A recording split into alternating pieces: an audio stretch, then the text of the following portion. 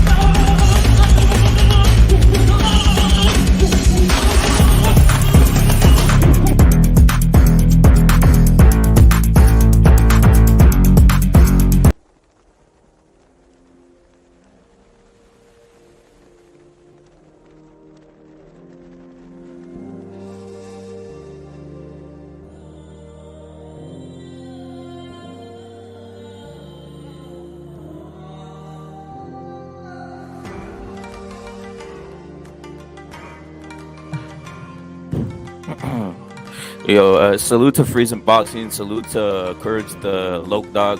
Salute to the Don. Let's drop the link. Salute to the Don. Let me fix this shit real quick. In a second.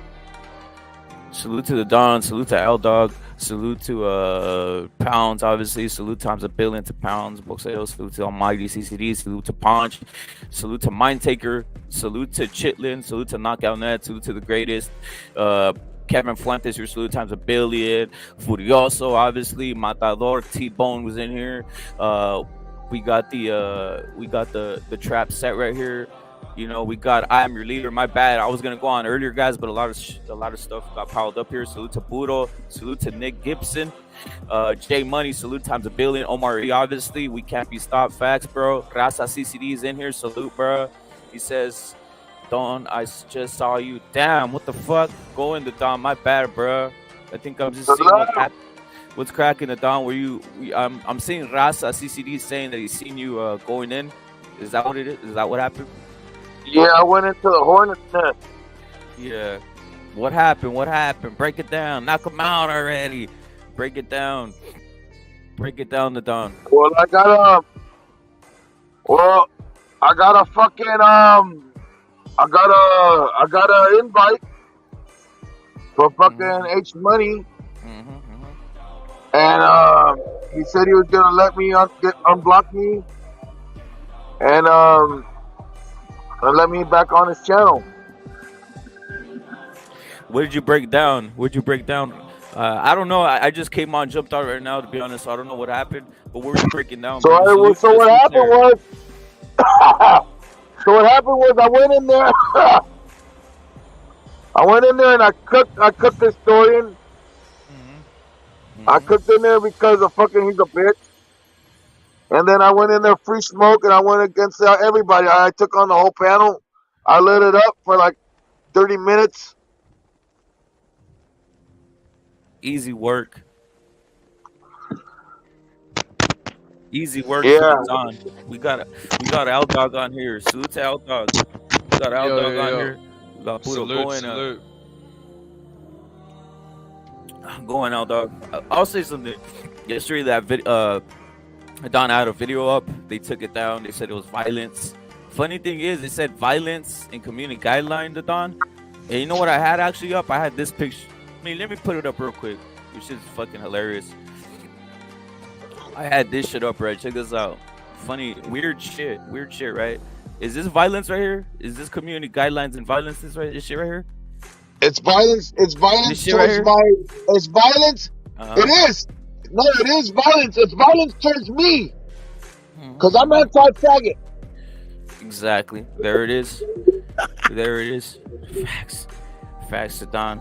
I just put in what's that, like a defense or whatever the fuck I put in the. I'm not even lying, L Dog. You know what I put in the whole defense? I said this is hip hop. Can I tell you guys something? I'm not even fucking around, bro. This is fucking hip hop, bro. Dog, I'll be serious. I put this is hip hop. Go in, the Don. Go in. Let me just tell you guys something. Hey, I went over there and I gave the goons I gave them a fucking dime, bro. I went over there and I told those hammer singers and I gave them some knowledge. I gave them the future. I gave them some knowledge. I went over there and I let them know this. I went over there and I let them know that Devin Haney's not walking out of that top rank contract with his belt. No matter which way you look at it, either he's gonna fight Lomachenko, get his ass kicked, or either he's gonna fucking fight Shakur and lose on the cards. So now, think about this. Devin Haney is forced to drop the belts to save face. Save face. What are they going to do? What are they going to do at Top Rank? Guess what? I know what they're going to do. All about a 140 bout versus a contender. Not even a champion, a contender. Why don't we make the Teofimo Lopez versus Haney fight happen at 140? Let's see how that goes. One way. I got Teo, man. Exactly. That's pretty easy, I got bro. Teo by brutal knockout too. I'll put it to you this way. Like, shout out to Junior Lopez. First of all, Junior Lopez, he is a real one. He knows what's going on. Basically, he knows about these Shakurs, these Keishawns. He knows what they're like, right? Yep. So I'll say, when it comes to Tio, if he got his father in his corner, which a lot of these guys don't have. You notice Shakur doesn't have that. You notice Keyshawn doesn't have that. He got his father in his corner, man. So I feel like he's prime and he's ready. Because I've heard his father speak. His father knows what he's talking about. Let's not forget that, even though I'm Team Loma, it was Tio Senior who devised the game plan to beat Lomachenko. Something that Bill Haney could never do. And let me go even further, bro. Teofimo Lopez, he was on the verge of dying, bro. He was on the verge of dying in that fight because whatever was. He had holes in his chest. Exactly, and he still fucked up Kambosos' face way worse than Haney did. Let me ask you guys something. Let me ask you guys a question. If Top Rank has one more fight with Devin Haney, and he decides to drop the belts, now that to me would be considered a duck. Because he's stuck in Lomachenko and he's stuck in Shakur, right? Because as smart businessmen, they see the writing on the wall, right? So they're like, "Oh, we're too fat. We gotta move up." But let me ask you guys a question. I have broken down Devin Haney probably just as much as H Money. And I'm gonna tell you something. I don't see Devin Haney not even in the top 20 in the talent pool of 140. And I'm not even bro. He's a fucking bum. Let's keep it a buck. He's a fucking bum. El Doggy Dog. I'm not even trying to be sarcastic or over exaggerate. All I'm saying is that this man cannot do what he's doing. He's oversized at 135, but he also doesn't have stopping power. So then he moves up to 140. What is he gonna do against these dogs up there, bro? I mean, these veteran dogs that are just sitting at 140. You think he's gonna be able to do? I mean, Linares laid one hand on him and damn near knocked him out. Linares, and let's give Linares credit. He is heavy-handed. But I mean, what do you think these 140 guys would do with a guy like, I don't know, Jojo Diaz? Let me ask you guys this, man. What do you think Josh Taylor, who beat Ramirez, what do you think he would do to Devin Haney? Well, Ramirez, I'm gonna tell you this: Josh Taylor, the man that beat Ramirez, is a dog. He would beat the fuck out of Haney, bro. He would break his ribs, break his nose. He has the inside capabilities to stand in there and see. The thing is, there's nothing. Ramirez hits so much harder than Devin Haney, 3 or 4 or 5 times harder than Devin Haney could ever dream of. And Ramirez was in that pocket, baby. And fucking Taylor took it, and he won that fight. He had Mo Dog. He had Mo athleticism that night. I think the Josh Taylor that beat O'Hara Davis would walk through Haney. But I think now Josh Taylor's not the same fighter anymore now. He's been through the mill. He's been through the mill too many times, and he's just got married. Listen to this. Marriage and honeymoons does fucking soften you. I don't mean to interrupt. I'll be quiet. I'm sorry. But listen to the statements that I'm saying here. Devin Haney is not even a top 20 fighter at 140. He's not. He just doesn't have. He doesn't have. He is a great boxer on the back foot, but his jab is not as good as people say. His footwork is not even as good as people say. I've broken this But man that back down. foot. The thing is, though, he might be bottom 20, but with his style and what is favoured in the judges and what have you, it elevates him to top 5. Because 12 rounds is not a long way. It's not a long way. It's a short run, and he can fucking hold and rotate and back step and side step and whatever, circulate backwards. They're not gonna put him in there with no The way dive, to 12 bro. rounds. Let me say this, bro. And Let get me the decision. get in So on you guys this, are right? making me. You guys are pissing me off. Let me cook on what the Don is saying. I agree that Haney is like, he's not top 20, right? But Haney with Kenny Bayless in the ring, Yeah, he's top then 5. he's top 5. He's top 5 then, because all that happens is he's gonna fucking jab, he's gonna fucking run. As soon as his back touches the ropes, you know what he's gonna do? Clinch, and then Bayless will say, break! Break! Because their style, Shakur's and Haney's style, is essentially don't get knocked out. And if you pull 4 rounds, if you manage to pull 4 rounds of the don't get knocked out process, you will win, because you'll get the 7-5, because you are essentially starting 3 rounds up. I've said it already. Haney and Shakur start 3-4 rounds up.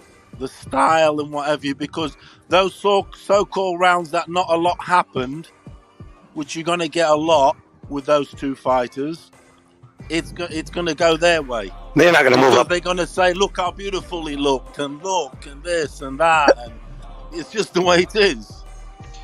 Bro, to me, The Josh so-called Taylor, swing rounds. There's too many swing rounds, and those go to the favoured guy, don't they? Come on. Josh Taylor's the they best get the fighter sprinkle. at 140, bro. Josh Taylor, he's a dog. He is gonna, if he gets the fight with Haney, he's gonna beat him up, bro. They're It's not not going to gonna go there, happen. They're not going to give him that They're fight. not going to go there, are they? I agree. Hey, hold on. He's not gonna get that fight. They're never gonna put Haney in any danger, bro. No, yeah, that's what I'm saying. It's a minimum 140. risk. Look, I'm gonna tell you guys something. 140 is Haney's fucking last stop, and it could be his detriment right there. Look, fucking Conceição beat fucking beat Shakur 7-5 in real fucking judging, for reals. I've been judging fights for fucking decades. I'm telling you, that was 7-5. That was 7-5, but it can easily be flipped at the 8-4 to the other guy. Porter went to school for this. Yeah, I've been reffing fights for fucking decades, but a lot of the people haven't been fucking born. Porter is the most And I'm telling you, Conceição won 7-5. Thank you, brother. And it would be a lot more if I started ducking points. And I didn't duck any points for low blows or anything. I'm just going on contact and ring general. I didn't even take points off for cheating or anything yet, because he would have been disqualified. He wouldn't have got to round 6. No, you anyway. So that's why to finalize, I just want to say the only way you're going to beat Shakur and Haney, I just want to make this firm statement, is by knockout. If you do not knock out them until they fucking old and grown, they're not going to get beat, because they are the investment. That's what's that's what's you gotta beat them by a brutal beatdown. You have to knock them out, and because they have that safety net and blanket, their style is adapted to that. It's adapted to a survival style, sort of like don't get knocked out, essentially. Because you're going to start 4-3 rounds up, try and get 3 or 4 rounds, win. And I'm going to tell you something, though. Because the other rounds will be classed as swing rounds. I've done the maths for it. It's easy maths. But let me tell you something. Let me tell you something about this Conceição fight. I watched it twice already. This motherfucker, Conceição, was landing, but I think he fucking threw the fight, bro. Yeah, I mean, I know you mean, yeah, but he didn't have the power. That's the thing. I don't think he power. threw the fight. I just think it was taken from him through cheating, bro. They It was. load the fuck out of that dude, man. Low blows. Fucking Oh throwing yeah, him everything. He fucking, he didn't even step He on gave the him a weight fucking drain. gas. Bro, he couldn't keep because his saying- dick was all swollen, bro. Like, here's the thing. Hey, If someone hits after you in 6 rounds, hold on a minute. After 6 rounds, that fight is 5-1 to Conceição. The motherfucker backed off. Yeah, He threw the and there's fight. another half of the fight to He go. did, Yeah, it's But that, no, 5-1. he gave. So you know who the winner was. He gave Shakur. Why when he fought fucking Valdez, he was running around the fucking ring like a fucking chicken with his head cut off. But then all of a sudden, when he fights fucking Shakur, he's letting Shakur just unload on his ass. That's where Tio got robbed the motherfucking incredibly.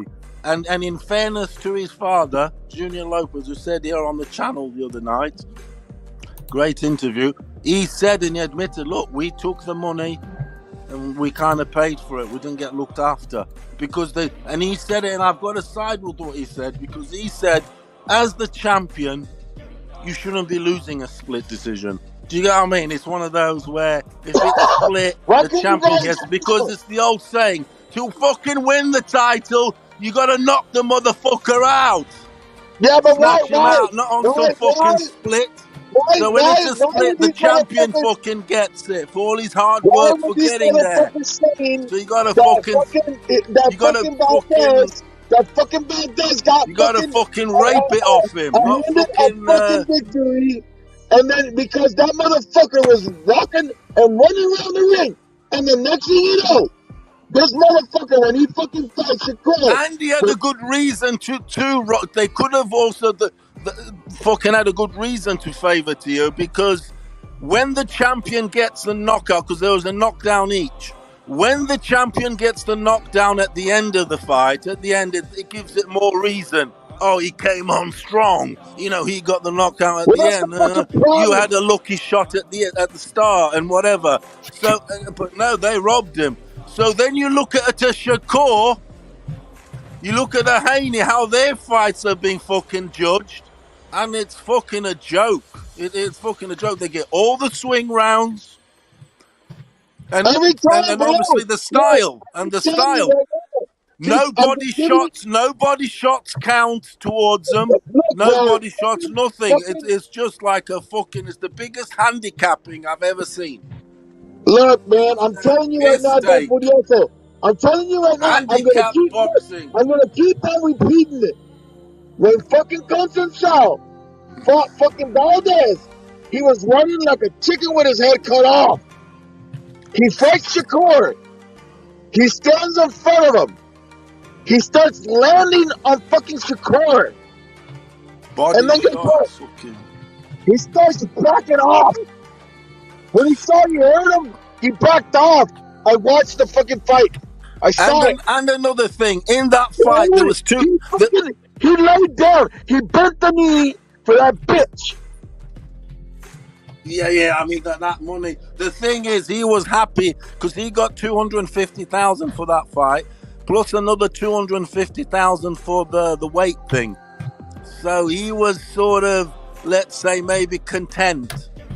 Because he sort of came out with it with double the money. So I wonder how content he was at the end. Do you get me? I know what you mean. And I reckon that was purposely done because he was already getting undercut there. 250,000, and Shakur's getting 2 mil, and he's getting fucking 250,000. This weight thing was done on purpose, so they top him up another 250. And then he gets content. Exactly. Content in losing again. Exactly. It's hoe shit. This is old school hoe fucking matchmaking fucking shenanigans. Look, what did I tell you guys the other day? They wanted Canelo to start getting used to losing. They almost robbed Canelo. Well, they couldn't wait. Yeah, they couldn't wait for that to happen. Well, that's what I'm saying. They got this fucking Conceição kid. They got comes to style the guy that used to losing. And he's with it. He fucking backed off. Did you see the 7th round? He backed off. But he was getting. But the I thing don't is, think he backed off. the other guy was allowed he to. got sapped of all his energy because of the extreme weight cut. Blows. Yeah. I actually have that fight to a no contest. fight. I don't think Shakur won that fight at all. I think should have called it off. He didn't. He came The in other like guy was allowed. at 165. Contest out probably rehydrated to like 140. And he was dying. He just lost all his energy. And he still rocked Shakur. He still rocked Shakur. And he still beat him. But he didn't have the power. And he was done at the end. He's fighting a 154 pounder. He's fighting a fucking super middleweight, bro. He did the same thing against Valdez. A rep pointed it out back how he didn't trust the scales. Like he fucking missed weight, then they bring out that stanchion. You don't know if they fucking he just fucking stood next to it or whatever. You know, he did, bro. Kind of hinky to me, this is they on some serious cheating. There really are some serious cheating. No, I mean, like I didn't believe it at the beginning, but then when he came like with Country Cow and he missed weight by a pound and a half or whatever it was, and then he just like kind of like fucking blew off the little stanchion or whatever or the cover. I'm like, this something's not right here, bro. And they had the extra money to give him. That's to push this. What do you think an extra $100,000 is to a company like Disney? When they're gonna fucking push the fuck out of fucking Shakur with his non-personality. I hate the motherfucker, and this motherfucker, they're gonna propel his ass to fucking the top of the. They're gonna put him in front of the queue. He's gonna be in front of the queue in front of everybody. America needs a star on the east side. It's not level. The balance is not level. It's all fucking West Coast. You guys are stealing all the fucking. You've got it all. So the east needs a star, and Shakur's the guy. He's the one. They'll do anything. I'm gonna let you guys They'll go. do anything. Hey, I'm gonna let you guys go. I want to chop it up for a little bit. I cooked H Money's panel. Go back and listen to it. I got a little bit. Fucking Coco, handle him. Yeah, I kicked all their asses. Salute to all my CCD brothers. Salute to the BFB. We don't bow down over here. We don't put no knees. Salute my dons. Blue fact. Salute, brother. They'll do anything for Shakur. Anything. They will. I'm gonna say something. You see this picture up right here? I'm gonna keep on putting it up. You know this motherfucker erased it from his social media. Funny thing. Who did? Fudioso, I'm sure he did. No, you know he erased it from his social media. Did he? I'm fucking surprised by us. Yeah, Did he really? He had this shit. Cause I know. I went back. I was like, let me see if this fucking fruit piece of shit erased it, right? And he did. He went and erased it. This was done in December. I think it was in December of 2020 or some shit like this, right? And he erased it. It's gone, right? It's gone. Funny enough, right? All of a sudden, it's gone, right? Do you reckon? I guess he wants. You've showed this for a I long guess he time, wants it disappeared or something. You know, it's exposed. Which is funny, right? If there was nothing to it, why erase it? If there's nothing sinister about this, why erase it? If this is just a fucking pool party and you're just right there with fucking snow goggles, which we all know motherfuckers only use snow goggles like that when the Dodgers won the fucking World Series, and then they started spraying champagne in the motherfucker's eye. So let's flip it. What are you spraying in his eye? This dude's getting a whole fucking he's getting a whole fucking splash on his face. Is all I gotta say. It's fucking weird. Because the thing is, it's always you put it out there all the time, and yeah, you've been putting out there for 6 months. I'm sure he's seen it. Of course he did. They erased it. That's why I was laughing. I went over there back to try basically. You've done many a show with this photo. Yeah, this is the most famous photo on the Of course it is. I want to see. The whole thing is, if there's nothing to it, don't erase it. If there's nothing to it, don't erase it. Right? Think about it. Hey, Furioso, if there's nothing to it, you keep it up. If it's something innocent, you just keep it up. You don't take it off your Instagram. You just leave it up there. And, you know, you have no shame in the game. But there's obviously some shame in the game here. You might be. Was he like 10 in this photo, Rep? Everyone, no, bro. Shit, if he was 10, that'd be something, right? Ain't there rumors that like he has trauma and shit over that? Yeah. These guys are killing the sport of boxing. That's what I want to. That's what I was getting into. Well, that's the whole point I was getting into yesterday. Salute to Outdog. They're killing the sport of boxing. This shit. Did you see how they came up with fake? I don't believe the numbers. They said Shakur had like 1 million people watching that fight. You think that's true? You think it was 1 million people hoping to see him lose? Is a million? Is that a good number? Or, I don't know. I mean, it's all right, but my point is, I was thinking 1 million tuned in. They saw him getting fucking pieced up, because that's when people start. That's when people start looking. Like if say we'll go say like it's the World Series and there's a fucking dominant team, right? The Yankees or some shit. I don't know. People. It was like a little bit over. I'm sorry. Go ahead. People don't give a fuck if they're dominating, right? But once they're fucking getting beat, that's when people start saying, "Wait a minute, this guy's getting his ass beat. Tune in, look, he's getting his ass beat, right?" I think that's what happened, to be honest. If some of those views upscaled, because they thought, "Oh, so it started low and it went high." Yeah, it started low. They say it started peaking, right? From what I read, it said it started peaking, right? Because people saw him getting his ass beat, and they said, "Oh, this is the day we're gonna see."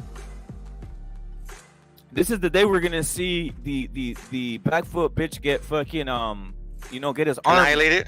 Yeah, get his arm basically lowered, and they were in for a surprise, right, Furioso? They were in for a surprise when they turned into the 10th round, and they said that Constantine had only landed 30 total punches or some shit in the entire fight. Yeah, those fucking punch stats seemed way off to me. I'm not saying he outlanded Shakur or whatever, bro, but 60 punches did, though. In total? I'm like, I don't know. And one of the early rounds, he landed like 15 body shots. Everybody's in on it. Everybody's in on it, and even the journalists are hypnotized with this guy. The way they talk about that's what I was about to say. The journalists are the ones that are real scumbags, bro. They keep the way they go on about him, Jesus Christ, crazy, bro. And because they've gone that far down the road, there's no way back. So they sort of like just now riding with the motherfucker. And of course, the guy pressing the button, the CompuBox stats, he's going to get carried away and fidgety. He's a cuck. He's already been exposed. He's that guy. He's that guy. Canobio. That guy, of course. Dan Canobio, he's gonna get fidgety with his fingers every time he sees fucking Shakur, and he's gonna be double pressed. You know what I mean? Double three on some machine gun Kelly here. I mean, the good thing that I've been watching like a few lives and a few videos. A lot of people picked up on that. Like they're like commenting, like not just you, Rep, but a lot of people saying that like those CompuBox numbers are off. But for me, I don't like to really base my analysis on CompuBox. I sometimes like use it to like help my argument or whatever. But at the end of the day, it's like they don't mean nothing, you know. They don't mean nothing, but it means something. It means something. I know what you mean. But they're cooking that shit. They're cooking that shit up. CompuBox is flawed because you look at how they count the punches landed. They do it in real time, but in real time, these guys miss shit. So the best way to count punches is to replay the fight in slow motion and count every single engagement and see which landed and which didn't. Which, Doc, can I just say, in 1 minute, technology nowadays, round per round, it can be done. Yeah, it can be done, right? But you know what I'm saying? I'm not gonna lie. Wait. I'm not gonna clicker. They can go. The computer can program into every touch, every heat wave. I agree. Exactly. Bang! Right, he won that. Bang! He won guess that. what? You know, Boxing 1 minute. is such a technology's there fucking for sport it. that will it never has have to get there. technology. We have to take it there now to because Bro, soccer's done it. Soccer's done it. We have to do it. Here's the thing about boxing though, right? The people who are into boxing are like, they're fucking stupid, man. These guys are like, oh shit, man, punch make bang. I don't think they are though. No, the heat map tells you who won. A heat map tells you who won. But these people are so stupid, they don't know what a heat map is. They'll be like, well shit, man, it didn't look like it was that warm in the ring. No, they're L-Dog, it's more sinister than that, bro. I can't, like, I don't know about you, I can't see these punches. Like, you just go up close, you can see the punches land. Now, if you don't want to, if you don't want it like fucking, if you don't want to count it, that's a different story. That's the whole point. You can see the punches land. Like I'm clearly seeing the fucking body shots. I'm seeing fucking doubling up on the body shot. Hey, I don't believe it though, man. Fuck? Like I don't believe it anymore. These guys, they don't actually, score body shots. No, I'll say this.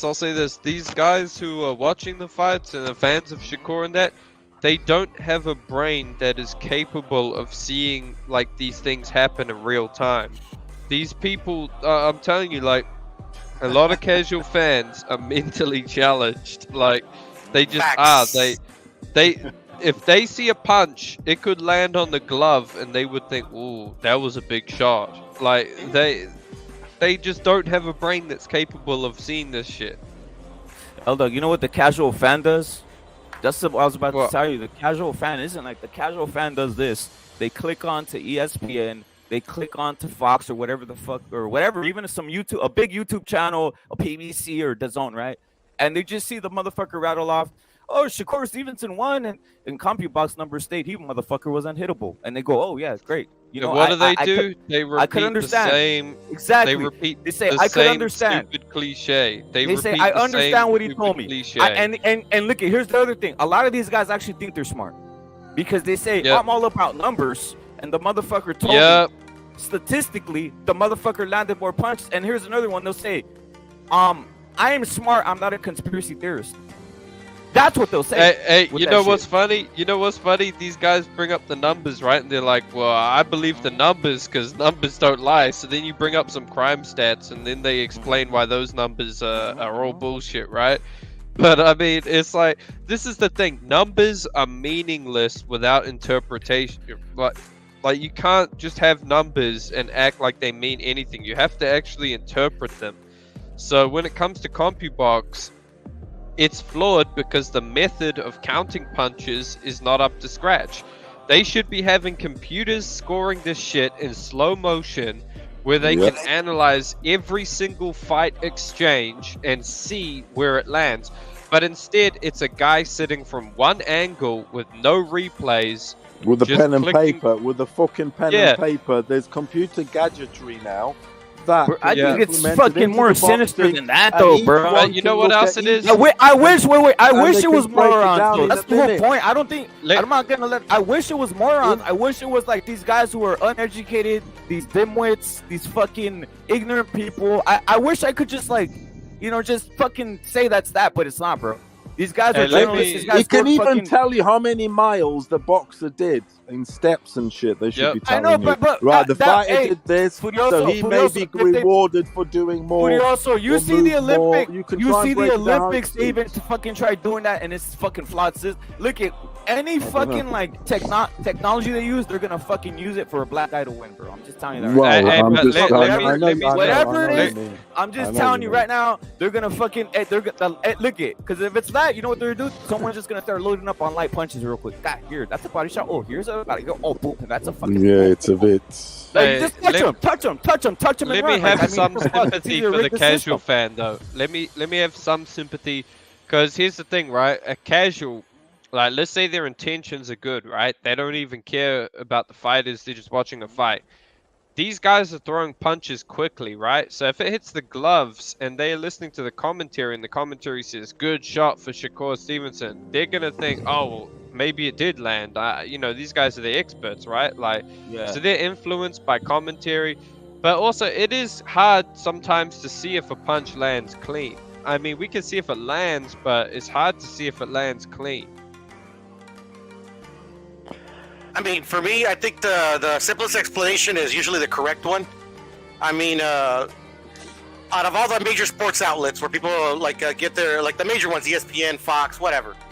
Out of all those motherfuckers, there's like one boxing show, and they don't even watch that shit. YouTube drives all this shit. All the casuals come to YouTube and they hear, and pretty much all these channels are run by casual fans, bro. I mean, there's extreme bias in between all these fucking channels.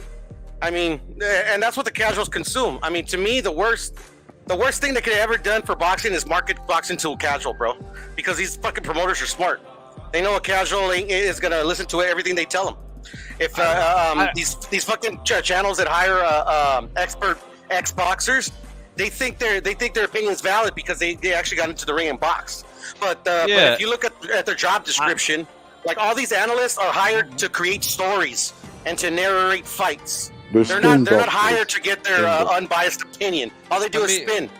They're there for a paycheck, and that is it. Yeah, spin doctors. Have people, all you got to do is listen to these ex-fighters. They can be an ex-world champion, and they're dumb as a fucking bag of bricks. That's what I was about to say, out dog. Like, they're dumb as fuck. They're dumb as fuck. They're dumb as fuck, A lot of dude. sportsmen are. They're dumb as fuck, and then they this is the common. Look, I'm gonna tell you what the common fighter says after when he's fucking analyzing. They're all the same fucking. Even Mike Tyson's dumb doofus ass, right? They'll always say this. Sportsmen, because they can run, don't mean shit. Wait. This is what they'll say. This is what they'll say. You'll say this. You know what? I love beautiful boxing and never getting hit. All of them say that. You gotta fight it smarter. You know, all this fucking shit, like all this stupid shit that doesn't make any sense. Like, no, dude, it's actually not that hard to fucking fight that way. To fucking just float jab like and a butterfly, sting like a bee. They're on this nostalgia, trying to make the youth say, "Oh, you know what? You gotta fight a different style." Once they retire, bro, they get on this fucking what's that shit? CTE fucking stance. Where they start going about the sweet science and about, wow, beautiful. I'm gonna teach my son how to not get hit. Well, get the fuck out of boxing and get the fuck out of here and stop fucking talking about boxing, you fucking scumbag. Fuck out of here. Boxing is not a safe sport, and it never will bruh. be. That's what we need to accept. That is why a true warrior, like a Chavez or something, that's why I can respect that man, because he sacrificed his health for something greater than himself. For glory. That's a true warrior right there. But these guys who are pushing for a safe sport, look, just leave the fucking sport, man. This isn't yeah, and that's a good point, Sergeant. You had fucking pros like Andre Ward, for instance. The guy's an Olympic gold medalist, and he was telling us that Plant would fucking stop Canelo. Like, that's what I'm saying. Fighters are dumb as fuck.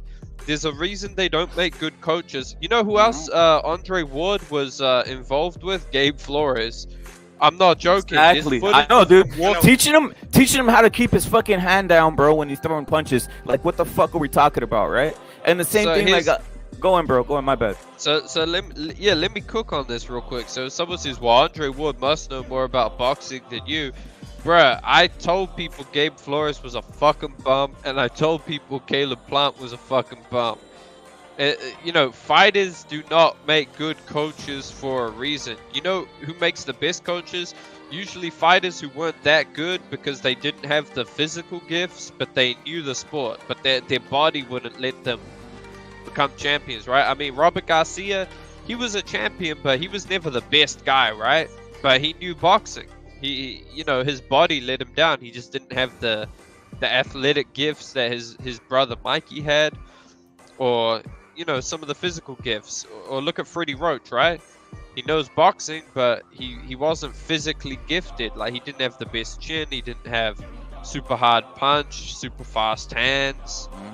You know, so that's the thing. Like, even look at football, look at other sports, dude. It's rare that the best player makes the best coach. It's usually someone who was, you know, good. It is normally like that. It is normally like that. And normally the failed best amateurs or failed champions, I agree. A lot of the time, also the best guys are also the most selfish.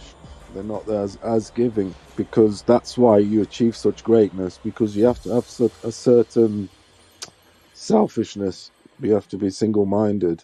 And you know what else it is? Like, these guys, to be the best, you need a combination of technical ability, but you also need physical ability. Like, you can't be the best if you're born with a glass jaw. You can't be the best if you're born with pillow hands. You can't be the best if you're Now they are. Now they are, though, Outdog. Now, Outdog. Nah, they're not, though. They're not, they are, bro. But now they're rigging it. Now they're rigging it that way. We know. They don't test no one's job, bro. They don't test none of these guys' job, You bro. need the main ingredients, yes. Yeah, You know so what you I mean? need all those physical gifts, right? But that's the thing. You A lot of need these guys who were great boxers, they can't break down a fight. They can't do that because they expect everyone else to have the physical gifts that they had, but they just don't. Some people are not as gifted as others, all right? A Devin Haney is not as gifted as a Canelo. That's just a fact. He can't punch his way through a paper bag. Pound for pound, their hand speed is about the same. And one, like, look, Canelo was just born better than Haney. That's all there is to Haney it. was I'm sorry. fabricated in a fucking little warehouse. I mean, Haney's a fucking- bum, he ain't bro. no Like fucking- he Bro, look his- at- his- he never his had a movement fight is just like outside on the fucking streets or despicable, bro. anything. He has no. Him or Look, this is the word I keep. He They has never no had a fight in dexterity, the bro. The street. only reason people say anything is because he's black, bro. So people assume the motherfucker has no dexterity, bro. He looks stiff as a fucking robot, dude. He has no dexterity. The only reason he gets away with anything now is because he's black. People say he's slow. He Shakur's doesn't the flow at all, bro. desperation of New York scene. The New York scene needs a fucking hero. They haven't had a hero for ages.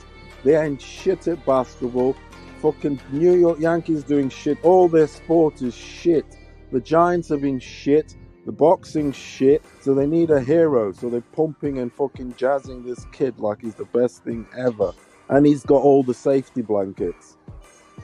And I think it all goes down to coaching, man, and these fighters buying into the promotional propaganda that they feed them. You know, they tell them they're better than I'll they also say that, like, I feel like a lot of, especially white fighters and Mexican fighters, they've been hurting themselves by trying to fight like a Floyd Mayweather, bro. Like, you notice these Mexicans that try and fight like Floyd, they don't have the genetics to do it. And I'm not saying that it's less or more. It's different, right?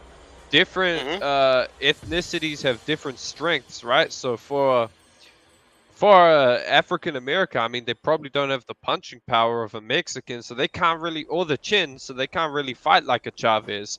But it's like the Mexican, he usually doesn't have the fast twitch muscles to fight like a Floyd or the reflexes, right? So it's like these guys, they all want to fight like Floyd, bro. Like, look at Kambosos coming out there with his fucking hand all low.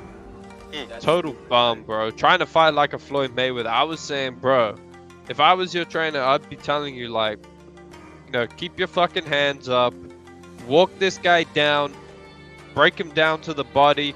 When he clinches, rough that motherfucker up. Make this a tough fight for him. Don't try and outbox him at range, dude. The thing is, at the end of the day, imitation is never going to be like the real thing, is it? When people try and do peekaboo, the heavyweights, they never do it like Tyson, for instance, or Patterson. When they try and do Floyd, they're never going to do it like that. And it's just a shame that Floyd was the guy for that era, and all the kids are sort of aspiring to be like him, unfortunately, in the outside of boxing and inside of boxing. And that's it. Even the white boys here in the UK, look how many white boys here like trying to fight like him, and it's a fucking joke.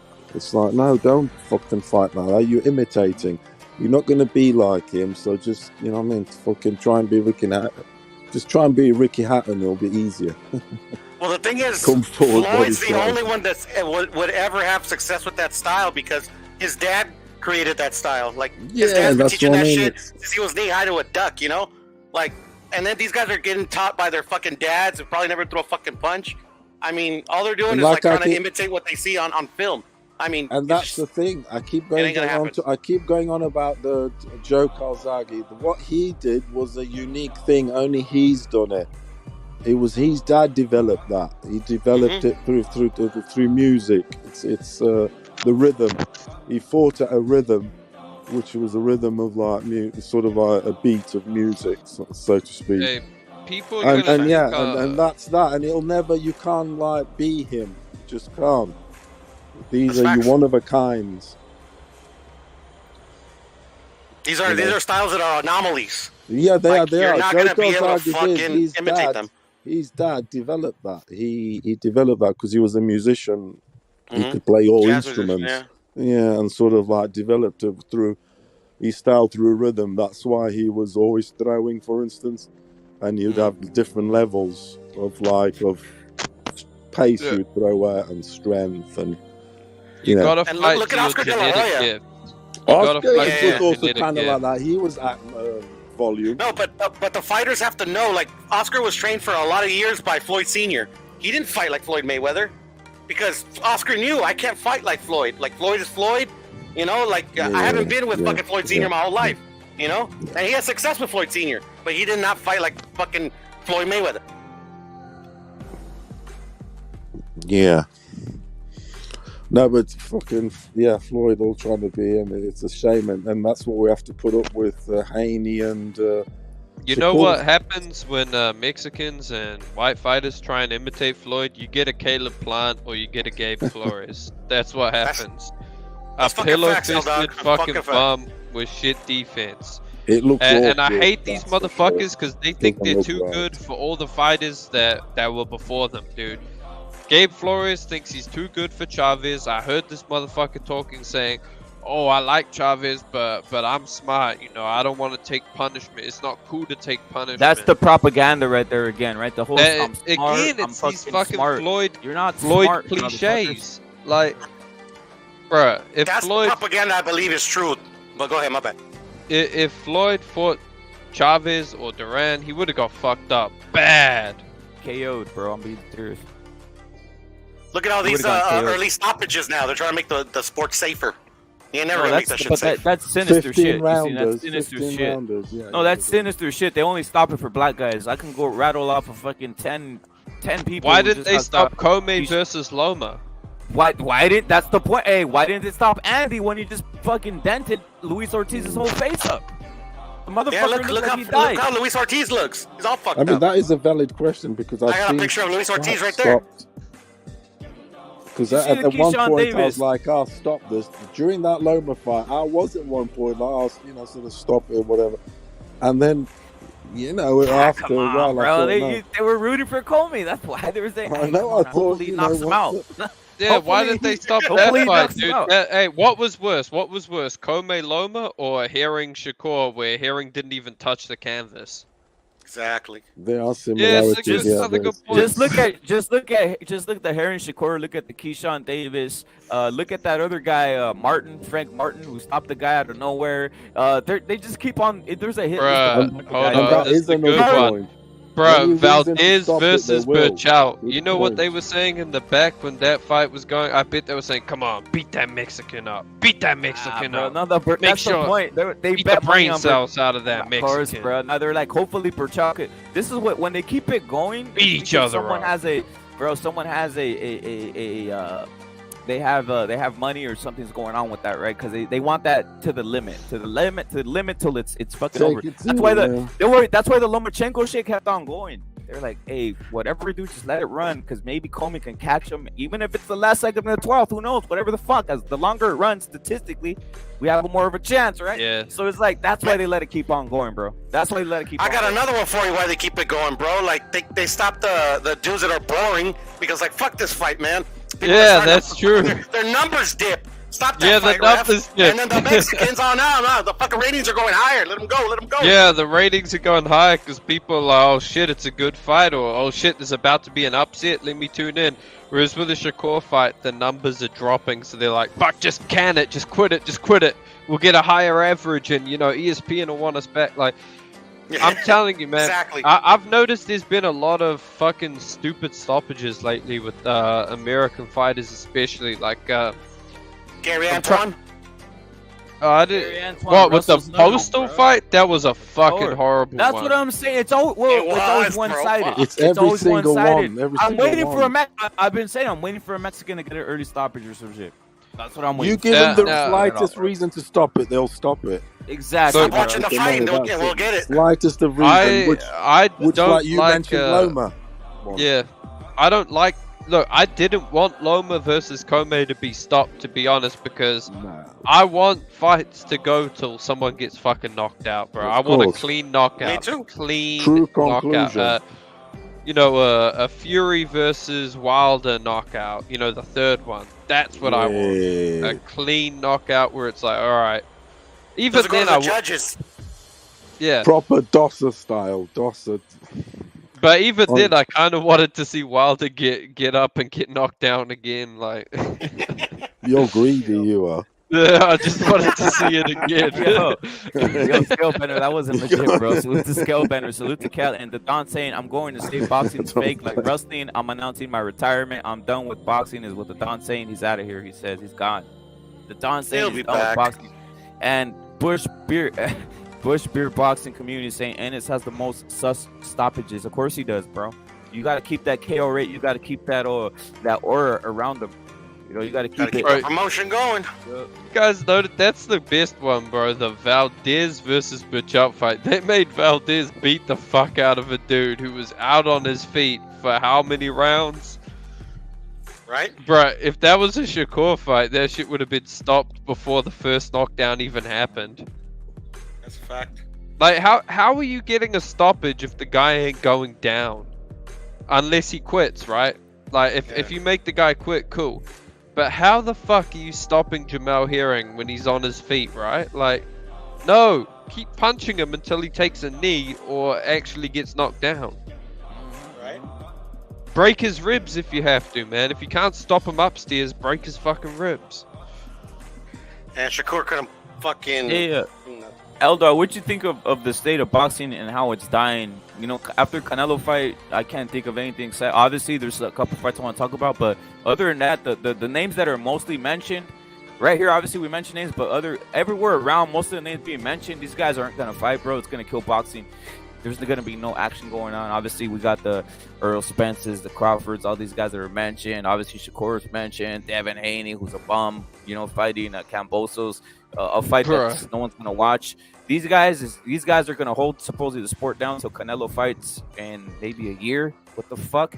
Like these guys are gonna kill boxing, bro. No, think about it. They're gonna kill boxing. It's over. And then the heavyweights, obviously, there's no fight each other. Hey, Fidel. So obviously the Tyson Fury fight, I don't know what's gonna go on with that, but the heavyweights need to get to it too, right? Right, Fidel. So like, there's nothing happening. It's gonna be fucking. I mean, the guys underneath, if the guys underneath, they should shake it up. There's loads of great challenges there, just like we've seen now. Joyce versus Wilder, that could happen. I've always said those guys on the undercurrent. There's amazing fights there between them. We've just seen a classic. What we saw at the weekend was a classic heavyweight fight. This is going to be a very long year, I'm telling you guys right now. That was a real fight, man. Yeah, that was the definition of a heavyweight fight. We saw a knockout, everything. You know, I wouldn't say the skill set was at the very highest, but entertainment-wise, it was. Yeah, it doesn't. No. I want to see the sport is out for 1 year, bro. It's going to be a long year. I want to see Bivol versus Zerto. That's the best fight on the schedule, in my opinion. Me too. In my opinion, from a look, it probably won't be the most action-packed fight, but we know it'll be a good technical fight where they won't be fucking clinching. I want to see Babic have a go at Wilder. Can you imagine? For 3 rounds, he would give Wilder anyone hell. It would be funny if he beat Wilder, man. For the entertainment side of things, he's fun. I'll tell you, 3 rounds. I actually wouldn't mind seeing him fight Joyce. That would be fucking. Or anyone, even anybody. Fury. He's got 3. He's got 3 wicked or 5 crazy rounds. Yes. You know what's funny and depressing at the same time? That we talk about these fucking active fighters fighting fantasy fights, bro. Like all these fucking fights are like fantasy fights. They're not gonna make none of them, bro. And they are the actual fights that should be made and easy to make. No one orders them. No one, you know. It's a fucking.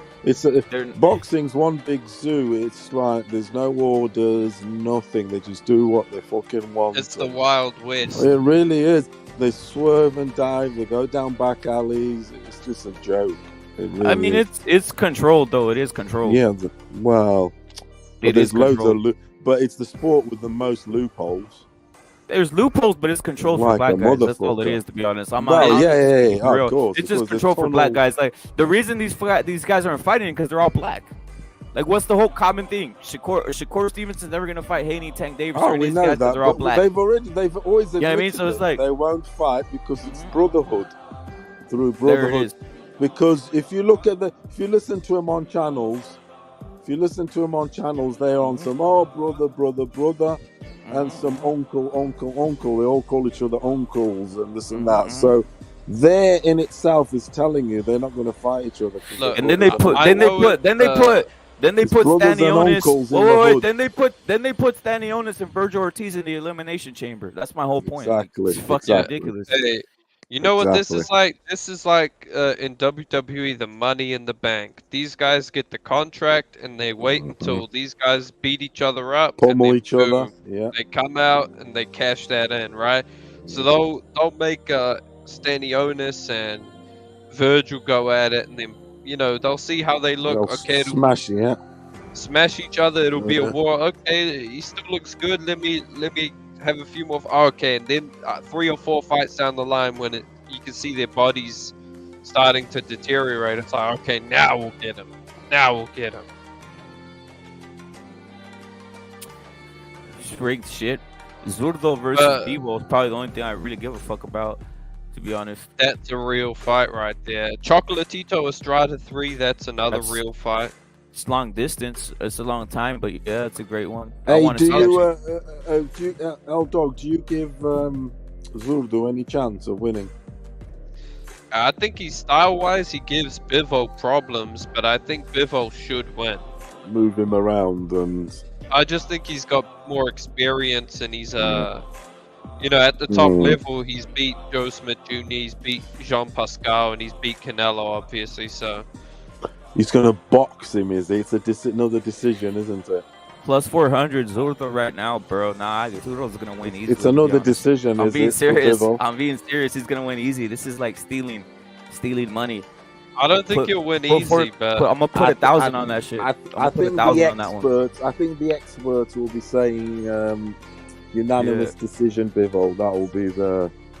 For what it's worth, I'm putting really 1,000 like on that one. The so-called experts, should I say? The so-called experts. Yeah, for what it's worth, I'm not even lying. I really I'm putting 1,000 on that fight. 1,000 on Zurdo, bro.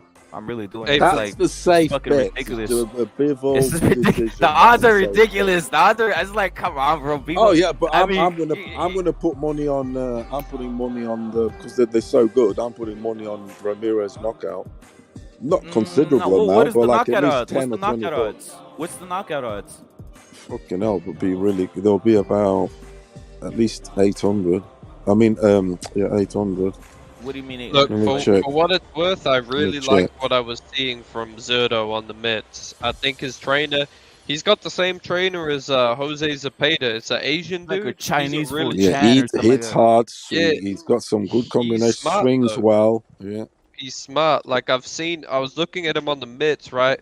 I was seeing Zurdo do some things that I was like, okay, this guy, he's training him right. He's training him to, I mean, you see these Americans on the mitts, they fucking clinch after throwing their combos. This guy is like, he's getting his fighters to put his lead hand out there to block the vision and set up more shots, like creating even more offense. So that's what I see. So I think Zurdo's got a good chance, but he's just gonna be too big for Bivol, bro. He's gonna be too big. People don't realize it. It's like Pounds is saying he hydrates at 200 pounds, bro. That's why I'm laughing at this entire thing. It's like, dude, do people?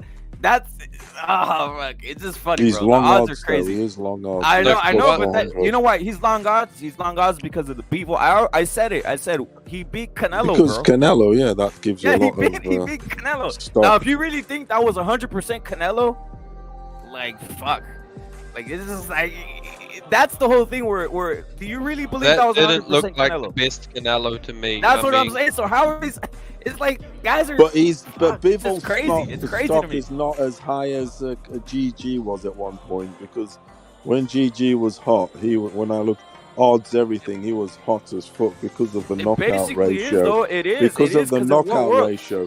But in what it world? should be more. But Bivol. In what? No. But it is. Paulo, it is. But he's they got good. Bro. They got people like he's Floyd Mayweather, bro. You know what it is? Well, yes. Well.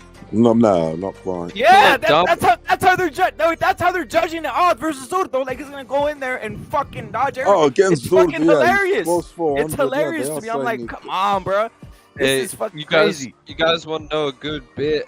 I'm considering putting some money on Anthony Durrell just because I don't think that Caleb Plant will be mentally in the ring. I think you really think that? You really think that? That's a good shout. It wouldn't. I got Plant, he's got 11 million reasons. I got soft. He's been spending Caleb money. Plant this way. Shit out of Durrell, bro. What kind of guys does Plant look up to?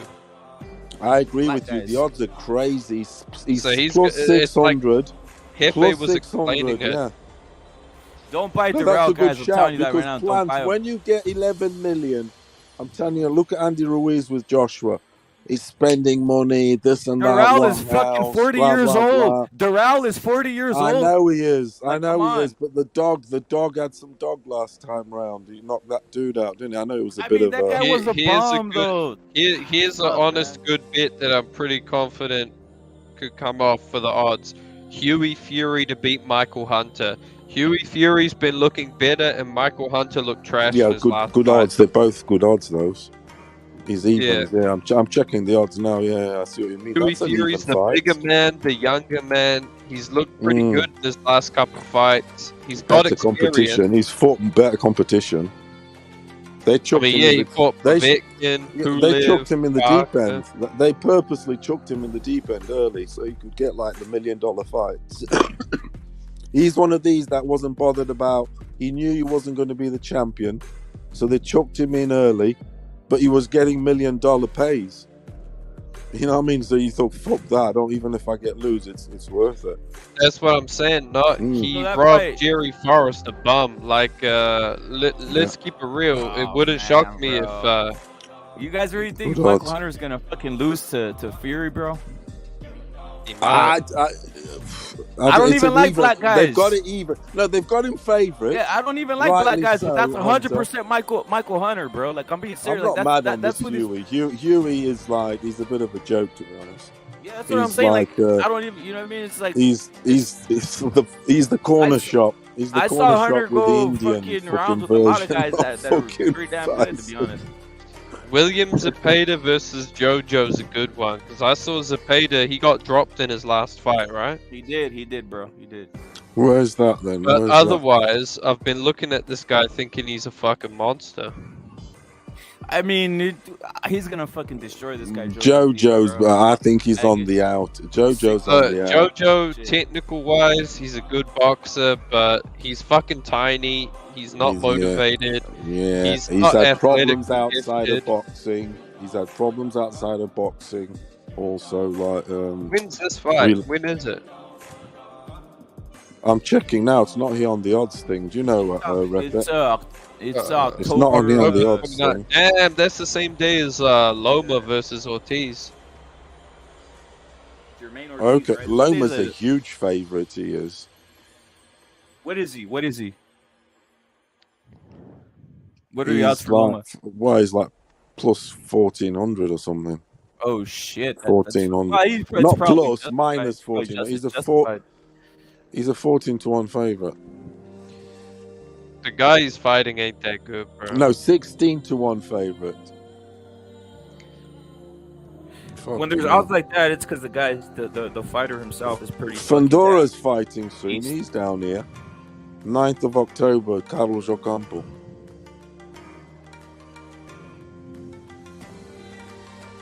Yo, Scalebender, you there, bro? You, That's good. Yo, Scale. everybody's back. The boys are back. All right. Boys are back in town. Jesus Christ, how dare they cut you off midstream? Fucking Facts. fucking appalling. Appalled. Apology. Despicable. Is Hurricane over there? He had a Scalebender or no? Yeah, it's just the outer bands are just starting to come in right now. Starting to rain.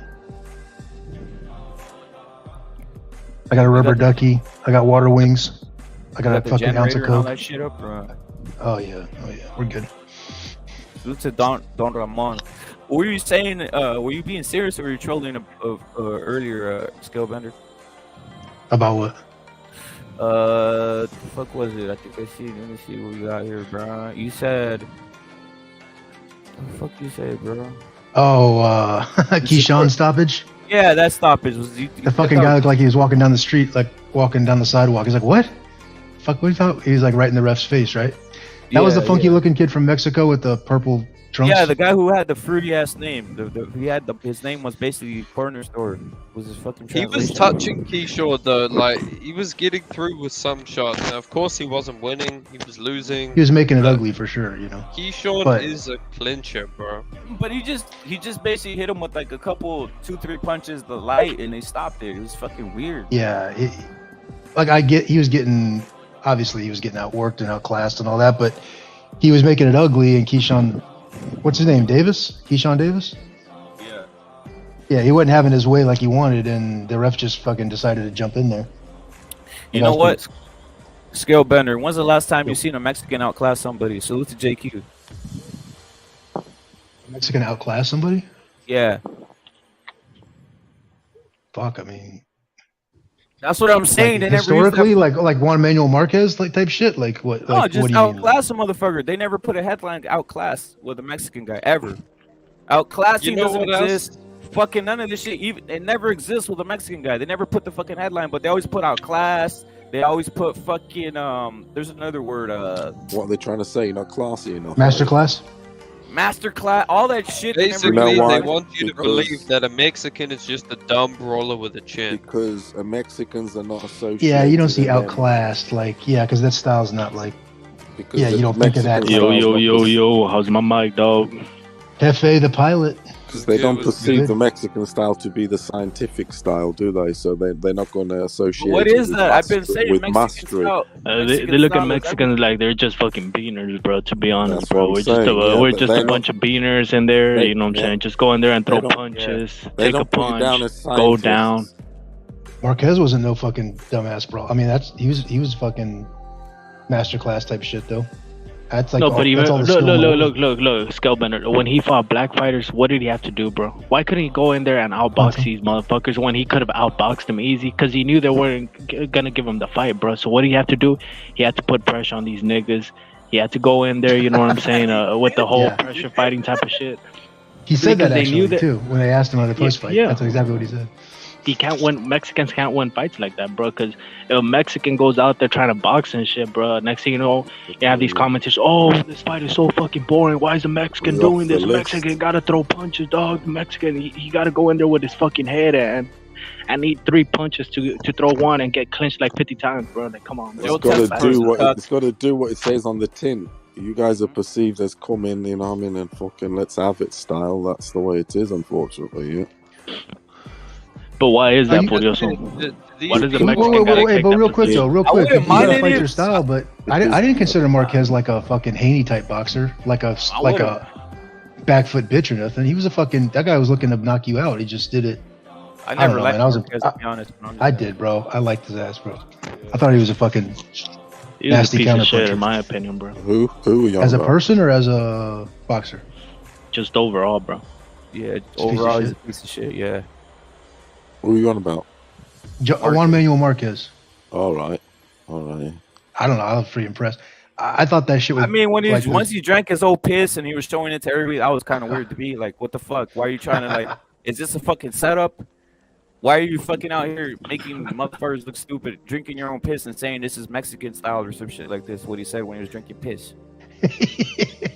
So tell me, JQ, what's wrong with that picture? So that's weird as fuck. What happened there? He's drinking piss and he's saying it's Mexican style. What the fuck? You know, I never actually saw that 24/7, bro. He says you're drinking piss. Go look at it. Hey, they're gonna get Gabe Flores to drink a black man's piss. He's gonna say that. Passing it to each other. Hey, Hefe, you never saw that 24/7? I've never seen it. Hey, I've only seen like clips of it and memes of it, but I've never seen it. What the fuck? Like in a fucking brandy glass, like neat, like Johnny Walker Black or some shit. Drinking it like it's Jack Daniels, bro. This is weird as fuck. Like yellow, orange to be honest, not no clear shit. Some nasty fucking dehydrated shit too. He's like, bro, what the fuck? Gabe Flores got knocked out in the first 5 seconds. Like Gabe Flores fought again? That fool, bro, he got the video, bro. Giovanni's brother. Oh yeah. Giovanni's brother follows the channel, bro. He's just like, cause I was the only one that did like a video on, bro. I was the only one that did a video of that shit of him fucking. Hey, I'm watching this shit right now, bro, cause I love watching Gabe Flores. Yeah. Hey, dude, Gabe. Really? This shit's funny as fuck. Yeah. El cabrón, salute to El cabrón. Yeah, his brother follows the channel, bro. Oh, man. Yo, I always envision like the USADA people right outside the door with the clipboard ready to take, like trying to test Marquez, and every time he You know, they watch you piss in the cup. You know, like if it's official, and then right before he hands it to him, he just like slams it like a fucking He always walks Goldschlager. He always a Goldschlager shot. We can't get a test for this guy. We can't get a sample, motherfucker. He always walks around with a couple balloons in his asshole full of fucking piss, just in case, you know. Yeah. Oh, we gotta wait again. Oh fuck! So we gotta sit here again, and then he comes out with like a martini shaker, and he's like making a little fucking, you know, no positive test though. Bro, how do you not pass those tests if it's just piss? You just carry around some untainted piss. That's all you need to do. Carry around untainted piss. Can't be that hard. Do they scale better? They sit there and watch you pull your cock out and start putting in the fucking. So you gotta fucking sit in front. You gotta stand in front of them with your cock out. That's how they say. Like, hey, just look around, turn around. Yeah. Crazy. Unless you drink it like a shot of Johnny Walker right in front of them before they get their hands on it. Hey, are you gonna watch this fight, L Dog? You gonna watch the Williams Cepeda Jorge Diaz one? Obviously, because of the Lomachenko shit. Nah, I'm gonna watch Loma. What date is that? What date is that? Same day as Lomachenko. It depends if it's at a different time, like, you know, sometimes because one's on the west coast. I mean, Loma's gonna run supposedly, right? The odds are saying he's gonna fucking, you know, rip him to pieces. That's the whole point, right? It's easy work. I'm still gonna watch it, bro. It's 16-1 favorites. Yeah, you got to see what he's at. I gotta watch it. No. Where he's at. You got to see where he's at, don't you? Yeah. Plus, here's my thinking, right?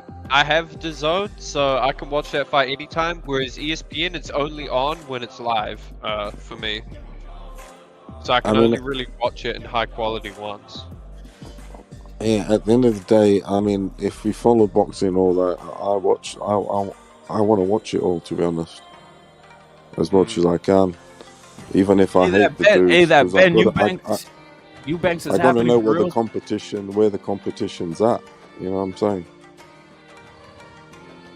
That's just the way it is. Even if you hate the guy, it's a pain in the ass flipping back and forth in between apps and fucking cable channels, and I feel like a goddamn maniac. I got two remotes in my hand. I'm streaming back everything. Forth. God damn. I'm streaming everything now. I've made that decision. Fuck it.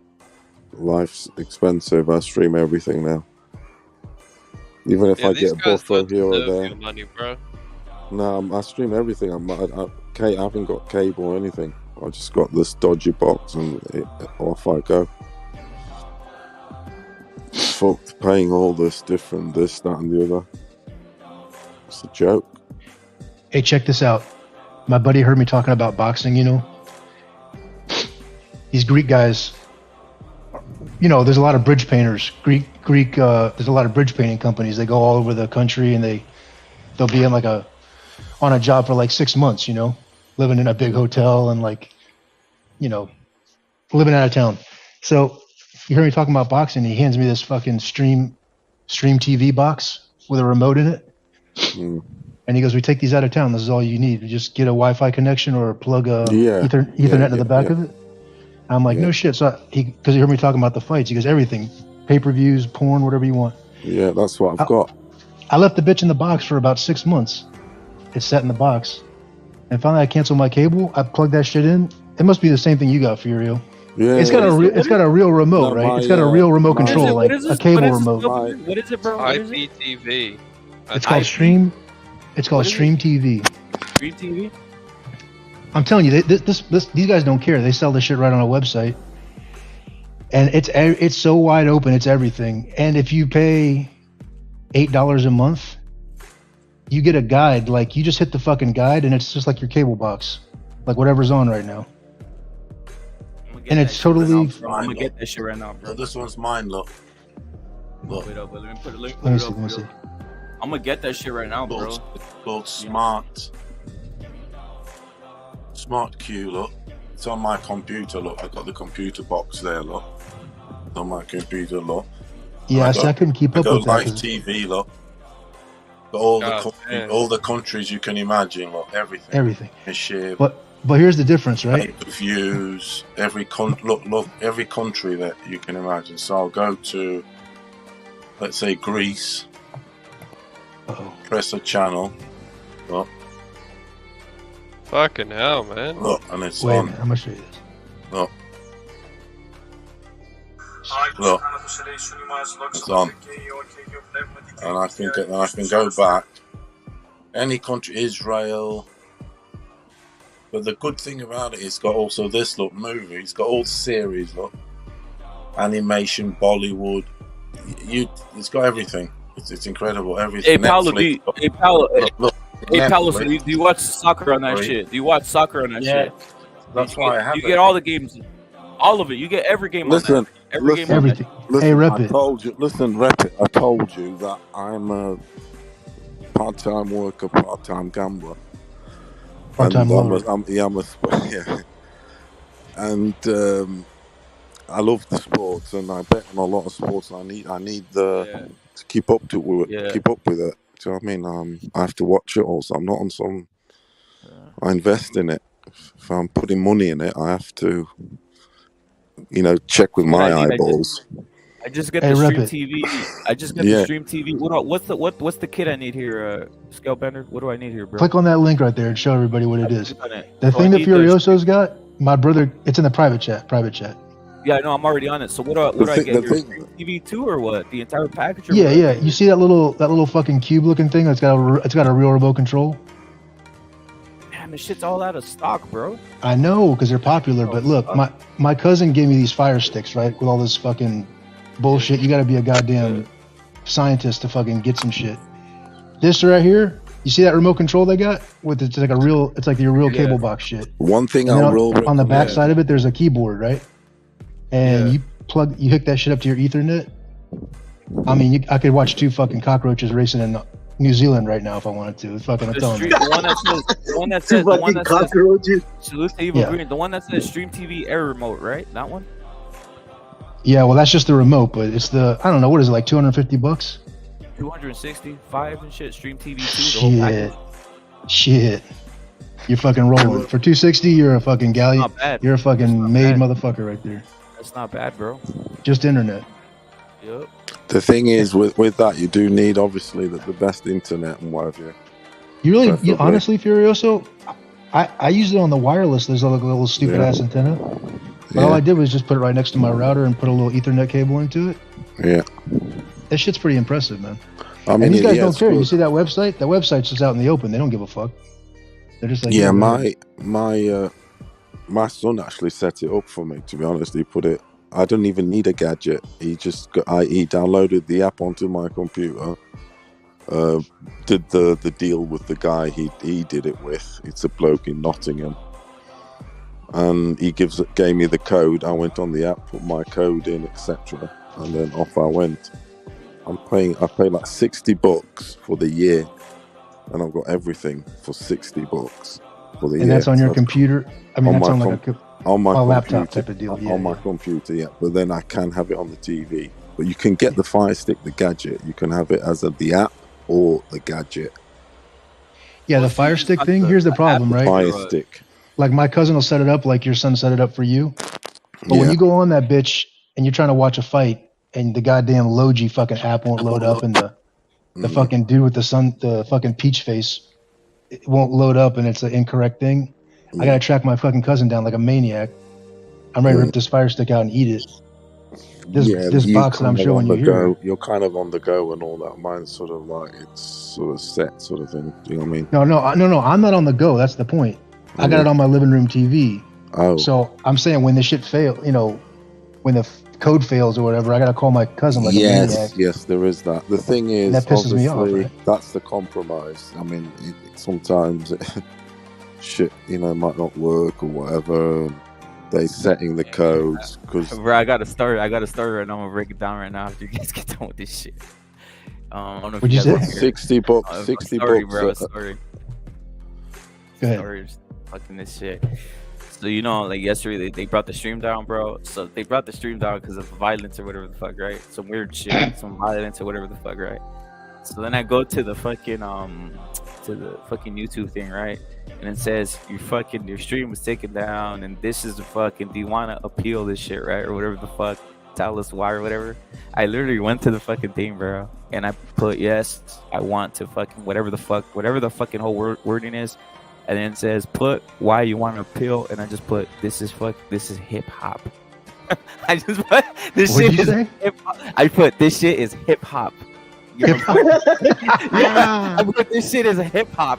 And I'm gonna see if I'm gonna get it through, bro. It's fucking hilarious, but it's like, it's how stupid these motherfuckers are. So the guy's just gonna go back and review it. It's just gonna be, oh yeah, this is hip hop, you know. So it's like, there's double standards going on here. That's all I got. You got a point. You got a point. He just bamboozled us. You got a point. Yeah, There. it's hip hop. Leave him alone. Leave him alone. Yeah, and something else. I actually showed like I have a 17-year-old nephew, bro. I showed him some of the like a little bit earlier. I showed him some of the streams, right? The fucking like did you see that stream, Scale Better? The one where that dude Logical Crip gets fucking just fucking annihilated on here and shit.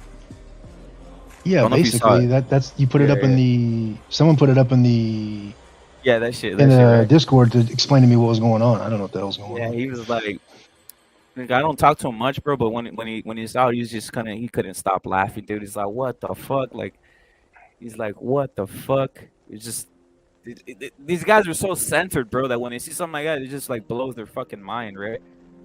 He was just having a ball with the entire thing. So I don't know what to say about that. Yo, mic check. Salute to JQ. FA. What are you guys talking about, bro?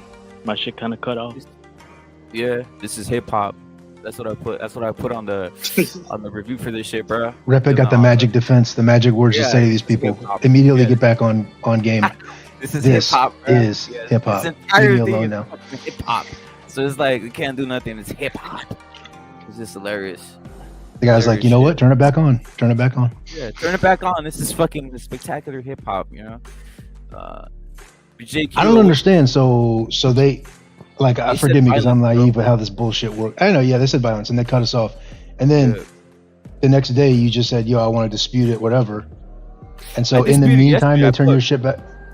I know you put this as hip hop, but I'm saying they're gonna look into it now.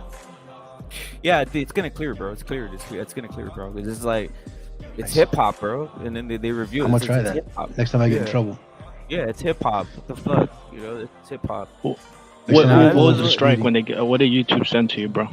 They said violence in community, whatever the fuck, and they said we will review your thing, and I just put this is hip hop. I just put this is hip hop, bro. But you didn't even.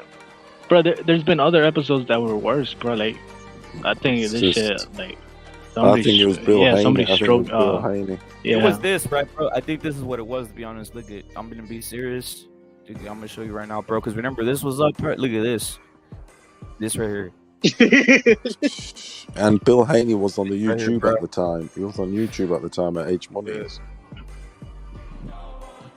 Yeah, did you guys see the whole Crib versus Blood shit going on, bro?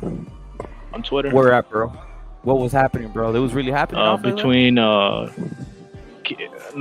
Keyshawn and Devin Haney, bro. They're talking shit to each other, bro. Break it down, you know what I'm saying? Fake. Lil Crib versus Haney shit. Yeah, break it down.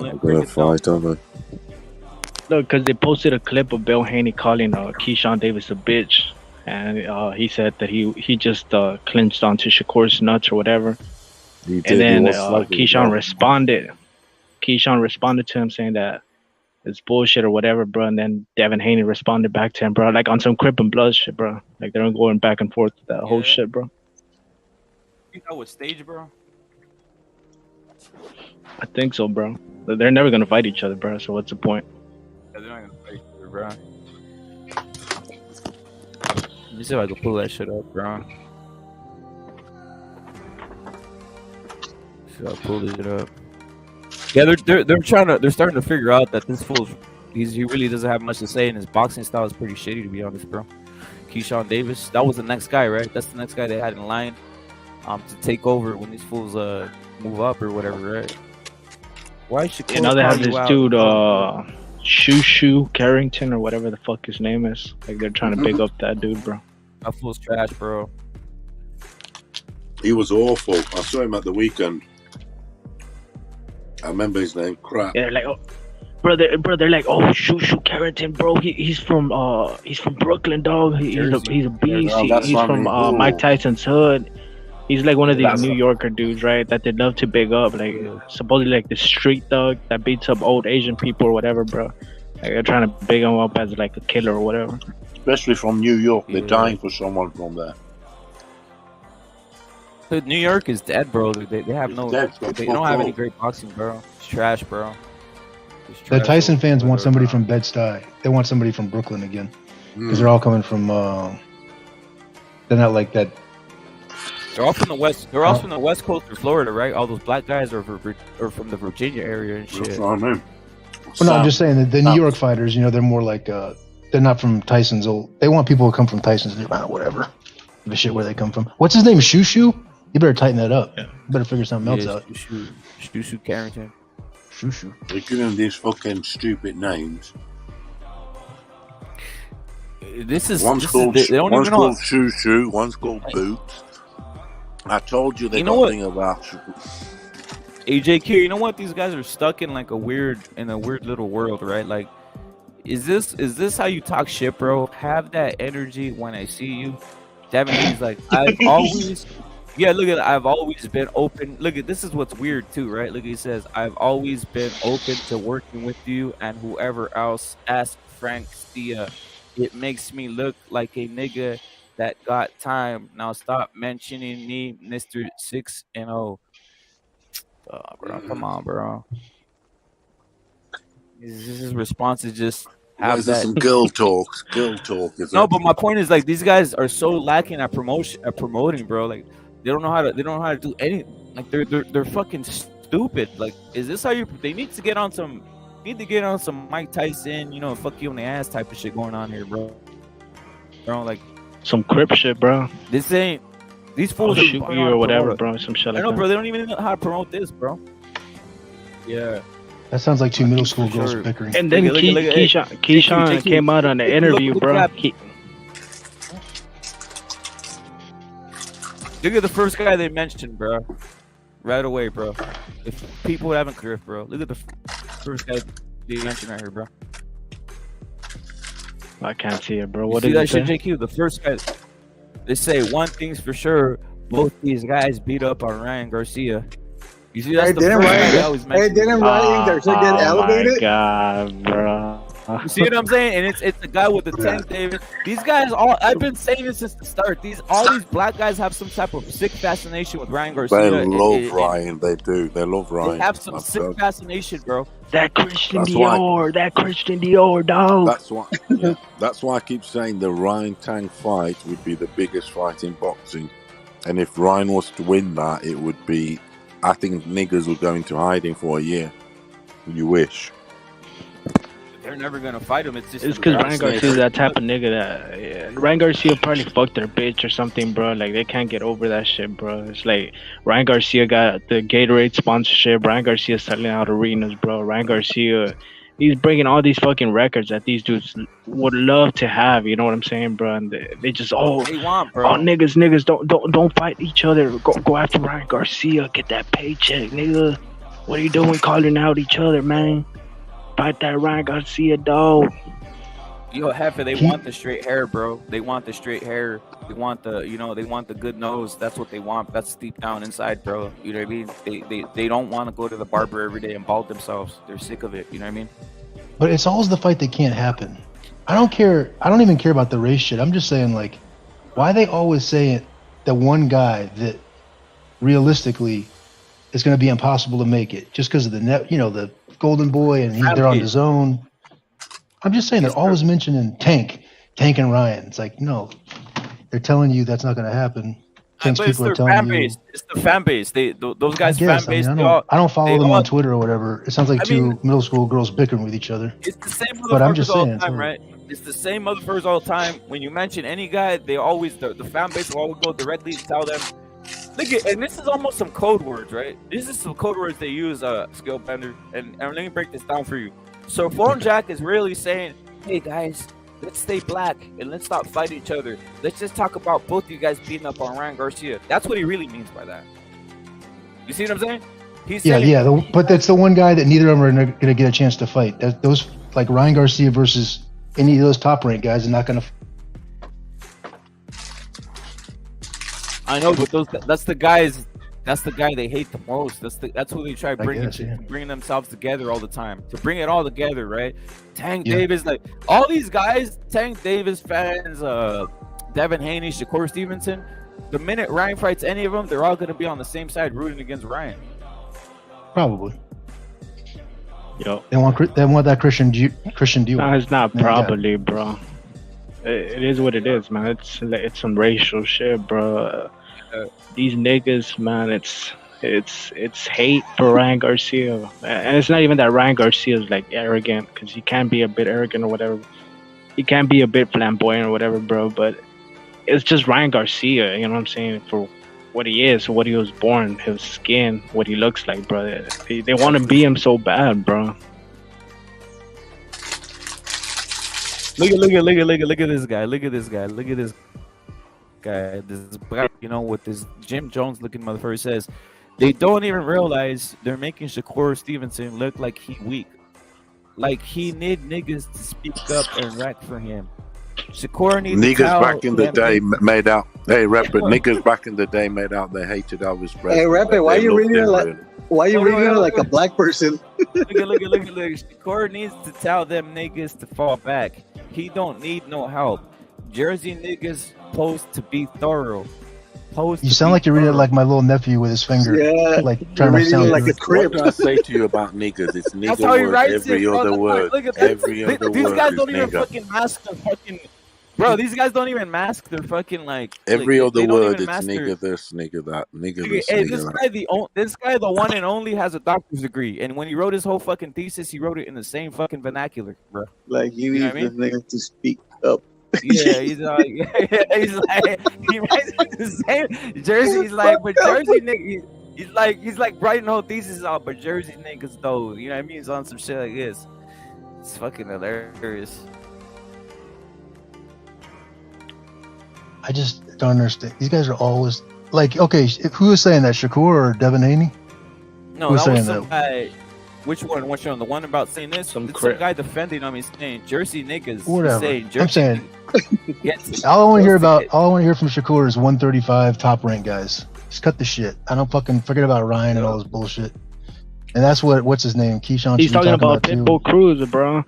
That's another dude they keep on talking about. Oh, Pitbull Cruz, like, Tank. He didn't knock out Pitbull Cruz, but I can fuck up Pitbull Cruz, bro. Like, that's it's either Ryan Garcia or Pitbull Cruz, bro. Like, even Pitbull, bro. They want to jump Pitbull, bro. Yeah, PBC or fucking Top Rank. I mean, or Golden Boy. Never a fight that actually could be made, That's what I'm saying, bro. Ryan Garcia and Pitbull Cruz are the biggest names at 135, bro. And if you disagree with me, bro, you're a fucking crip, bro. Simple as that. Well, I am a crip, but that's beside the point. I'm just saying they might be, except like Ryan Garcia versus any of these top rank guys just ain't happening right now. Look at this fucking cuck, bro. Matt. His name is Matt Connors, bro. I mean, Matt Connors, if you're out there, you just sound like a fucking cuck here. He's all, listen, both of you. Listen, both of you. Stop fighting or I'm calling Bud and he'll whip both of your asses. What the fuck, dude? What the fuck? I'm driving. Let me click on Matt Connors, see what he says. See what he got going here. He says, that's not bullying, that's S2 observation. I don't know, bro. Crazy shit, bro. Crazy shit. But who is this guy, Matt Connors? Who is he? What is he saying? He's some cuck. It's just interesting seeing the some of these guys respond to this shit. Some of these guys talk about these fights. Keyshawn knocks you out, you clown. Keep Cambosis as the best fighter on your resume. Yeah, these guys get amped up, but they're never gonna fight each other. A record don't mean nothing to a skilled athlete.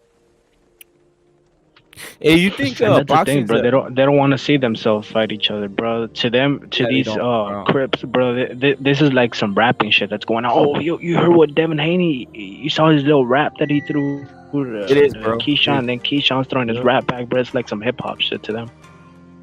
Yup. Power of time, whatever you talking about, hate the energy, bro. They don't even talk like I wish they would talk like conventional Crips, bro. You know, stop with all this nice talk. You just talk about shooting each other, talk about, you know, thugging, looting, polluting, you know, fucking your baby's mama, whatever the fuck you got going here. This ain't gonna solve nothing. And all these guys are killing the sport. At least be a fucking go all the way Crip with it. Stop playing games, Devin. Go all the way Crip with it if you're gonna be faking it to promote these fights. No one wants to see a basically a caged monkey, bro. You're out there like he's out there like a caged monkey, bro. Like they have a shock collar on him, right? He just goes over there and just doesn't say much of anything and shows up to a fight and doesn't do much of anything either, bro. It's ridiculous. I ain't never seen a nigga like Keyshawn. He's so happy that Shakur said he fight me. He was ready to jump on his back. Nigga, I'm your same age. Wait, nigga, you say it. Get the fuck out of here, dude. He's got a good point there. I understand what he's saying. No, but seriously, what is this on Twitter? What's he saying? Yep. What's he saying? Translate it for me, Scale better. No, I get his point. I mean, it's eloquently stated. But is it on Twitter? These guys, they're just bickering on Twitter, like bro. This is middle school girls. Yeah. That's the black app, right? We agree that's the black app now, bro. That's a black application now. At this point. And look at this. Fucking what rapper? Look at Keyshawn Davis, bro. He has a little blue mark, bro, that verifies him on Twitter. And this motherfucker only has like 5,000 followers. And then go to Virgil's, bro. Virgil doesn't even have the blue mark, bro. They're like, fuck this fucking beginner. We're not gonna verify his fucking account, bro. Fuck probably didn't care about Twitter, bro. No, bro. He has more followers than the Keyshawn. So how the fuck does Keyshawn have a blue mark, but Virgil does? I think you can ask Twitter to verify you, black, but bro, and there's another thing. Virgil don't strike me as a guy who gives a shit about they have Twitter. a team though. It's Scale Bender. They have teams where they'll purposely look at him up. Oh, Virgil, go get him verified, please, because he's something that's gonna happen in society. They have teams that literally will go looking to help you out and assess you and shit like that. Yeah. In Twitter. I heard. So they right away they see a black guy, they jump. Oh, get him up. You know, they jump right away, bro. You know, right. They're handing out blue check marks like fucking Cosby's handing out yum yums. Well, handing them out. It's yeah. It's a Crip. It is a Crip. It is a Crip app at this point, though. People won't say much of anything on here, bro. Rapper, are you saying? They blocked me, bro. Rapper, Plant, do you reckon Twitter, he beats him on points then, or what? Darrell. Yeah. Okay, come on, bro. Okay, who do you think wins? JQ, Caleb Plant, or that guy Darrell, bro? I think Darrell might knock him out, bro. To be honest, bro, I think Caleb Plant's so fucking cooked. He's so scared. He's so scared of black man, bro. He's terrified of him, bro. When he sees a shirtless black man, bro, this motherfucker wants to bend over and give up his ass, bro. That's the type of dude he is. Bro. So I believe he's gonna fear the black man. And I believe he's gonna go in there to survive, bro. JQ, I don't trust a guy with 11 million either. When he gets 11 million pounds, all yeah, of a sudden. bro. And then he asked Darrell in the press conference, "Why do you hate me, bro? Why do you hate me? I didn't say nothing bad about you, bro." But he went in there with Canelo, trying to slap Canelo, talking shit about Canelo, but with this Darrell dude who's like bending over backwards, bro. Fuck up out here, bro. You respect him too much. I know what you mean. Darrell's a bum, bro. Why are you respecting a bum? Yeah, bro. I'll say this. That's why I'm putting some money on Darrell. I am. That price is fucking crazy. I think I think Caleb Plant's gonna beat him, bro. I think Caleb Plant's gonna beat him because he thinks he's black. That's the other thing. I think he thinks he's black. Darrell's been washed up for a long time though. Yeah, he's finished. He is finished. I don't think you guys understand the racial dynamics, bro. Darrell, when he sees a white man, as soon as he takes his shirt off, that bends over like Caleb Plant. Look what I'm saying, bro. Have you ever seen the energy that black dudes have when a white dude bends over, bro? This motherfucker wants to rape him, bro. That's the type of shit he's gonna go on, bro. Like he's gonna get a hard on. Just out of like entertainment aspect. Look at on the right. You see on the right. I don't know if you see on the right on the screen. Yeah, a little bit, bro. It's kind of small. On the right. Right, it says entertainment trending. You Mexicans. The fuck is this? You Mexicans. Yeah, what the fuck that's is interesting. Yeah, that's a point. Go click on that shit. That's a click bit on it. strong. Click on That's it, a bit click on it, bro. strong. Click You on it, bro. Mexicans. Click on that shit. I want to see what the fuck you Mexicans. You guys are kind of trending right now. Mexicans, You all right. Mexicans are racist. Yeah. Oh, See new what it says Mexicans. here. You Mexicans is trending, and let me see why it's entertainment. That's like the Albuquerque gang over there. Let me see. It says you Mexicans. Wait, let me see. I don't want to play with these fucking stupid videos. Just sounds so wrong. Yeah, but it says NEW or YOU. You Mexicans or new Mexicans? YOU. Oh, you Mexicans. Oh. You guys are kind of trending though. Yeah, it's weird. That's just You got your black guys copyright must be strike talking taken about care of? something. Yeah. You Mexicans. There's no mom. You're hot, Fuck right? you. This guy has. I don't know, bro. It's just kind of gay to be honest. And your secret word. I don't know, bro. That's weird. That's weird shit, bro. That might be a fucking like a ploy to get motherfuckers to just go on Mexicans. But A bit strange. yeah, it is. You got beaners there, bro. You saw that shit? Yeah, I saw that, bro. I saw that the beaners. What are y'all shit, looking on? Because I'm driving right now. Really won this time, beaners. Yeah. Yeah, it's funny how they can put those memes, right? Beaner memes and shit. Hey, what are y'all looking Nah, at? bro, 'Cause I'm these guys driving got right now. You got nothing to say. No, I'm just looking through some other like the trending new Mexican shit. This is just a bunch of shit that doesn't make any sense. Nah, it's pretty gay, bro. To be honest, it's pretty gay. There's nothing there, to be honest. Yeah, like not too long ago, like a couple weeks ago, the whole Mexican dad shit was trending too. Like saying, "Oh, how racist Mexican dads are, bro." And it was a bunch of like cucks saying, "Oh, my dad was so racist against blacks, bro." Yeah, bro. There are like all these Mexican cucks on there like crying, like, "Oh, we need to change how Mexicans are. My father was so racist. He called niggers mates, all type of shit like that, bro." We're going after. Hey, did you hear that? If you call somebody an Edgar, you're a racist. Did you hear that? I'm not surprised, bro. If you say what, negro? No, Edgar. You know how the kids that have their haircuts, like those bold haircuts or whatever the fuck they are? Yeah, they're saying that you're racist now. You comb the hair. When you comb the hair to the front and shit. Yeah, so you call somebody an Edgar, you're a racist. Oh shit! Let me play this video real. I try to get my nephew to bring back the bowl cut, like be a retro, like just get a real bowl haircut, like you're 6 years old. Like he's a good quarterback though, you know. I'm like, get a bowl cut, dude. Fucking be badass. Where does he play, bro? Like, where does he play, Stevenson? He's a junior in high school quarterback, little shit ass. He's a good athlete, but he's like, I don't know. These kids are, you know, how much drip or skip, drip or skip. I'm like, get your ass in the field, man. Get so many fucking accessories and shit. Yeah, but it's my nephew. It's like, dude, get your fucking ass in the field. Look at this drip. Start again. Visors and fucking armbands. And I'm gonna... Back watches. Yeah, damn. So we got salute to Gonzalo, salute to Ultra Instinct. I'm gonna play the Don's video because he asked me salute to the Don, salute to Coco the Bulldog. Let's see what we got here, bro. The Don. Salute my Don. And watch me cook this phony historian. Piece of shit, you. Yo, 25 sandwich eating, fat bastard. Everybody else. I'm more successful than you. I'm way better looking than you. I've had more bitches than you. You ain't lived life. You're turning 40 and still ain't with your dick. That nigga said it like a wrestler. Ah, bruh. Salute my Don. Come on, Don. That was pretty. 40-year-old virgin. 40-year-old virgin. That's what he is. Yeah, bruh. Damn, that's crazy shit. The Don, bro. Out there cooking, bro. You got lynched, bro. That nigga got lynched. Easy work.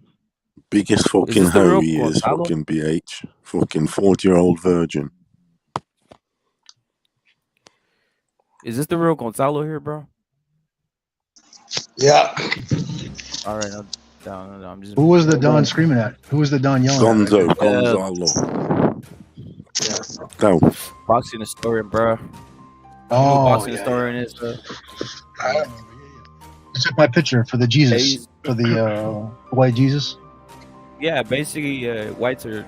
I think whites are a no-go in that religion. Last time, Remember when he had the Globetrotters jersey on? He was out there on the street corner trying to get people to. Yeah, I remember that. I said something that.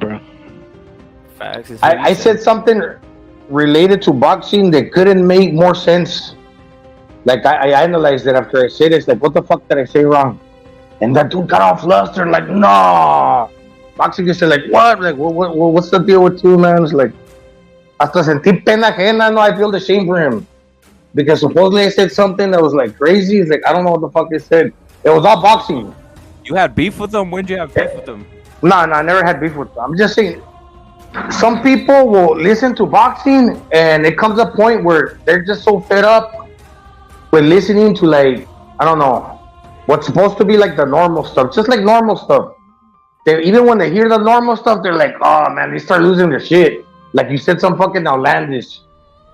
Yeah. I don't get it, man.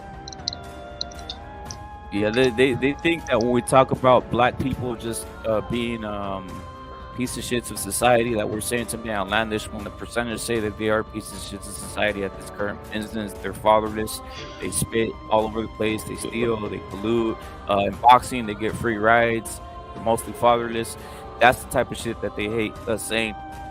That's facts, Gonzalo. That's The historian really bounced about. a long time ago, though. Rep it. Yeah, that's what I'm saying. That's what I'm trying to say. That's the type of shit that bothers them, instead of just facing it and telling me, "Yo, go to hell" or whatever, or say, "Hey, I disagree with that." roasted his ass, bro. Yeah, bro. Yeah, that was brutal. Furiosa really got onto him. That's the first time he broke out vouchers and Jordans, and There's a lot of white. There's a lot of white motherfuckers who don't like BH is a talking definition.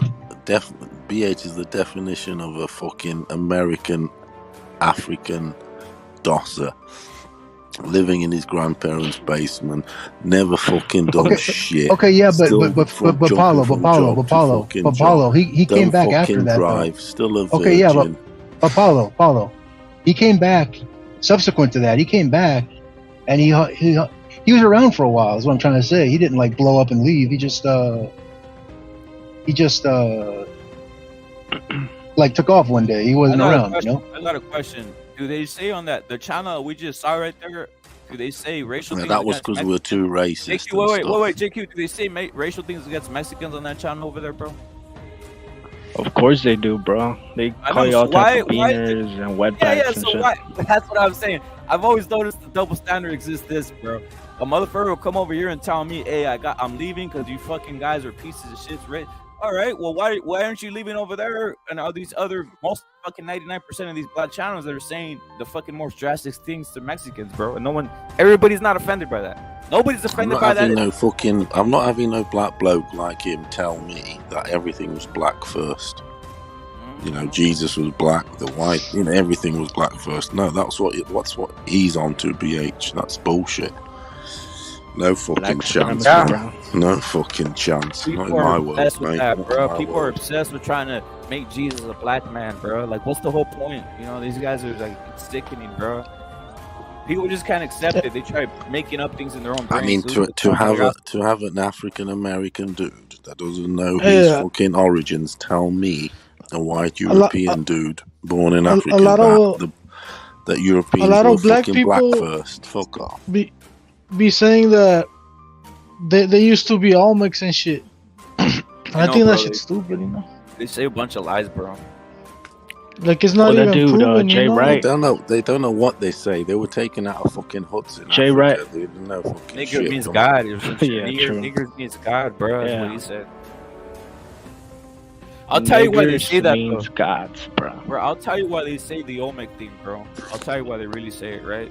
Because they know damn well that when it comes to this whole world of perceived victimization or being like, hey, well, you can't tell me this because you guys did this to me. Realistically, the lowest on the totem pole is the indigenous peoples, right? If we say in their world, right? I really don't give a fuck, right? But in their world, they'd be like, oh, they took their land and all this shit. So to get to that level, they have to go and invent that they were fucking here, that they were fucking indigenous people, bro. You know what I mean? So it's like that level is beating them in the victimization category, bro. Yeah, they're trying to say that a lot of the Native Americans were black, but I mean, I don't think so. I mean, they're not, bro. They're not. They don't show you that shit in school. Their biggest, no, their evidence is the Omega, the head or whatever, the stone head. That's like their biggest evidence for that. Like, there's no like genetic or DNA evidence. There's like, oh, this big stone that had a big like nose or whatever. That's a nigger nose. That's a nigger nose. He was a black man. That's their excuse. That's their evidence. Funniest thing which they could have probably got away with, to be honest, if they would have just got one of those stones, chiseled a fucking fade on the motherfucker. A high top fade on the motherfucker, on the Olmec. Chisel a high top fade, bro. I swear they could probably get away with it, because when you chisel stone, bro, you really can't tell. The stone is always, it's what it is. If you chisel it, if you chisel it with tools of the time, they will never find a forgery, bro, because it's impossible. All you're doing is chiseling away at time. It doesn't unless they find like residue of whatever you chipped it off with, bro. That's why it's easy to do stone forgeries or anything like that, of like tablets, like that whole John Smith uniforms. Yeah, the tablet uniforms. Yeah, you can fucking. But do you know how long it would take to fade a granite stone by hand with the chisels? I mean, that's not like a shape up like a 1-2. That's like fucking. That's gonna take some time, boss. But yeah, I guess you can make it happen. And they always bring up. I saw a documentary, like about some. Yeah, go ahead, Jason. Be careful. Oh yeah, bro. They just bring up the whole pyramid shit. Like, bro, like, okay, 5,000 years ago they built pyramids, but nowadays they can't even build a wooden house, bro. Like, fuck up out of here, bro. Like, nobody believes that shit. But go ahead. They not building. Hey. Fuck, don't get me going on that. They anything, never bro. built shit. They don't build anything, bro. That's what's so Actually, Mexicans are good masons. They didn't invent no fucking engineering, nothing, electricity. I got a theory behind it. I got a theory behind that. They didn't do anything. It took the white man to go to Africa to fucking. Hey, Mexicans are good masons, man. The guys that built my pad over in TJ, like they'll use the plumb bob and the tools that we got today, but the basic measuring tools and whatever. They're good masons. The little chapanito. They even use the manual drill, bro. Yeah, the manual, yeah, los Oaxitas, the Chapanecos, yeah, the guys from Tabasco, they're all the natives, man.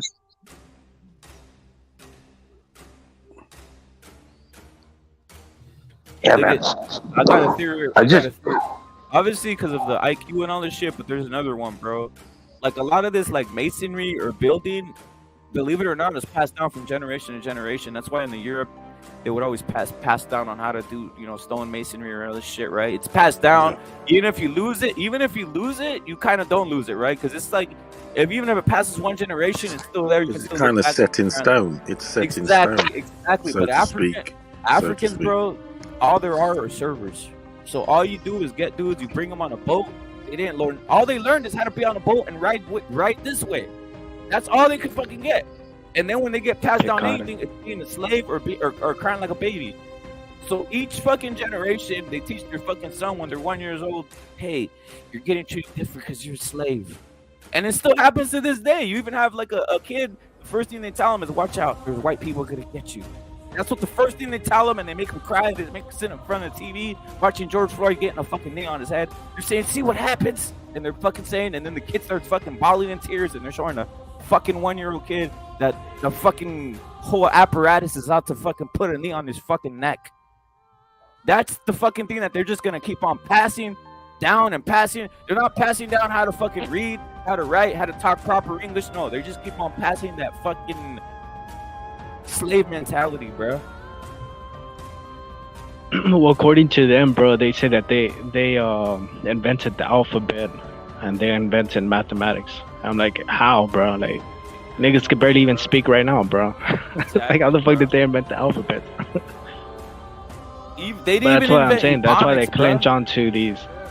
they clinch onto all these like ancient civilizations, bro. Because you can't go like, so how long have they been here, bro? Like 500 years, bro. You can't go 500 years of them inventing something, bro. Nothing. Bro. They didn't invent shit, bro. How can you be here 500 years, giving everything, getting fed and everything, and still being a slave to this day, bro? Like, aren't they basically in the slave house getting fed all the welfare, bro? So it's the same shit. It's just chilling in the fucking plantation in the house, but without doing the work and getting fucking fed and fucking meals and shit, bro.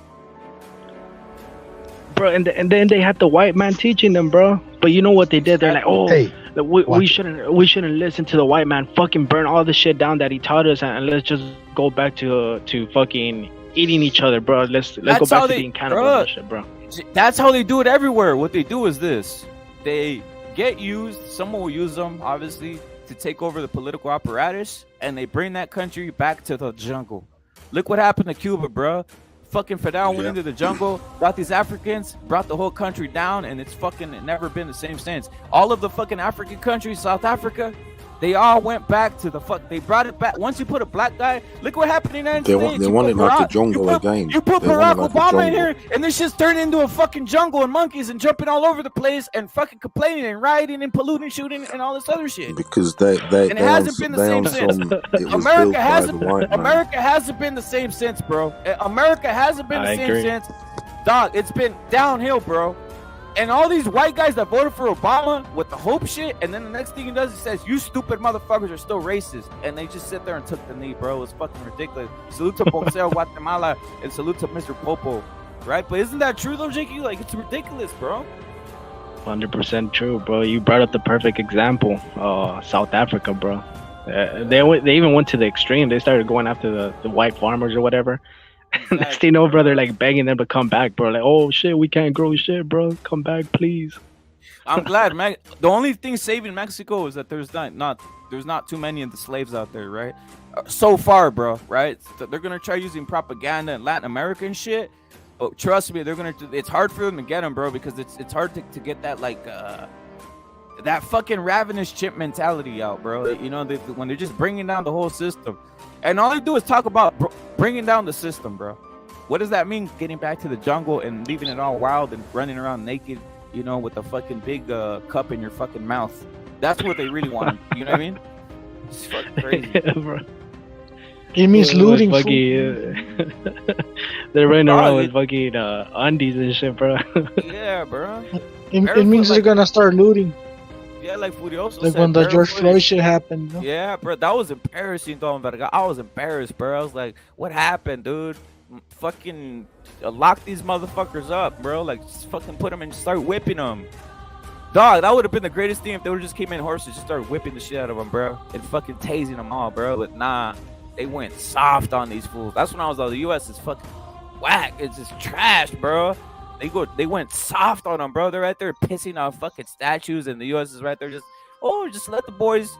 We need to fucking do police reform. What the fuck?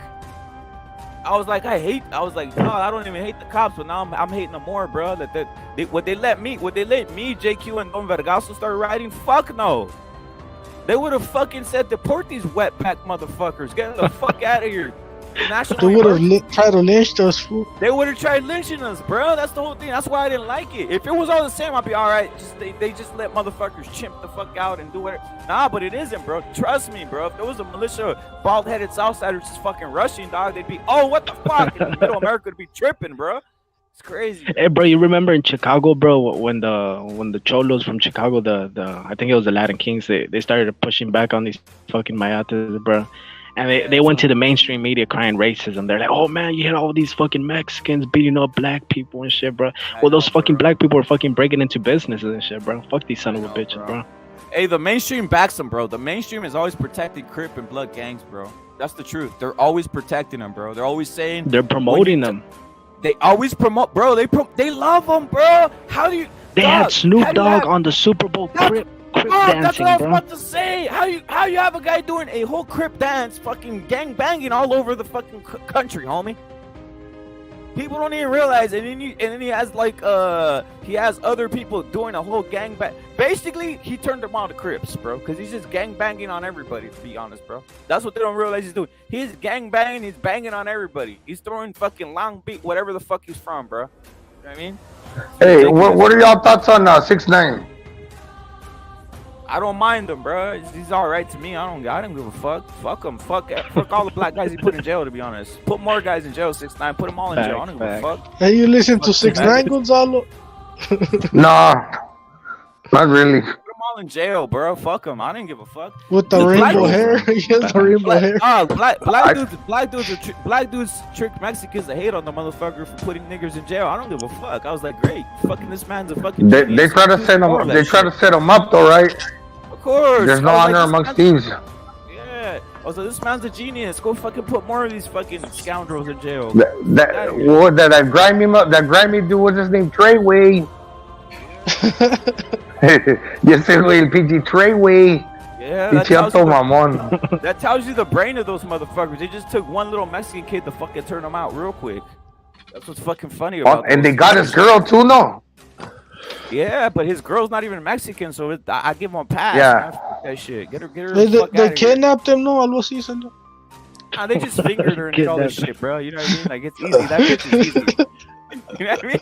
On some crib shit, man, bro. I know, bro. You come on, bro. Look at that bitch. You leave me alone one fucking minute, I'm fucking her the next, like, in fucking 10. You know what I mean? It's quick. You could tell that she just wants to get fucked, like, quick.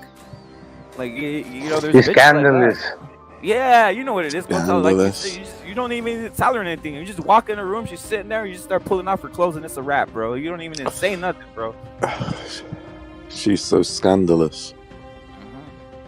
But that shit blew my mind, bro. When they had that Crip dance, bro, on the Super Bowl, bro. I was watching that shit, bro. Like, bro, they have this fucking Crip on there, bro. Yeah. They're throwing these gang signs and shit, bro. Bro, you know what would have been? What were you thinking, JQ, when you seen that shit? I turned that shit off, bro. Crip dancing. JQ, I got a question, bro. What if someone? Bro, imagine if you had like a fucking Look, I'll even take it farther, bro. Yeah, you have like a fucking some Aryan Brotherhood on there, bro, throwing a fucking Nazi salute and shit, bro. No. This is the difference. This is different. What if this happened? What if there was Eminem. What if there was fools in the crowd, right? And they saw the Crip dancing, and they just reacted because they were a different neighborhood, Mexicans, and they go and shoot them up. Would they say? Wait. Would they say? Would they give him an excuse? Would they say, wait a minute, why was he fucking antagonizing with all that Crip walking? I think they would have just put the other motherfuckers in jail and said, fuck you. He wasn't doing like that's the whole point. That's antagonizing, bro. Like to somebody who takes it seriously, seeing a motherfucker start Crip walking all over the place, that's some antagonizing shit. You know, you want. What about the families that lost family members to Crips, bro? That's the whole How do you think they point, feel like? Dude, that's why I was gonna bring it up too, right when before you even said I was gonna say, dude, this dude Snoop Dogg's gangbanging all over the place, throwing signs and worshiping Tookie Williams, a fucking Crip who was basically a homosexual, bro. Like, get these guys out of here, bro. Pound salute, 69. What fuck? I thought 50 Cent was gonna have a fucking aneurysm hanging upside down like that, fat bastard. That's another guy, right? Yeah, and then that fucking faggot Eminem, bro. That's another faggot. That halftime show was fucking tough, bro. Hey, do you think Eminem? Watch your ass, Epic. Do you think Eminem? Slim Shady. Chicka. Do you think him? Chicka. Slim Shady. Everybody break it down. He did the BLM fist, bro. He did the BLM fist. He took the knee for them, bro. Yeah, but he sold his soul a long time ago. He did, didn't he? Bro, that's embarrassing, bro. That's how it is. Listen, the guy comes out with a fucking Vicodin broken in half on it. You gotta fucking give the guy a little bit of respect. From there on out, I don't know. I didn't see his mother was. No, but he was talking about, oh, if you voted, bro. I don't even give a fuck about Trump, but he was saying, oh, if you voted for Trump, you need to get lynched, bro. He was like on that type of shit, bro. I'm like, oh, come on, bro. Hey, you guys watch Hard Knocks? The HBO where they follow the NFL team for the preseason? No, I thought you were talking about the fucking prison shit, Hard or some shit like that. You know where the guys No.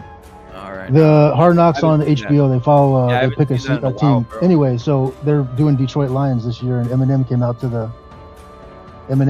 the practice. I cringe every time And I he hear was- him and speak, bro.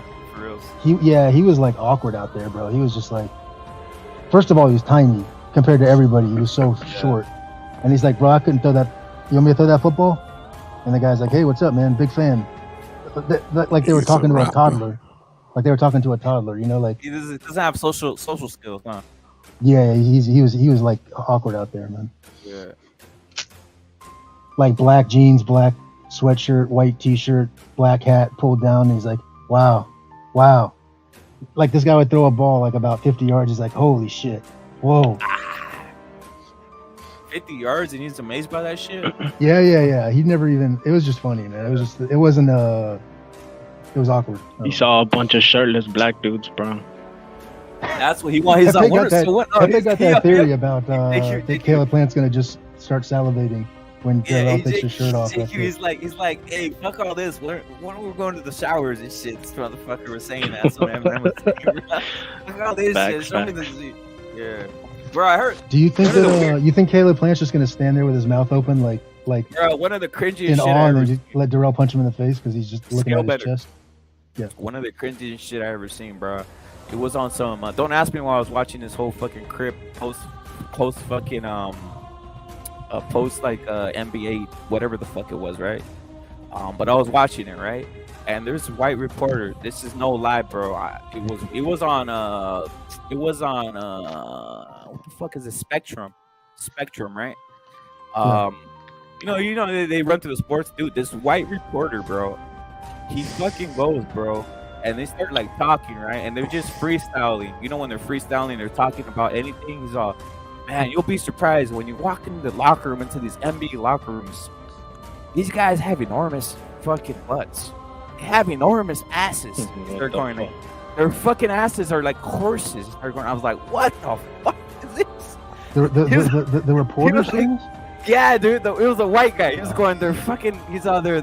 I'm actually using the I don't. He said buttocks or some shit like this, right? They're fucking huge. He's like, they got huge asses. So I was like, what the fuck? And the guy talked like this for 5 minutes and was talking to a black guy, to like a black reporter, right? And the whole thing was weird because the black guy didn't catch on. Like, this was just like some weird like gay shit, dude. And it just kept on going. It just flew over everybody's head. I was like, this is what the fuck? Like, what I just witnessed here, bro. But he was like basically he's had it like that guy's had an NBA press pass for probably like 15 years. He's never asked a question. If you look at the locker room post game, it's just him staring, like he's just in the background weird, at all bro. points. So these That's have awkward. enormous asses. I was like, what the fuck? Yeah, Why NFL's does gay, it- bro. Like, It is, bro. they have an NFL obsession now, bro, with black quarterbacks, bro. Like, come on, bro. Every fucking player is black. Suddenly, like, Bro, there's not bro, enough bro. black quarterbacks, bro. Like, fuck up out of here, bro. Like, you want the whole team to be black, bro? They're going to JQ, try they and simplified it for the Crips. So they take out Yeah. the West Coast offense, which has had all kinds of GQ and all this shit, these fucking all these like all these terms, and they simplified it for like one means pass to the fucking go deep. They fucking simplified it like it's on some cartoon high school shit, bro. Yeah. Some of the best offenses are on some the spread is on some cartoon high school shit. Everything's been Where it's one option. simplified. They only give you 3 options, Scale Bender. 3 options. Boom, it's either slant or fucking go or fucking hand it or read option. That's what the whole It fucking needs to read make option sense. is, bro. It needs You to think that's what make it is? sense to him. Tell me I'm not lying, Scale Bender. They flipped it from some complicated shit to here's a read option, boy. Hey, boy, just if you don't see it open, boy, run. That's what it is. It's fucking. Yeah, That's what they're saying in the microphones in the helmets. Now listen, Yeah, I'm gonna yeah, tell you that's how what it they goes, said. right? Look. In college, I agree that they're trying to make the quarterback more of a running back, like a what's it called, wildcat bullshit. But here's the thing, man. When you go to the NFL, you get your fucking head blown off doing that. Like Michael Vick, like RG3, like That was before. what's his in Baltimore if he keeps it up. Like Lamar Jackson's gonna get his head fucking blown off by a safety. Kyler Murray in Phoenix, he's gonna get his head fucking blown off by a safety. Because these guys are running so fast and they're hitting so hard, they don't want you fucking dipping and dodging that. The QBs are protected now, bro. Dude, I stopped. Dude, let me go. I stopped following the Cowboys because of Tony Romo. Like the only reason I've been a Cowboy, I was a Cowboy guy since I was fucking kid, right? He's awful. Yeah. All this shit, right? Because it's basically Troy Aikman, Tony Romo. I was like, Tony, yeah, I'm cool with that, right? Once he got this black fool, I'm not even watching this, bro. This Dak Prescott, that guy's trash. He's there because he's a black man, bro. I don't believe in any of this black shit. You need yourself a white fucking quarterback to fucking win a fucking champion. I'm fucking sick. You gotta be able to play in the pocket. Yeah, my bro. uncle believes that. My uncle really, and he yells out every game. He's an LSU fan, and he really just believes that. But in college is one thing, but Dak's not bad. Cam Newton's not bad, but the guys Dak that are is actually trash. trying to. Skillbender, Dak is trash, bro. He's trash. Hey, listen. Bro. Would you rather have Dak Dak or Tony Romo?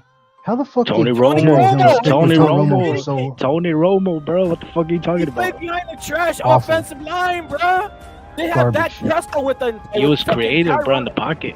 I know, bro. They have Dak Prescott with everything in the world, bro, and he can't do nothing. He just out there chimps and fucking falls on the ground, dude. Like, it's a fucking. I don't watch this shit, but dude, trust me, I used to be if like, you can, I was like, you watched it. You saw from Troy Aikman to get to fucking Tony Romo. I get it. You gotta give him a chance, right? But Jerry Jones don't seem like the guy that's gonna carry a guy for 10 fucking years. I used to love it. The only reason I used to think about it was I was thinking, damn, imagine how many of these coaches are racist. In my mind, I'm thinking like, yeah, this motherfucker's like, hey, boy, I want a 3-step drop back, and that's it, boy. Any of this running out the pocket, boy. Well, basically, I mean, really, yeah. An NFL quarterback, they don't want him fucking running around like they're playing in fucking LSU. Yeah, you basically, I mean, there's no racism at all, but because it's just it's out of your system so early. But the thing about it is, like, you're so used to each other. But yeah, what you just said is right. I'm not paying you $50 million to run around and fucking.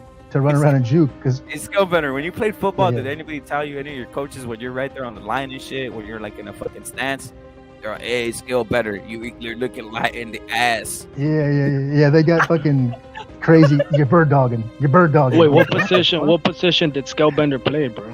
Defensive line, bro. So it's like, if he's they got crazy fucking Skillbender's not that big, bro. How big is Skillbender, bro? I don't believe Skillbender was a defensive line, tackles underneath. I believe he was, bro. 5'9", 350. What are you talking about? When you have 4 down linemen, the defensive lineman, you could have a 6-foot defensive lineman that's 280, 290 that could raise a lot of havoc. 6 foot though. That's perfect. Perfect size, boy. You eat a lot of fucking, you know. But have you seen this? I'm 5'9", 350. What the fuck are you talking about? Have you seen the size of these offensive lines, bro? They're like fucking 6'5", bro, like 280, bro. Fucking huge, bro. I'm 6'3", 280. What the fuck? Would you play Skillbender outside or inside? 3 technique, inside. Not like nose, but like 3 technique. The 3 techniques, so you just had to keep the fucking. You just basically had to keep the fucking basically off of the linebackers, right? You just have to keep the linebackers in a sense, right? Yeah. There's a lot of that shit. Did you talk shit to niggas, bro, when you tackled them? I know, that's what I wanted. I talk shit the whole fucking game, nonstop. What'd you think of black guys with Skillbender in regards to like that? Where the coach always like get off fucking? I love him, man. Come on, I die for him. For my own teammates, I die for them. What? Did they die for you, or they're like, fuck them? Hell yeah. But the other team, opponents, oh yeah, I used to get their fucking names, their where they were from. I talk shit to the referee. I pull the referee's flag out. I smack the referee in the ass as hard as I can. Constantly talking shit. I got a question. Why can't black guys fight? Because I bet you whipped up on a lot of them. Because they really can't fight, to be honest, right? Like the football players, they really can't fight, right? Am I telling the truth, Skillbender, or no? No, they're pretty fucking ruthless sometimes. When that, like in Skillbender, tell me they intimidated you, bro. No. I'm saying your own teammates when you're in two-a-day. When you're in some big fucking gorillas, bro. Yeah, when you're in summer practice, I don't know if it still happens. I'm sure they don't film it now, but at least twice there'll be a full-scale brawl. The entire offense versus the entire defense. The coaches can do nothing about it. It just breaks loose. Like that happens, bro. Don't take off your helmet, bro. You get fucked up. Swinging helmets, fucking. The coaches just back up. They can't fucking even get close to the shit. It's just a brawl. It's crazy. It's fun. Why people like to wrestle more? To grapple and all that shit. I would always target the. Yeah, I would always target the niggas' knees, bro. Even in that's where you Europe, gotta go actually, with the the niggas, Turkish, bro. The the knees. Turkish and all them fuckers in Europe, whether you consider them European or not, they're on some grappling also. Yeah, this is. Hey, well, rapper, you ever got tackled by a big ass nigga, bro? I actually did, bro. Fucking dirty ones, to be honest, bro. Because you know, like you're excited, you go to the park and shit, you're all man, and then the black guys. Hey Jake, you ever got into a black versus Mexican tackle football game? No, not really, bro. But I did Bro. play football with some big ass niggas, Hefe's bro. going for the knees. Hefe's going for the knees. I had countless. Yeah, I'm a small nigga, bro, compared to these fucking gorillas. That's some pickup. We just some pickup niggas versus Mexicans. Fucking pickup football for tackle football.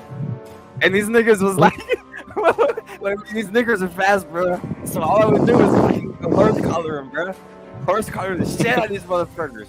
Horse collar, fucking kick them on and shit. Like it was no holds bar, bro. These dudes are fast as fuck, bro. I'm keeping it real, right? But you just have to like, no holds bar, kick them, everything, punch them, all that shit. It go wild, bro. It was like, Hey, what rapper? You played high school ball or what, bro? I didn't, bro. I just played the street tackle. The street tackle, you know, where you just line them up and it's like, hey, what with the no fuck? padding and shit, bro? All that, the tackle, yeah, the street tackle football, where you just pick them up and you say, hey, what the fuck? And then it turns into one of those and you guys, it's just tackle football. You never played tackle football like that? Yeah, you end up brawling in that shit, bro. Yeah, that's the whole point. It's like, hey, we could, well, we're just Because Hefe's taking everybody's knees out the whole time. Yeah, Even yeah, when niggas, they're is, in well, between plays and shit. niggas out here with their shirt off and shit, all that type of shit, right? Man, I remember there was the this big ass thing about running back, bro. brawling in practice is that you're punching each other in the face with fucking helmets on. I mean, you're like fucking Deontay Wilder by the time it's over with. Your hands are all fucked up and you're just punching each other right in the fucking face mask, suplexing each other. It's bizarre. No, but what rapper? It is kind of scary, bro. Cause it's not scary like in that way, bro. Like, cause I was kind of new to the whole football shit, bro. I was more into soccer, whatever, bro. But I did try out or whatever for football, bro. And I remember there was like this big ass fucking running back, bro, and they put me as a fucking cornerback, bro, whatever, bro. And you see this big fucking gorilla like running towards you, bro. Holy shit, bro. You gotta go for the knees, bro.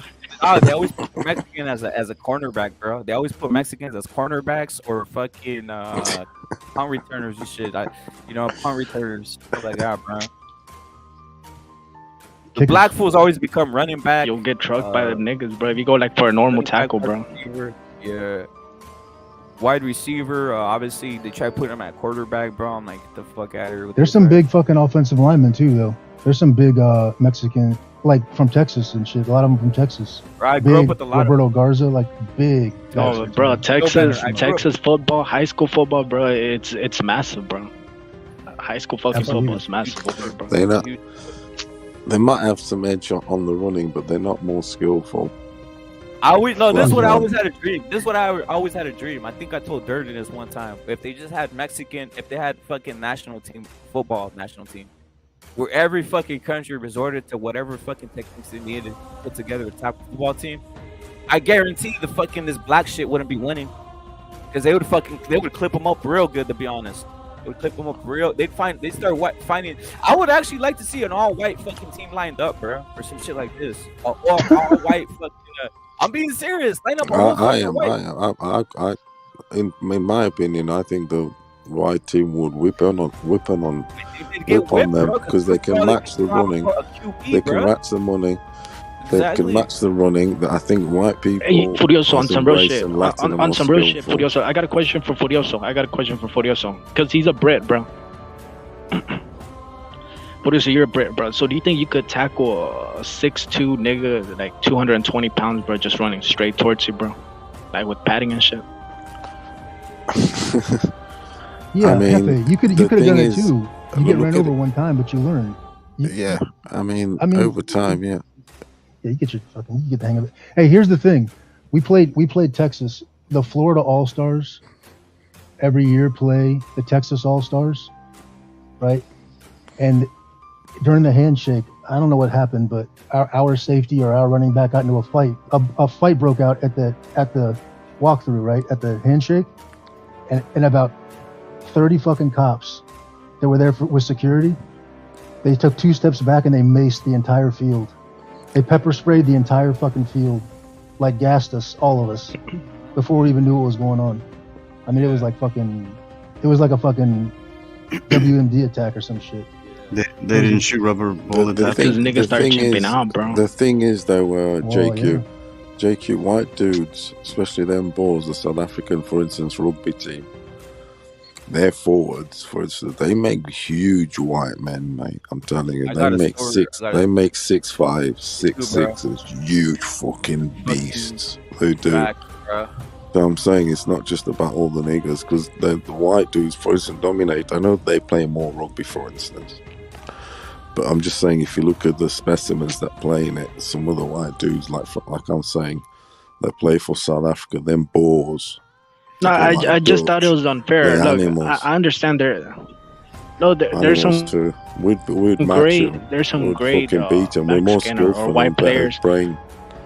They've only got the running. But I just thought it was unfair, bro. More skillful and more brainy. But Hefe, you went out there as just a freshman or a sophomore. No, I agree, bro. But how do you expect like? Yeah, that sucks. I know what you're saying. How do you like? It's not fair. Like when you have a big ass nigga they can gorilla. run, but they haven't got the brains and the skill to match the white man. Look at No. You guys are not understanding what I'm saying, bro. You guys are not understanding what I'm trying to say, bro. This is what I had with the football team, right? I was the biggest motherfucker, but they did make me wrestle the football team. Like, and I took down some big niggas, bro. I'll tell you that right now, because they didn't know how to get help. You know what I mean? I took down some big niggas, bro. That's all I gotta say. So there's a difference between wrestling. Hefe's talking about when you're expendable. You know, you're just out there as like a fucking scout team guy, and your helmet doesn't fit right, and you just getting ran over. Yeah, it sucks. It's fucking these stupid, motherfuckers fast, bro. Fast, they're horses, bro. You just hear them galloping, to be honest. Seriously. That's what I'm talking about, bro. Like, how can they throw me? How can they throw me out there, bro? But how can they throw me, bro? A young, but you're right about go low. Cornerback, bro, trying to tackle a gorilla, bro. Hefe Cromartie. He'll run you over, Wally. You got to tackle low when you're getting by the legs, if you can. Tap their ankles, make them fall, and then jump on his head. But you never tackle above. But no corners tackle though. No corners tackle. They all go low. Hefe's actually right. They all go for the knees. Like Deion Sanders, he never tackled the ankles. That sport is biased for black fools. That sport is biased for black fools. The way they referee the sport. Seriously, they don't allow hitting down the middle no more. Like that just means don't hit the black guy too hard when he's coming down the middle when he's trying to run fast. That's the whole point. Like, don't hit him on the legs. Don't fucking concuss him. All this like. It's becoming like box. They're trying to box it. Boxing is going the same way, where it's becoming where you can't hit the motherfuckers. That's the whole point. It's just all sports are becoming. Yeah, you can't really go low anymore, bro. In football. Can you? No. You can go low. What you talking about? It's just you can't go high to that. Hey, but if you look though now, this year especially, they're over the hump with this shit, and they're letting these guys fucking. They're beating the shit out of each other this year. Just in the first 3-4 weeks, they're fucking hammering each other. The problem with American football, there's been too many fucking problems with the head trauma bullshit. Okay, yeah, so that came up, and then they settled that. They settled that monetarily. Really? But going forward now, everybody knows the situation. You know what I'm trying to say? So now that's again, are they? The head casing, are they? They're back. Trust me. They're starting because now it's just like now you're signing up for this. Clash of the Titans. Yeah, it's fun. Yo, Wood Rapper, you know what I once did, bro? And I got flagged for this shit, bro. I tried a soccer tackle, bro. Like I went in with my cleats, bro, to the dude's fucking knees. Hey, you can't do that shit, bro. That coach was probably like, "Get this fucking Hefe the fuck out of here." You know what they told me the rules for football were, bro? You know, I never played I didn't even try for the fucking high school, whatever, all that shit, right? But I just would play the pickup shit where you tackle, right? And this is what they told me about the rules. This is what they told me. This is what I thought the rules were. I swear on everything. Because this is what I thought the rules were, right? I thought you could do whatever you want to a motherfucker. Seriously, that's what I thought. That's what they said. This is how, dog, it's wild. I was like, okay. Okay. So that's what I was saying. When we do the tackle football, it was kicking and fucking everything, dude. Elbow out. It was like, what the fuck are we doing here? It's everything, bro. And then I found out that there's rules and shit like that. Like you said, JQ, you can't just slide on a motherfucker, right? In real football, in like organized football, right? Organized football with pads and shit, you can't slide on a motherfucker or any of that shit, huh? You can, bro. What you That's well, why I yeah, thought now the you sport now was you tough. can't. Before you No, I could, know, but that's as why I long thought as you the sport don't was take tough, him huh? out. I thought, oh, so these guys could just fucking, you just put on pads and fuck each other up, like just literally fuck each other up. I was like, wow, it's fucking amazing, right? That's what they told me the rules were, bro. Back in the day. Bro, look at this. JQ, salute to Not, bro. He's saying, what rep it? The main villain in the new Black Panther movie is an Aztec Mayan. That's why you say Mexicans is trending on Twitter, bro. So they're doing some black With the soccer where you got to protect the most, and that is if when you get kicked in the back and it's easily disguised I on the bet they're gonna make Achilles. the fucking Mayan lose on the fucking movie. Point. He's the villain, bro. He's gonna lose, bro. Down your Achilles. He's gonna lose, bro. He's the The villain, Mexican bro. is a bad dude, bro. And he's gonna get lynched, bro. Black Panther's gonna lynch him for everybody to save the fucking world from this dirty spick. They're gonna go, hey. Spick super villain, bro. I'm not surprised. Shit.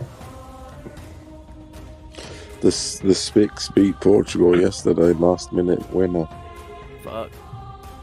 88th minute. Spain, bro. They the thing in Spain is they know mugs. We beat them actually last two. The thing is, once again, I think we ain't got the manager. We've got everything. It's like everything. We've got all the ingredients, everything. But when you ain't got the right chef, the right manager, the right general, the right fucking just anything, architect, whatever you want to call it, he just ain't the dude. You can't be, when you've got a squad that deep, you can't be making substitutions at 78 minutes. Your first substitution is 78 minutes when you've got two teams, another team on the bench. It's just it's bullshit. Then football's different now. You're allowed 5 substitutions. It's a different game now. Use them. And Ronaldo's past it. I think it's one of those where you just see them losing a step. You do. It's weird. It's like that, isn't it? Yeah, it's like that, and he's only there now on status. See, that's the thing. When you got someone that great, you have to live up. Fucking babysit them at the end. That's the thing. When there's like a young dude on the bench ready to go, and that's what it is. You have to put up with it now. So you guys are done then, or you're saying the World Yeah, Cup? we should have beat them. They had loads of fucking chances. Spain keeper. It's the World Cup's what matters, though. At the end of the day, this Nations League, Portugal's won it already. You know what I mean? It's what it is. Bench Ronaldo for Deco. Fuck Deco. I don't like Deco. Bring back Deco. He took Rui Costa. That was an insult. That was an insult. That was an insult to. That's why I believe we didn't win the Euro against Greece, because Portugal cooked like a motherfucker. They went and get the Brazilian manager, and the Brazilian manager brought Brazilian players in, like his players. He brought in Deco, Lietzen.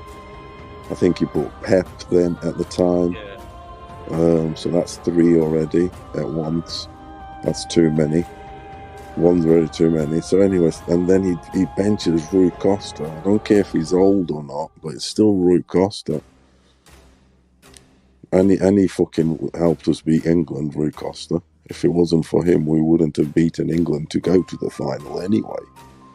Crazy, man. Because he came on the bench and took on England on his own. Scored a goal from halfway line, went past the whole team.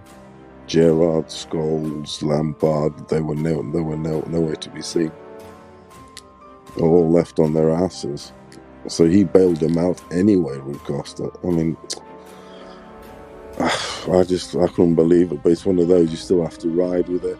But I'm not stupid. We always been fucking cooking like a motherfucking hotel. You can't be bringing in 3 Brazilians just like that. Fuck that shit. I'd rather not win it. I'm not bothered. Do you get me? It's one of those. It's some of that bullshit. It takes the spice off. But it's what it is. What can you do? What can we do? What can I do? It's bullshit. Deco for fucking Rucosta. Fuck off. Yeah, he kind of did alright or whatever, but. Yo, is this right? Canelo is playing the Aztec Mind. Stop playing around. Is that right? Canelo's playing on Creed, on the new Creed movie. I think he's playing the villain. So they're probably gonna make him lose against the Crib. I don't know. He would make a good actor. He would for scenes because Canelo looked like no other person, especially Mexican, because of his. I mean, he looks different, doesn't he? No other Mexican looks like him. As in, for a start, he's ginger. It just that guy's gonna make a lot of money. Funny shit. I didn't. Yeah, he's coming out on the new Creed movie. No, I don't blame him. Yeah, he looks like he could be a James Bond. He's got that look about him. Do you get me? It's crazy. He's built different. Yeah, he is. He don't look like agenda, Larry. That's an agenda. He doesn't look That's an agenda, though, bruh. For a Mexican dude, he doesn't look like what they call your everyday Joe. Your everyday Mexican, does he? Speaking of Crips, I heard Errol Spence and Crawford aren't gonna fight. He built different. Because Crawford has a hernia. Mm. That's what I heard. You know what that's from, don't you? We've been saying this shit. Not enough activity.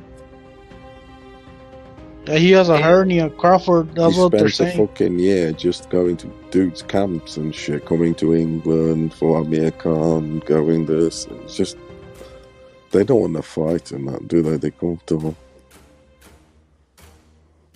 Yeah, that just proves my point, the point that I made the other day, that they just made that stupid announcement just to take away from the Canelo fight, you know? Yeah. Oh yeah, they're clout chasing. Can you imagine going a year without fighting and there's like it's just like that? There's only in boxing that happens. To stall us, that's stalling the sport like a motherfucker, because it's like the dudes on the undercurrent can't fucking, get on with their careers and have title shots and whatever. I've been saying the fight's never gonna happen. And you got Boxeo Guatemala says, you ever notice how Crips always have fat white women? They already used to bad odor of their own vieja. They already. This is where odor of their own viejas. It's not new to them. Of course, they fucking stink, bro. And then it's like, for example, Tim Bradley that's a Mexican, bro. Did you know that? Vargasos, that Tim Bradley married a Mexican lady with two kids. And then, I didn't know that. Yeah, he's basically raising someone else's kids. And then Larry Liston say, what rep it said what long ago that the guy wasn't even in shape like a Shakur fight. He looked fat, bloated, facts. The blacks won't fight each other. Keyshawn Davies said, I won't fight Haney. Fuck, there it is. And then they're making up things. Yo, those fights never gonna happen, though, Ramon. Even that fool Andrade, he pulled out of the fight with Parker today, I think. Bro. I saw that shit, bro. But you know the whole fight, bro. The whole promotion of Andrade was basically boxing YouTube, though, bro. You got a lot of money. Obviously, the whole press conference with Canelo, but it was basically boxing YouTube promoting Andrade, bro. A lot of these fools. He's never fought anybody, bro. He sucks. And he was supposed to fight Parker for an interim WBO belt or whatever the fuck that shit is. And that shit would have put him closer for a Canelo fight in a year from now or wherever. And he backed out. He's a little pussy, I guess. He's already too old too, bro. He's like 37 or something. I think like 34, 35, some shit like that. He's getting up there. Yup. Hey, it's a little pussy, dog. He should be fighting, Canelo really is the villain, bro. Hey, I think he's Canelo gonna be really- the villain Fuck. on the Creed movie. So he's going to be in the Rocky franchise essentially. That's good. That's a few boxers. So now they've had Rosado, Tony Bellew, Canelo. I think they've had some other ones. Why does Tony Bellew look Chinese? Conor Benn's in a gangster film. They've used him in a recent film. It's a classic, actually. The first one was a classic. Rise of the Foot Soldier. It's about some hooligan gangs in England, etc. Some Turkish versus fuck knows who else. But it's pretty good. He's in the third one because Conor Benn's dad, obviously Nigel Benn, used to be one of the cornermen that used to be in his corner. Nigel Benn's corner, white dude, long blondish hair to his ears, past his ears, whatever. Was a bit of a gangster at the time.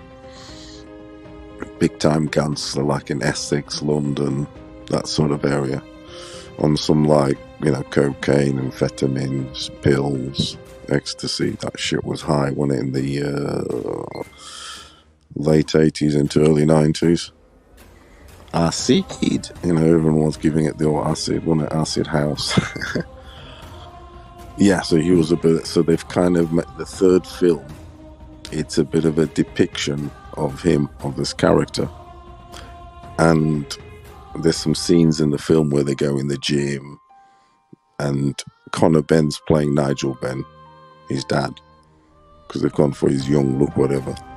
So he's in there, blah blah blah, and because there's a lot of sort of shit happens in the gym, because obviously this guy's a gangster, but he's obviously with Nigel Benn's, group in that.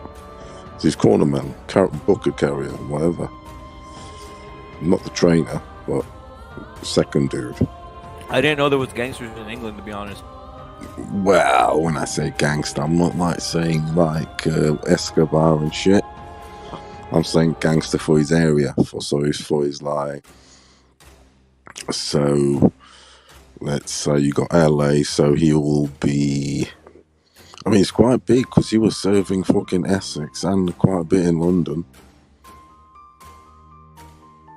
Drug lord, let's say. Drug lord, small scale drug lord, not on some Escobar, no. Isn't there a movie called Legend about some mobsters in fucking the UK, I think? Like based in a true story? It is. That's the craze. They used to be boxers and shit, pro boxers, huh? Yeah, the two brothers, craze.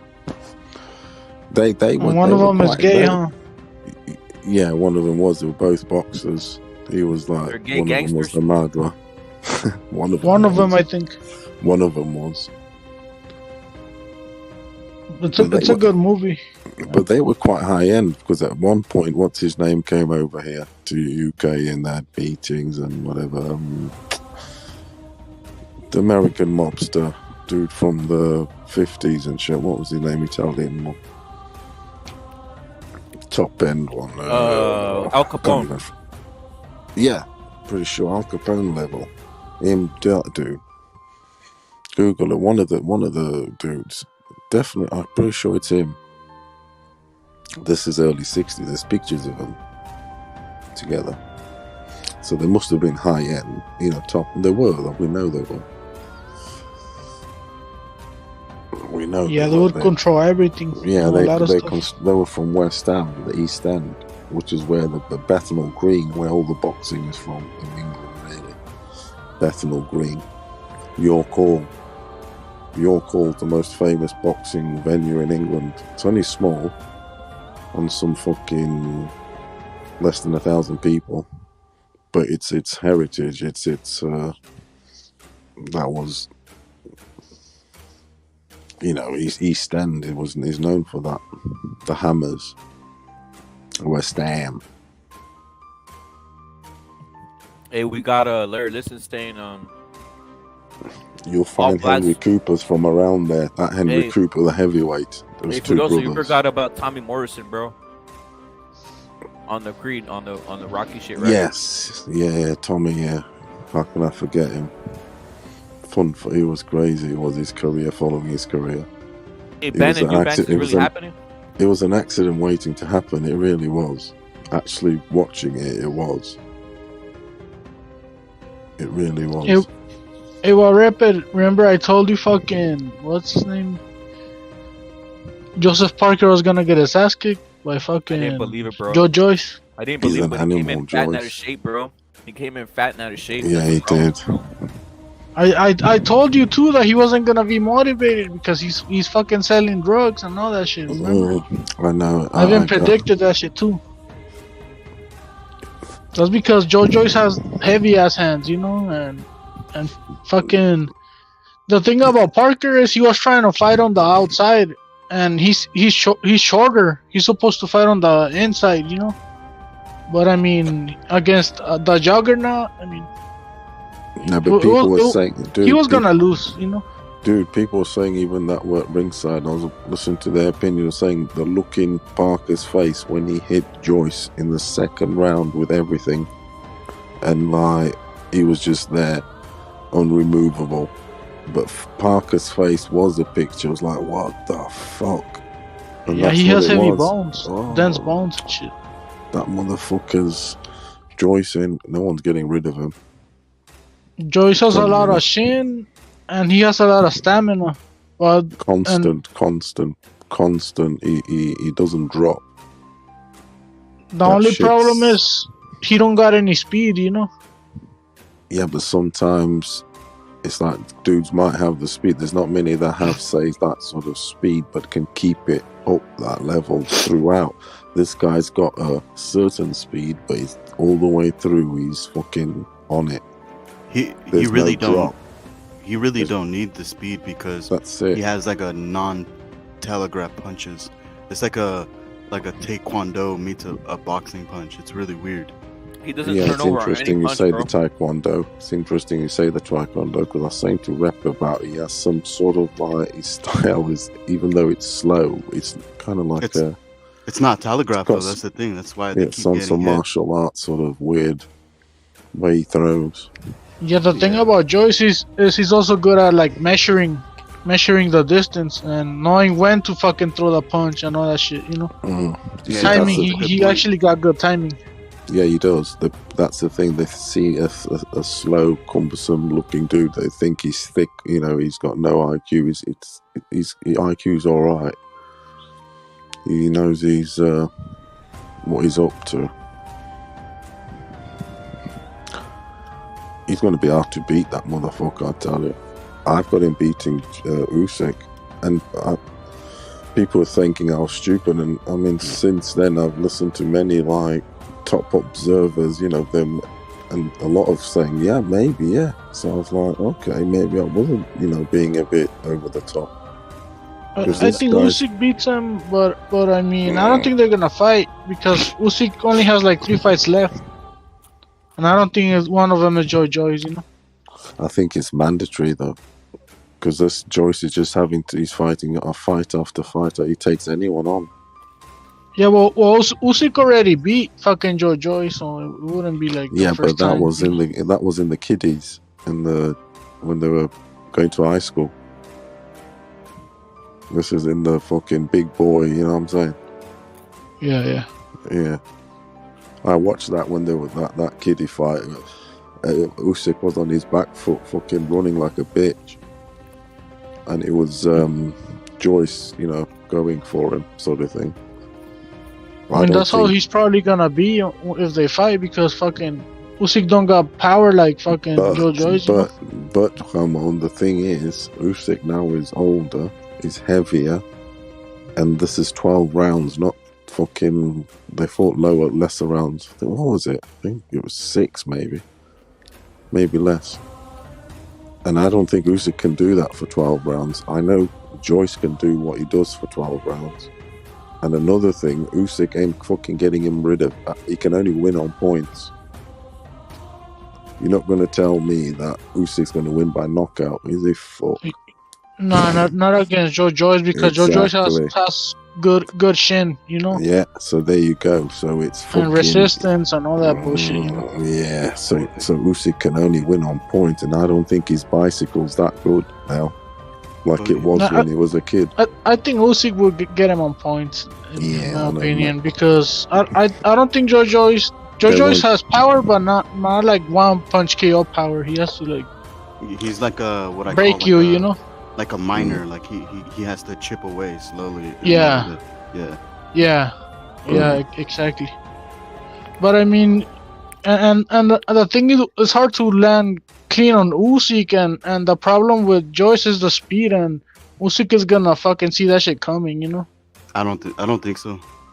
It's just the constant pressure. I don't think so because the constant pressure, which is the weakness to that style. And he's up on him. He'll be up on him all the time. I really think that Chisora gave us the blueprint on fucking to beat Usyk. You gotta pressure him. I mean, you could be right. I just think Usyk wins like on a decision, you know. Dude, and yours. I mean, let's face it, you're probably saying the right thing because that is it's proven, isn't it? You can do that. But I'm just saying, when it comes down to it, if they did fight, I'm fucking going for Joyce. I really am. Because this motherfucker is fucking weird. He's a crazy motherfucker. Larry Liston got Usyk all the way. Salute to Larry Liston, and John Blaze is saying Van Allen's going to get robbed by Warrington. Before we get into that, I want to keep on the Joyce and Usyk talk, but I got a question. Is Eubanks versus Ben really happening or no? Yeah. Okay. Yeah, it is. I'm picking Eubanks in that fight, but I really hope Conor Bed beats him. I'm tired of this clown just always calling out smaller fighters. Fight people in your own fucking division. I was listening to an interview actually last night with with Eubanks. And he was saying, that he's the way they're shrinking him is not going to be easy. He says, I mean, he's used to it. He knows his body. He's training himself for this. He's naturally skinny as fuck. What's his name's not training him? Roy Jones is not training him for this. He's training himself. He said for this one, he doesn't need Roy Jones. This fight, they're definitely doing it for the money because Eddie Hearn's given them both an offer they can't refuse. Because there's nothing on the line. Don't forget, it's sort of like it's like a private. Yeah, it's because there's no belts, nothing. It's sort of like it's a money maker. They're gonna make like a family thing, you know, because their dads fought each other. Yeah, and it's not only that; they're gonna get over $1 million each. We all know this, and you can't easily because of the pay-per-views, everything, the gate. The gate sold out instantly and all that bullshit. They make those guys how much did Cal Burke versus really Amir Khan get? Big here in America. Cal Burke made some good money in the end. That's what I'm saying. So they're gonna get on that type of order, right? Because that's like a local shit. He got 6 for Golovkin. That's why he took the Golovkin fight because he got 6 and he thought, shit, a lad from Sheffield. You know what I mean? I've got to think. I can't say no. 6 million. He took it. It's hard to say no to 6 mil, isn't it? And that's why he took that GG. He could have said, no, I'll save myself for Spence and that, and I'll have 2 eyes against him instead of 1. Once one is broken, the other one will be weak, isn't it? Yep. That's what it was. It's shit like that. So that, that's what it is. If Furioso are Conor Ben and Eubank big in over there in the UK? Is that why they're making the fight? Yeah, of course they are. So they like they're royalty, boxing royalty. Eubank and Ben are boxing royalty. Because when them two fought, the country stopped, sort of thing. That literally they did because there was no Sky. There was no Sky Television. There was only 4 channels at the time.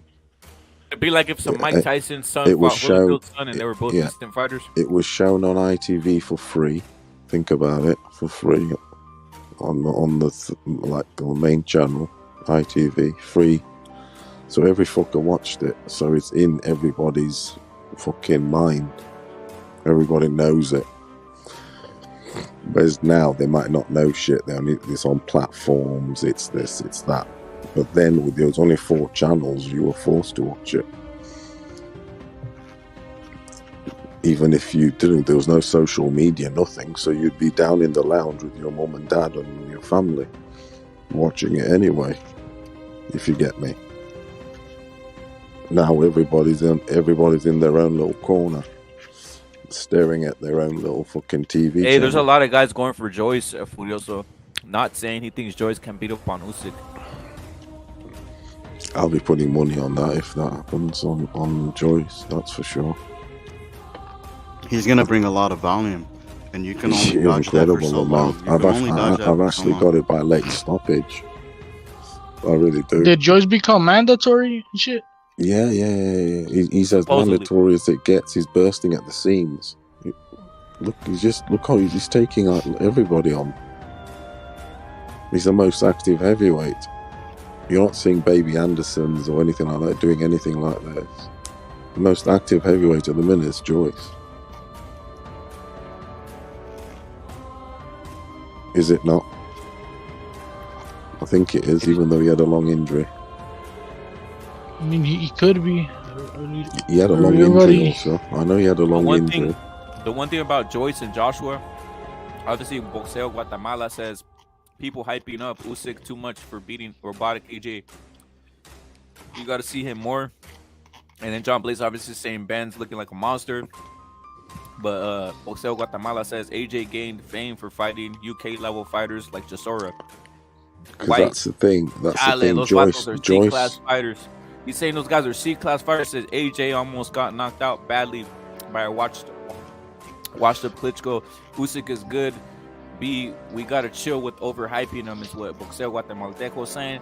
I'll say this. I think Joe Joyce, he's gonna be more ruthless and non-caring and more like on some Chisora shit and not gonna care about punching. He's gonna close the distance even if his footwork's shitty and start throwing punches like a motherfucker. I think AJ is already hesitant at this point since Andy fucking knocked him the fuck out. Joyce is one of them weird dudes that you kind of don't want him to be the guy representing a unified heavyweight champion of the world, because you think, what, this guy's the champion. He's slow, he's big, he don't look technically all that. Do you get me?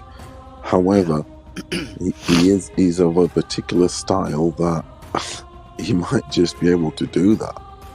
Yeah, well, do you know what I mean? It's weird because I wouldn't like him to represent boxing. If an alien came down and said, look, it's that dude, and they'll think, motherfucker. But yeah, until you fight him, he's like he's a conundrum of its own.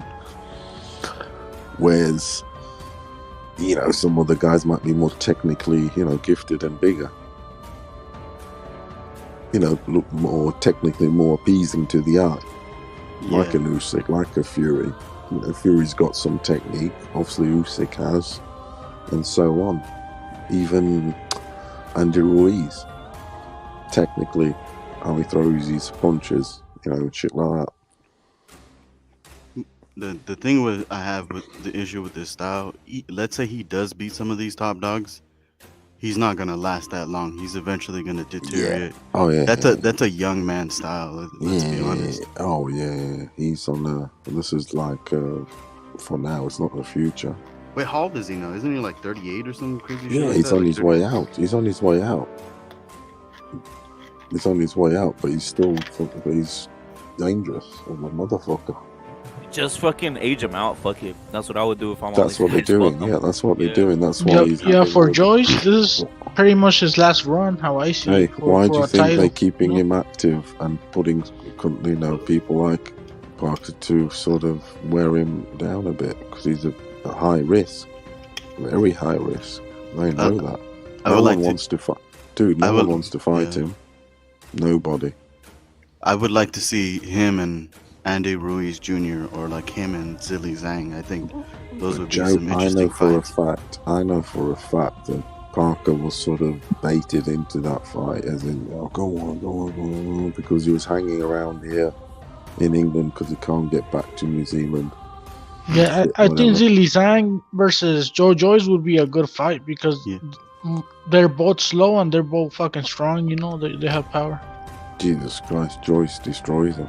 I do agree with that, but you cannot deny it's not going to be entertaining. We want to see a fight. We want to see You rate Jilly?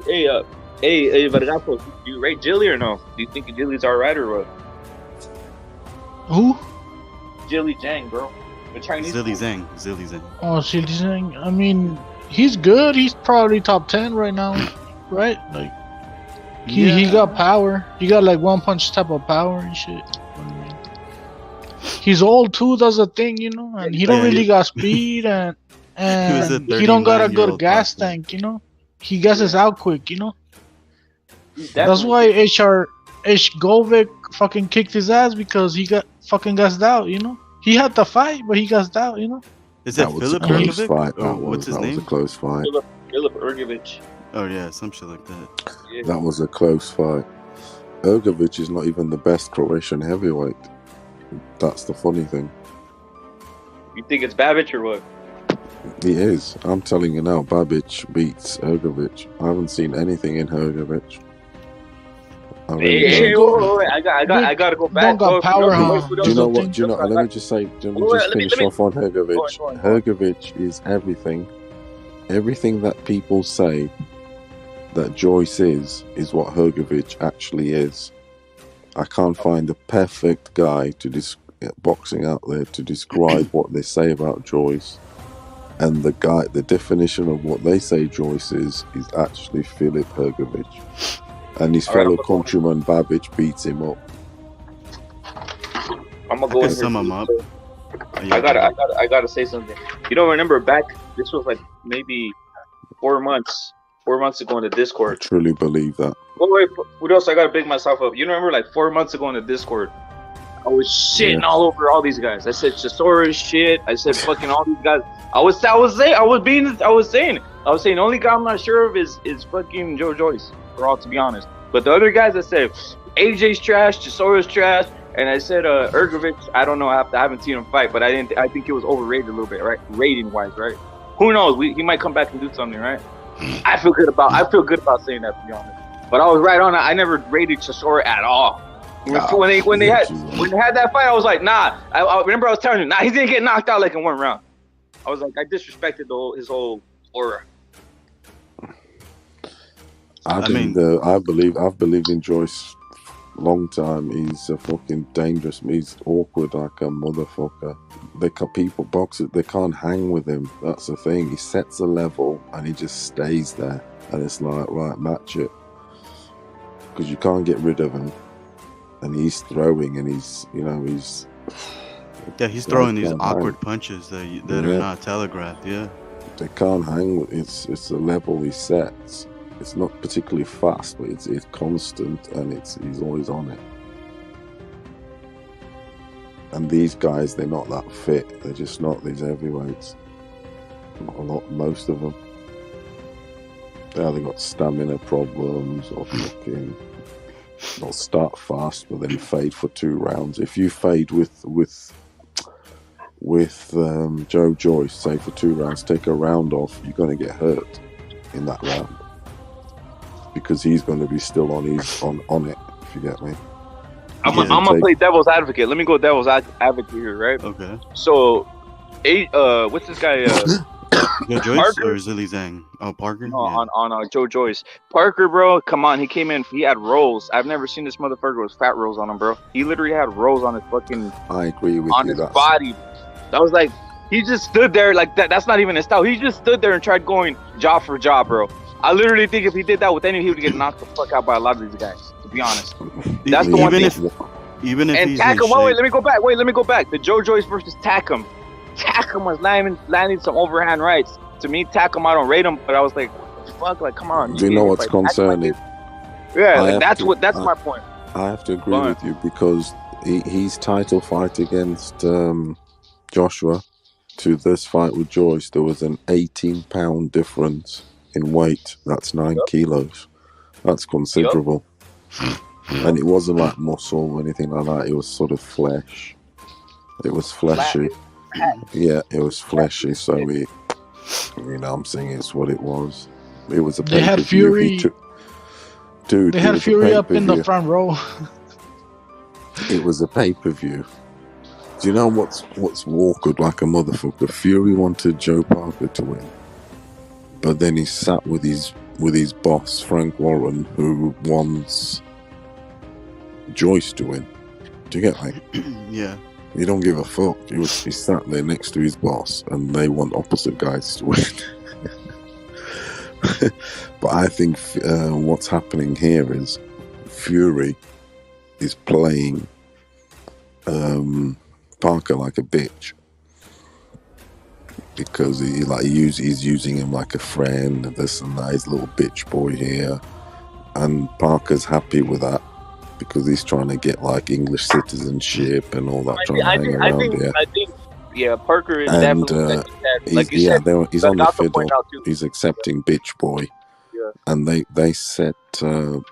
purposely set, they organise it, Parker onto Joyce, soften him up a little bit. Every camp takes their toll on fighters. Every camp, because they have to go through a lot of shit. Well, look at this We guy's know like this, entire. don't Look at this guy's paychecks though, Paolo. Chisora 2 times, Dillian White, AJ, fucking Joe Joyce, bro. How many paychecks is that, bro? In the same fucking area? And on pay-per-views And on pay-per-views, all bro. Come on, bro. He's fucking And some of them making- were gift decisions too. Let's be honest. making loads of money, mate. Hey, Pay-per-views. Paulo. What's up, bro? I got word from a message from the chat, Sergeant. What's up? Do you guys think you're overrating Joe Joyce? He's trash. Possibly. I just did the But I counter. don't think I am. I'm not saying he's the best thing ever. What I'm saying is he's going to be hard to get rid of. Very hard. Yeah, I agree. He'll be a tough That's challenge. all I'm saying. Tough challenge. Yeah, I agree with It's that. kind of wide, you know. He's Like, like kinda- He gets he's kind of wide with those punches. He's unorthodox and awkward, and he's like a hybrid in between. Like Even volume. if shit slips through, the motherfucker's got the chin to take it, and he immediately counters because he feels nothing. And You think he's taking the right hand from Wilder? Pressure style. when you've just finished throwing, you're very prone, especially these big dudes. You know what I mean? They ain't got that stamina to throw a lot, but he's still there, bang, bang, bang, bang, like a machine. Do you think if Wilder gave him a straight right, he could? That I can't say. I don't know. I think he'll get up. Honestly, I think he'll just get right up and just start doing the same thing over again. Really? Yeah. I don't know. I'm not sure about that one. It's one of those. The Wilder thing, it's hard to judge. Well, when Fury was using pressure on him, Wilder started to fold. But one thing I can say, if he can, he wins the fight, because there's no way Wilder will hang with him for 12 rounds. Who just said that about when Fury is pressuring Wilder? Amok. Oh, Amok. Yeah, Amok's right. Like, if Joe Joyce just like feints and Wilder pulls straight back like he did in that second Usyk fight, and then Joyce slaps him with one of those looping. Oh yeah, that's bad for Wilder. Yeah, that's what I'm saying. Yeah. Wilder wouldn't fight Joe Joyce. He knows better, you know. Yeah, dangerous. He's fighting ex-sparring partners that he's had a look at already. Mind you, he was sparring Joyce actually the other month. Funny enough, they sparred. See, even more because he already sparred him. He already knows he's gonna get his ass kicked by Joyce, so They he ain't did looking spar. for that one, you know. Because How can Wilder Wilder's- spend so many years sparring Wilder's- with Klitschko and not learn a jab and a right hand and clinch? Insanity. Like, he didn't learn jack shit from Klitschko. The same with Klitschko. I got a question, Joe Benner. I got a question. Do you think Klitschko's gonna teach him anything? To be honest, he's gonna be like, man, fuck this. No, not even teach. It's like Hefe was saying, getting run over. It's like He was dude, probably you're there just to sparring a do guy. one thing, just to do a particular thing, just to like sort of throw a punch or something. I mean, these guys. I heard have some Klitschko time. KO'd Klitschko, Wilder. That's what I heard. I'm sure he did. I'm sure I he got did a a bunch serious of times. question. I got a question. I got a question real quick, just for Skull Baron. Before I don't want to change the subject. I want to keep on the subject, but I got. You know how you were in the locker room with these black guys? Do they stink different, bro?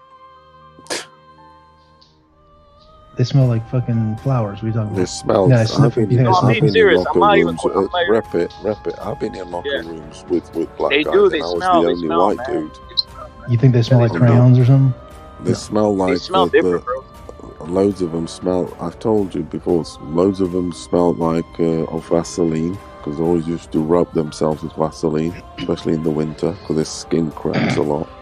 A lot of. Well, ask that reporter, that NBA reporter. Lots of them smell He could like probably- campfires. I'm fucking dead, man. And a lot smell like campfires. You know, the ones that smell like campfires were from the ghetto, and you know the ones that smell like Vaseline were from the city. Campfire. Hey, but let's keep it real about the smell thing. Don't you think Wilder could understand, like, that Klitschko, like when you stick your hand straight out and you got that much reach on somebody, like Klitschko has on everybody, and Wilder has the same reach on everybody, that you can't get around that jab? He never throws a jab. And then when Klitschko gets inside, he clinches. And Wilder never clinches, ever in his life. The reason why Wilder doesn't like to clinch is he doesn't like to be in a clinch scenario, because he hasn't got a strong base. And on the clinch, you need a strong base, strong legs, because you're getting pushed down. The pressure's on your shoulders, on your arms, so you're essentially getting pushed down. You're getting stopped. And he doesn't like a like chest to being- chest. You know, Klitschko would just not. he doesn't. or I'm chest saying the same height. He would just put his chest on your chest and just hook you up, underhook you until the ref breaks you up. But Wilder, he Klitschko just pulls sap you straight down. back like a fucking girl, like a toddler, and he gets clipped. And then when he gets clipped, he doesn't even fucking take a knee. He just keeps like fucking. I don't know, man. It's just. His technique. I mean, is that's like a Wilder giraffe, for long you. story short. Go on, Like I know Klitschko's not going Go to on, teach class Hellenius. like a whiteboard. Like, okay, this is what you do. But how many times can you get jabbed by somebody in the face where, wow, this guy's got a long reach, you know? Like, put your arm right next to Klitschko's. It's the same. It's the same length, you know. I mean, have you ever listened to Wilder? He always says that skills. He doesn't need skills. That he only needs a one power shot or whatever. And I really think he believes that shit, and that's why he ain't training the jab, and he's not training the technical shit. You know, because he's a dosser. He's a born. Like, it was he's boring. arrogant. He Klitschko thinks he was knows boring. everything. You know, he Klitschko thinks he was knows boring as everything. hell. Klitschko was boring as hell, but really, that's all he did have is a right hand and a jab. Steel hammer. I mean, Bomb don't get me squad. wrong, it was boring, but I'm just saying, like, you figure Wilder would like, oh, You know, hey, fuck one's it. called Bomb Squad and one's called Steel Hammer.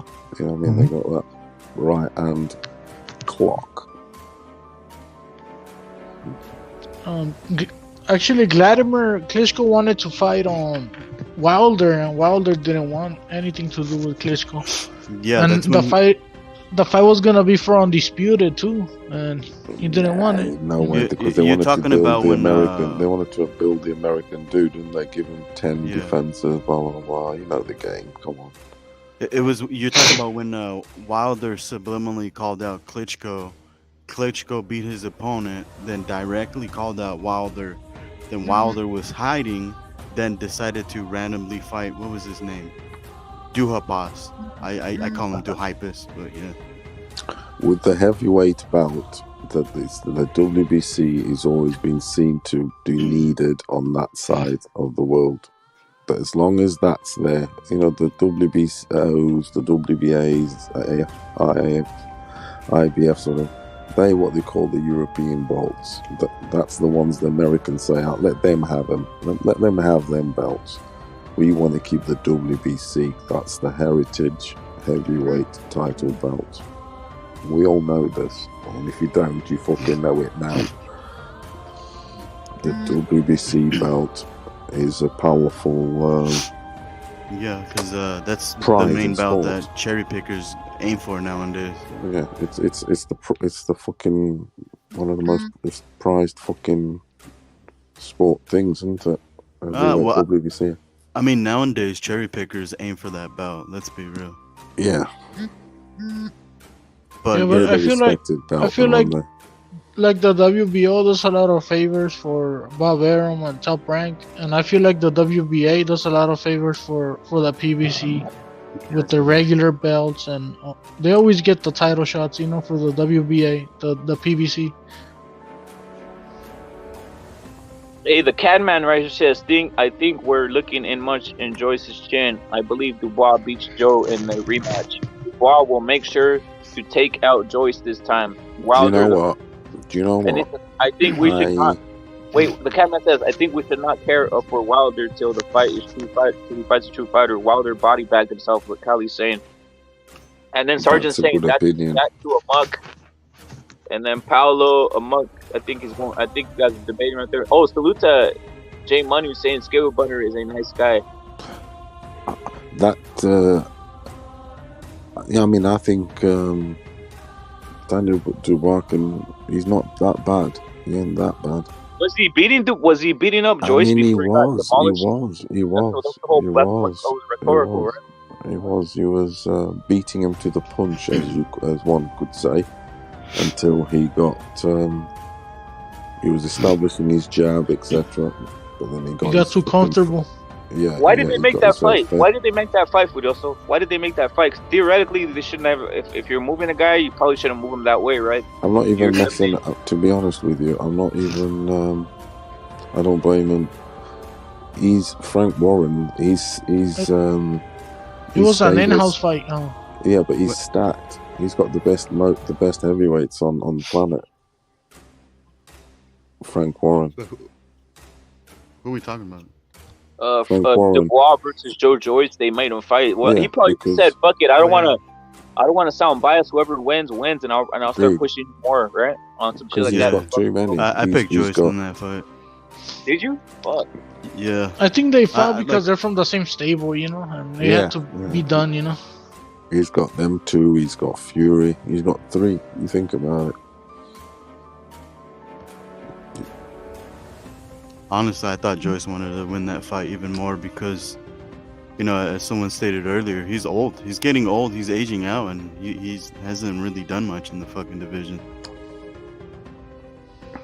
Because another thing, Rapid, is I think he really thought he was going to win, though. He sort of rolled the dice a bit. He wanted, obviously, Daniel Dubois to lift to win. Because he always thought to himself, look, Joyce is like, for now, you know what I mean? If he loses, yeah, whatever. But that Daniel is the guy he was looking to push, and he was unbeaten, young as fuck. The dude's still a baby in it for heavyweights. So he wanted him to win. But I have a different scenario. At the minute, he's just riding the fairy tale with Joe Joyce. That's what he's doing, Frank Warren. Can you imagine the scenario with Joe Joyce though? Like if he would have actually taken an L of getting outboxed, and then they make him fight some other guy, some unknowing. Oh yeah, he would have killed him. Imagine that shit. Imagine that shit, bro. And he goes and demolishes this motherfucker. Crazy. Honestly, I didn't think it was gonna happen because I honestly scored the Ruiz Jr. versus Parker fight 7-5, and I noticed his quick hands was giving him problems. So that was the reason why I picked Joyce, because it seemed like volume gives this guy a problem, and that other guy that he fought, I forgot what's his name. Who's the other guy that he fought who was giving problems? No, let me check right now. Sora? Yeah, hey, I think so. Yeah, Pounds is saying Joe Joyce versus Frank Sanchez, and then obviously the Canman saying back here, Jalolov is the future of boxing division. I got Richard Torres. I'm pushing Richard Torres for that Canman, but I see you, bro. That Jalolov, I've watched that Jalolov. Yeah, he's big and all that, big jab and that base. He's on some size thing. He's on some size thing, but he's all right. But his size is a bit. He's big fucker. Is he on some Ergovich shit or what? Like maybe? No. He's not as stiff as Ergovich. Ergovich is a bit stiff, to be honest. This Jalolov, though, he's got some hooks, goes to the body, decent jab, long jab. He's taller than motherfucker, about 6'8", maybe 6'9". I think he's 6'9", actually. Fury size, around there. I've watched him.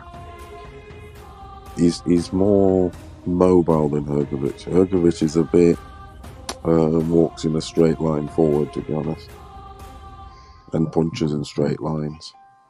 It doesn't, hook his shots or anything. It's all straight. Walk straight, throw straight. That shit's predictable. Is he barely coming up, or what? The guy, the backhoe deer guy you're talking about, or whatever his name is? He's been around. The Croatian guy? Yeah, he's a huge prospect, isn't he?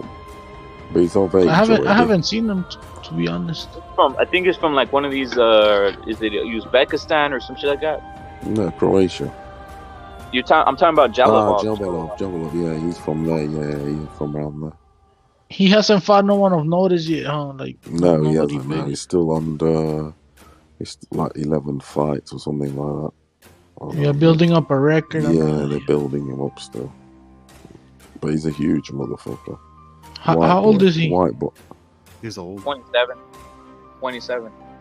Oh, that guy? Okay, yeah. Is he 27? Yeah, I saw him fight Richard Torres for the Olympic gold medal. Who won it? Jalabov. Jalabov won on some punk shit, but like you could tell he was gonna win in the size-wise, that would have been hugely different. Size-wise, fuck yeah. Hey, Rapid, you think they should make Torres fight like Chisora or something? Someone more known? Nah, bro, and they need to move him. They need to move him the way they would move a black guy. Just have him fight a bunch of bums till he fights the belt. That's the way I want all Mexican fighters to be moved now on. Yeah. Just fight bums until you get that belt shot. And once you get the belt shot, it's what it is. That's it. That's what Charlo did. He fought bums and got the belt. Devin Haney didn't even fight one person and just got a belt. Charlo didn't do that. Charlo went life and death with Korobov, ducked the rematch, and I honestly thought... He already had the belt, though. He already had the belt, though. I'm saying to get the belt. That's true, yeah. Do you know what's crazy? Joe Joyce has already got a better resume at 15, 16 fights than Deontay Wilder. Probably Wilder only got Stavern and Ortiz.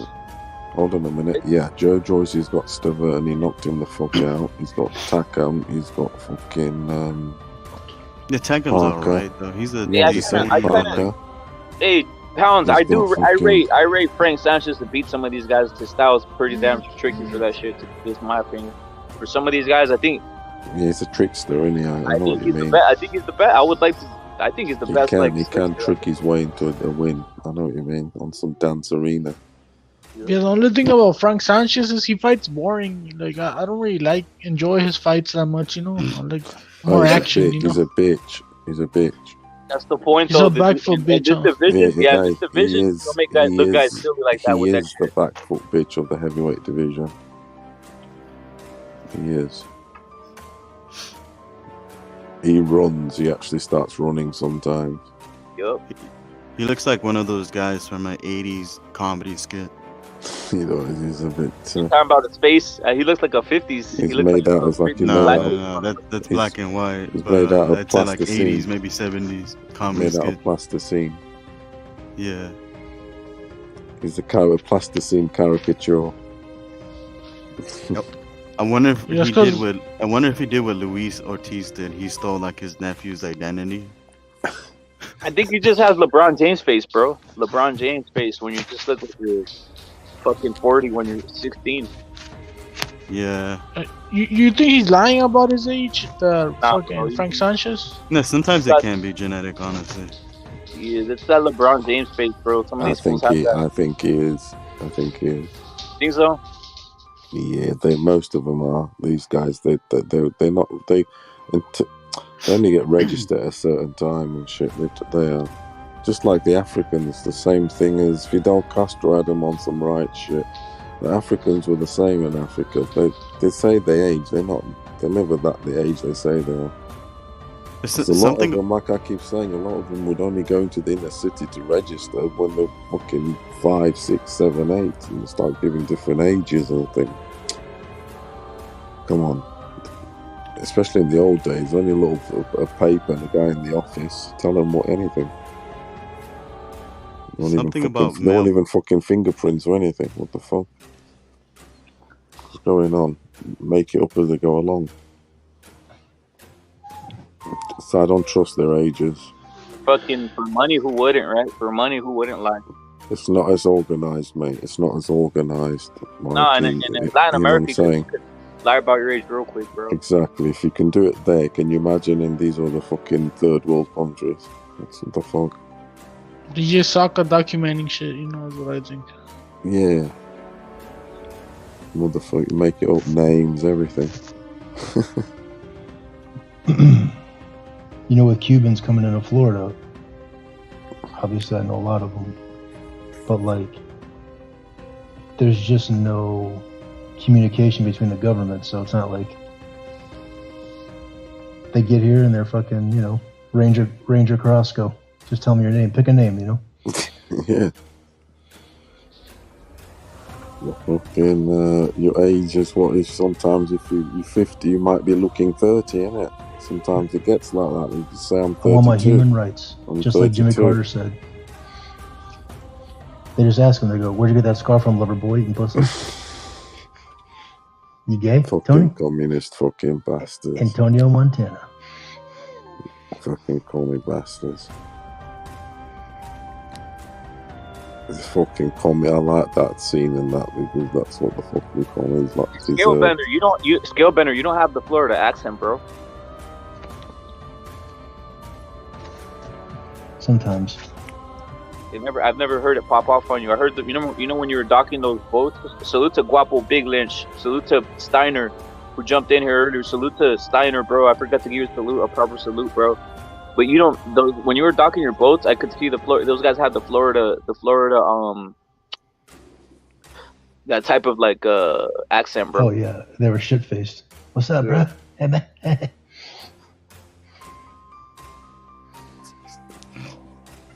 Yeah, I think they've been out on the boat all day. They're all fucked up. Is Steve Spurrier from Florida? Yeah, I think he's from. He's either from Florida or Georgia. But yeah, he's got that cracker fucking. Yeah, he has a thick ass accent, bro. Yeah, he has a thick ass accent. What we're gonna do here? We're going to the next room. Yeah, no, he was the coach for UF when I was a kid growing up, for sure. You know the coach for UF now? The coach for University of Florida now. They got a new coach this year. Is it an Italian guy? No, it's Billy Napier. The guy's name is Billy Napier. Where's he from, bro? He's from Georgia. He was our quarterback when I played college football. He was our quarterback. Oh, he's your QB? He was our QB. Was he a piece of shit or what? Was he a no, piece he's of shit? fucking hilarious. No, he's just like, what's up, Do you man? know the like, area look, of Georgia. Florida, then? Yeah. He went from after we graduated. He like immediately started coaching. He went to Clemson, then he went to. Is he a white quarterback? Was he a white quarterback, Scalebender? Oh yeah, white. Okay. You come across a lot of fucking alligators over there in Florida. Yeah. What about Miami? They don't fuck with you and shit, or the people. Not like aggressively, but like sometimes you come up on them and you don't even know they're there. Well, we used to fucking catch them all the time. My bird just caught like a 12-footer yesterday. So what do you? How do you sell catch this him? game? Like with the trap or? I mean, there's a bunch of different ways, but like you can snag them with a hook, or you can just put like we used to just make like a big steel hook, like cut it out of sheet metal, and then just put a chicken on it, and just hang it over the pond, and they'll eat it. They're just retarded. And then you gotta drag them up on the shore. One time I had to chainsaw one's head off because it was so fucking big. I had to run it over with a golf cart. But they're just big reptiles, you know. But most people just start swimming or going near the side of a pond, and the fucking thing is right there. Like its eyes are sticking up, and you just step right on it or get near its babies or whatever, and they eat people. Yeah, but they're already used to people, right? Like they usually don't go after people. No, they will. I mean, they're not like smart like that. They just see a big fucking thing coming like towards their, I guess their babies, and they just fucking go off. They're tough as shit. Like when you catch them with a hook, you gotta like hit him with a bang stick. You know what a bang stick is? No, not really. I know what it is. I know what it is. Yeah, it's like a 10-foot long steel pole with a 357 bullet on the end of it. Yep. And you gotta crack them right in the head with it. Like they're those tough. popo sticks, but just bigger, right? Yeah. Yeah, Like they're tough. It's like armor. The top of their heads and shit. You just sent me the picture of it. I'll show you the picture of it right now.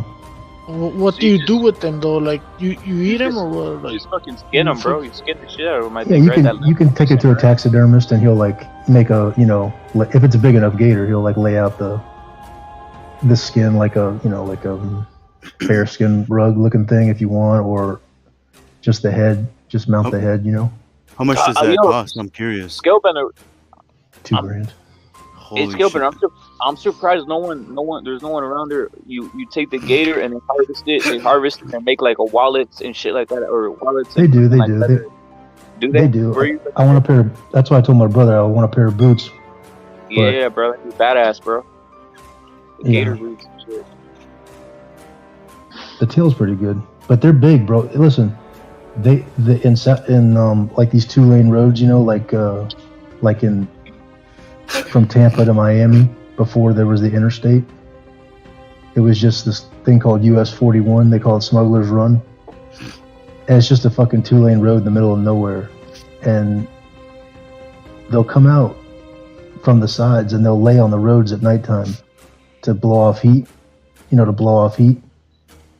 And you'll hit them with your car and fucking go launch. You'll launch off of them like hitting like a fucking 2,000-pound speed bump and just wreck. You won't even see them, you know. It's pretty. Does anybody pick them up after you run them over and eat them?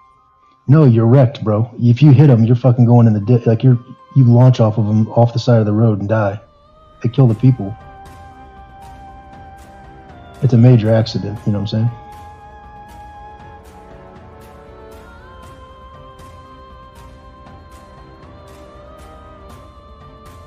The gator boots, bro. You gotta get some gator boots out of that shit. I got a pair of gator boots, but it's hard to get the skin, and then you gotta take.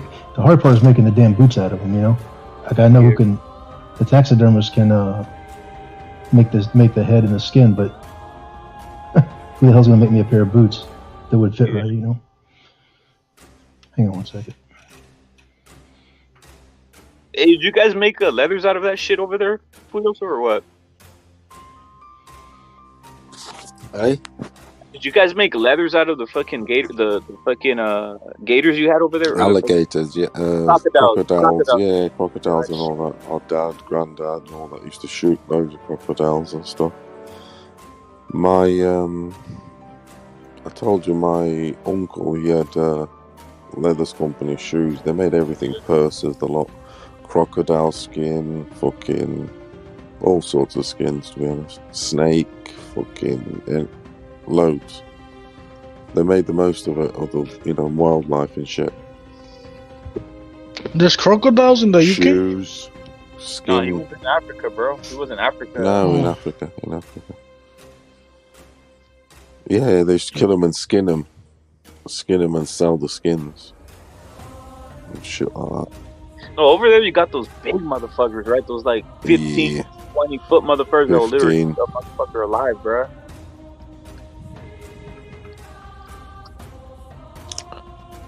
Our granddad we used to go fishing, used to shoot him.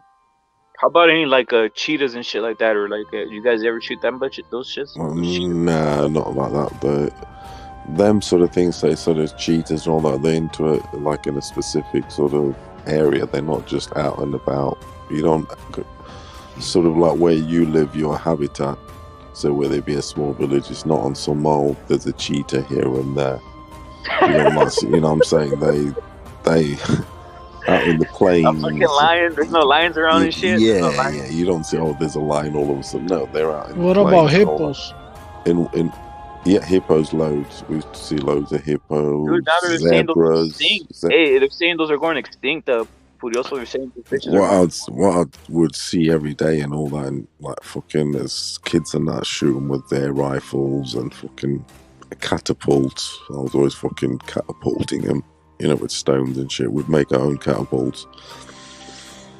They say like hippos, fucking zebras, giraffes. You wouldn't see them be on in the wildlife areas, so to speak. All sorts of alligators, definitely crocodiles and all that shit. You have to be careful of them. They were always. You weren't scared of the fucking hippos? Crocodiles are always eating niggas. Always were.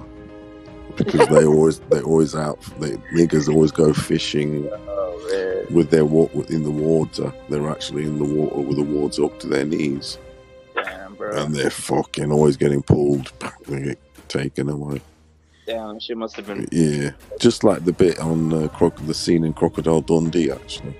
You know, when she's going to the water, drink some water, do whatever, and he's like, and this crocodile comes and shit, and he shit like that because they're shallow, aren't they? Shit like that. Did the hippos that nearly happened to my mother once, actually. My dad saved my mother. My granddad always says that when they were kids and all that, because she went to the water and that this fucking crocodile was sort of like lurking very closely, and he shot it from afar. You know, he didn't take the chance and shit. Just shot it from afar. With her, I mean, she obviously heard everything. She was only young at the stuff. You know, it's like obviously for her it was a bit scary, the most, so to speak, but better than being eaten by a crocodile, to be honest, or attacked. Yeah. What about like monkeys? They don't come in the big. Yeah, monkeys load. Yeah, the monkeys are everywhere. Monkeys everywhere. We had the monkey. We had the monkey. Name Bubbles. On the long pole.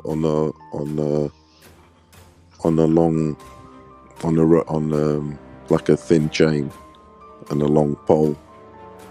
We had like a long pole, and it had a little little house thing at the top, because it like the monkeys like climbing, don't they? So he would climb up the pole like a fireman does. Motherfuckers will eat your fucking face, huh? Were those like chimps or another type of small? monkey? Yeah, just small monkey, just the normal like long armed and all that. Yeah, small. He's just well. Let me just break it down for everybody. He's speaking in code. He had a black man chained up. He just don't want to say. Yeah, always had a monkey. Yeah, we would have loads of shit. We had the birds. We had birds going on. Fucking chickens. Fucking everything. To be honest, dogs. Yo, niggas hear me? Yeah, straight up and down. No special. What about like the baboons and shit? Those are aggressive. They have big teeth. The baboons. They wouldn't. Yo, y'all niggas more in the hear wild. me, bro? They're more in the wild. They're aggressive like a motherfucker, man. We used to have stone fights with them. I keep saying this. I know it sounds mad. We used to have stone fights with them, as in the big fucking baboon, big monkey, big like you call that silverback nearly. Because you guys didn't want to kill them, or they would like with guns? No, because we're young. Too many of them, bro. There's too many of them, right? We'd throw stones at them. They would catch them. And fucking throw them back. But like, do they even have aim? There's a video, right? Do they even have aim, or do they just throw it like shit? Or hey, don't come on.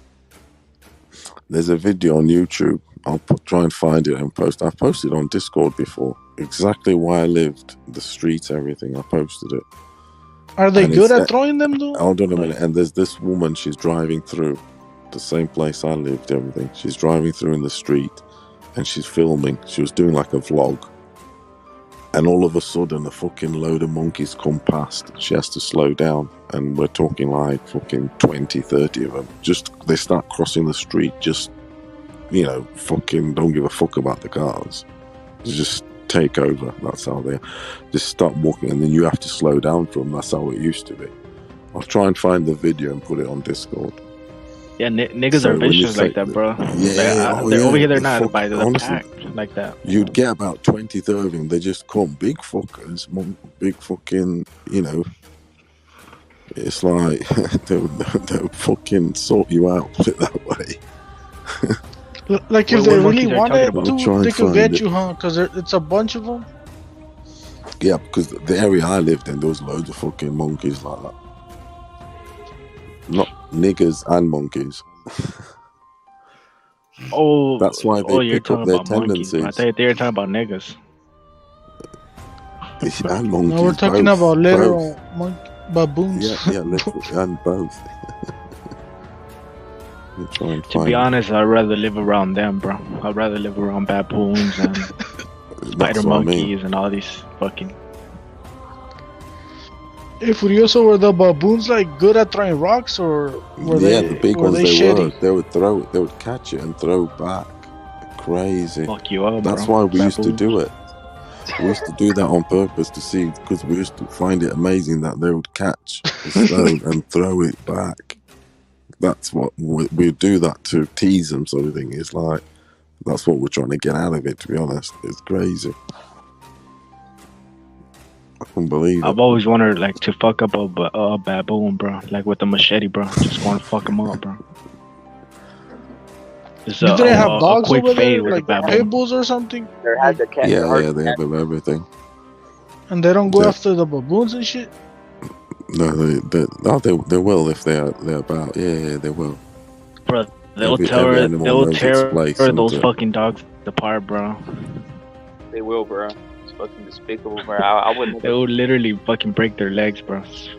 They go for biting the balls, bro. They love I biting. mean, if it's a one-on-one, the pit bull gets the baboon dog, I think, because they're fucking aggressive, you know. What I mean? Nah, fuck I don't no, know, man. bro. That's what I think. Fuck no. I don't think you understand how strong these baboons are, bro. These baboons are like, it's like 20 niggas into a monkey, bro. Think about that shit, Get the bro. fuck out They're of that here. explosive, they're that strong. The power of the 20 niggas. The power of 20 niggas. Get the fuck out of here. No, they are stronger than like the strongest man. They're like, I don't know, something like 5 times as much or something like that. Yeah, They're probably all- like 5 Nah, times, dude, but I don't know they're about 20, right? Dog, what, you Maybe just the think about gorillas. it. Bro, they're doing pull-ups all day, bro. They're doing pull-ups all day. Yep, they're gonna ragdoll you, man. They're gonna just slamming you on the ground like that Bam Bam from Flintstones. That's why you always see those black fools in New York doing pull-ups and shit. Bro, you ever did monkey bars as a kid, bro? You know how hard that shit is, bro. Just imagine these fucking monkeys just swinging from trees, bro. The muscle they I develop, actually bro, used to the do fucking that. wrists and arms. It used to It actually takes a do lot that of strength pretty to do easily. that shit. I don't know. I used to do that pretty easily. Yeah, but try doing that shit for a living, bro. Try swinging from trees for a fucking living. For a living? It's not hard. Not that. living I was pretty good at that too as well. Yeah, Can you but I do mean, muscle up a pit monk, bulls, or can you pit do a bulls are muscle? pretty vicious too, you know. They'll fucking, was asking- they'll lock onto you, you know. I was asking if you How could many do a muscle pull-ups up. can he do, Amok? I can't fuck. Yeah. I'm probably like 20 right now, but I used to do them That's like pretty good. easy. Now I'm like fucking. Bro, my fucking 20? Metabolism. A chimp can yeah, do my like fucking metabolism is 5,000, bro. I'm still trying to recover health wise. That's why. So in your prime, how many pull-ups could you do at once? At once, I don't know. I think the most I like, no bullshit, I topped that was like 50, 40, something like that. Oh yeah. That's pretty good. Yeah. But I was like skinny and like really athletic. Yeah. Hey, Don Hamon, are you on Discord? Yeah. Oh no, I'm not on Discord. I used to do the Send him a I video in don't the have the private chat. Discord. Send him a video in the private chat if you want to. Put it in the private chat for him or whatever. I don't know how to do it when I'm logged on to this. It's weird. Hey, how do I join the Discord from this channel? Like, how the fuck? I just type it on the Discord. I just fucking wanted to app show or you what? the video. I found a video where this person tried exactly where I lived Drop it. Let me at drop a it, bro. particular time, and there's just Drop it. monkeys everywhere on the streets. Let me drop the Discord, bro. Second, bro. Hey, Furioso, but you really think that baboons? And the woman says when she's driving, the monkeys are everywhere on the street. She goes, "You have to be careful because the monkeys are very aggressive." Yeah. See, it's this big fucker, man. Big fuckers. Niggas and monkeys. The size of you, bigger than you. Seriously, they're just walking around with the people. It's crazy. That's how it used to be. It's just. Hey, the gorillas, those are hard to find, huh? They're not just like anywhere. Down this road, the blue roof. Listen to the gorilla monkeys. Listen to this woman talking. Listen. It is a gas station, new, still being built. So if you haven't been home lately, that is a new structure that you will see. And then down this road, closer to the mountains, you see all sorts of sizes of baboons. I'm being told that these baboons are so aggressive, they can even go into your kitchen if you leave the doors open. They feast on people's crops. They have no mercy. I already dropped it. Drop it in the Discord. Yeah, what she said. They feast on people's crops. They have no mercy. They're crazy. That's why we would have dogs. Give me a second. My bad, I haven't been. Hey, they don't eat meat, right? The baboons? They're vegetarian. No, I don't think they do. No. I would. Nuts. They like nuts. Oh shit! Just check this. Let me get this. Thank you, JQ. Let me get this shit, bro. I just saw it right now, bro. That shit you dropped, bro. Baboon. Oh yeah, the article, bro. Yeah. Fucking nuts, bro. Seriously. It's fucking despicable, bro. If I fucking got it, bro. I just read it says mainly vegetarian, but they do eat other animal if possible.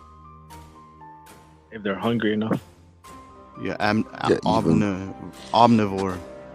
Even we do. We eat each other if we're hungry enough. It's been happened before, isn't it? So niggas still do that shit, bro.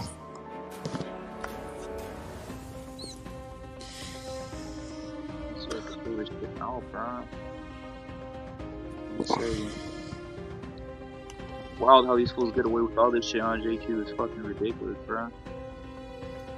Yeah, bro, they're on a roll right now, bro. You never came across gorillas over there, huh? Like they're hard to find and shit. Yeah, there is gorillas. There is gorillas, but it's more on the we saw more monkeys than baboons, to be honest. Monkeys, baboons, silverbacks. You saw a lot of gorillas in Africa, bro. Yeah, a lot.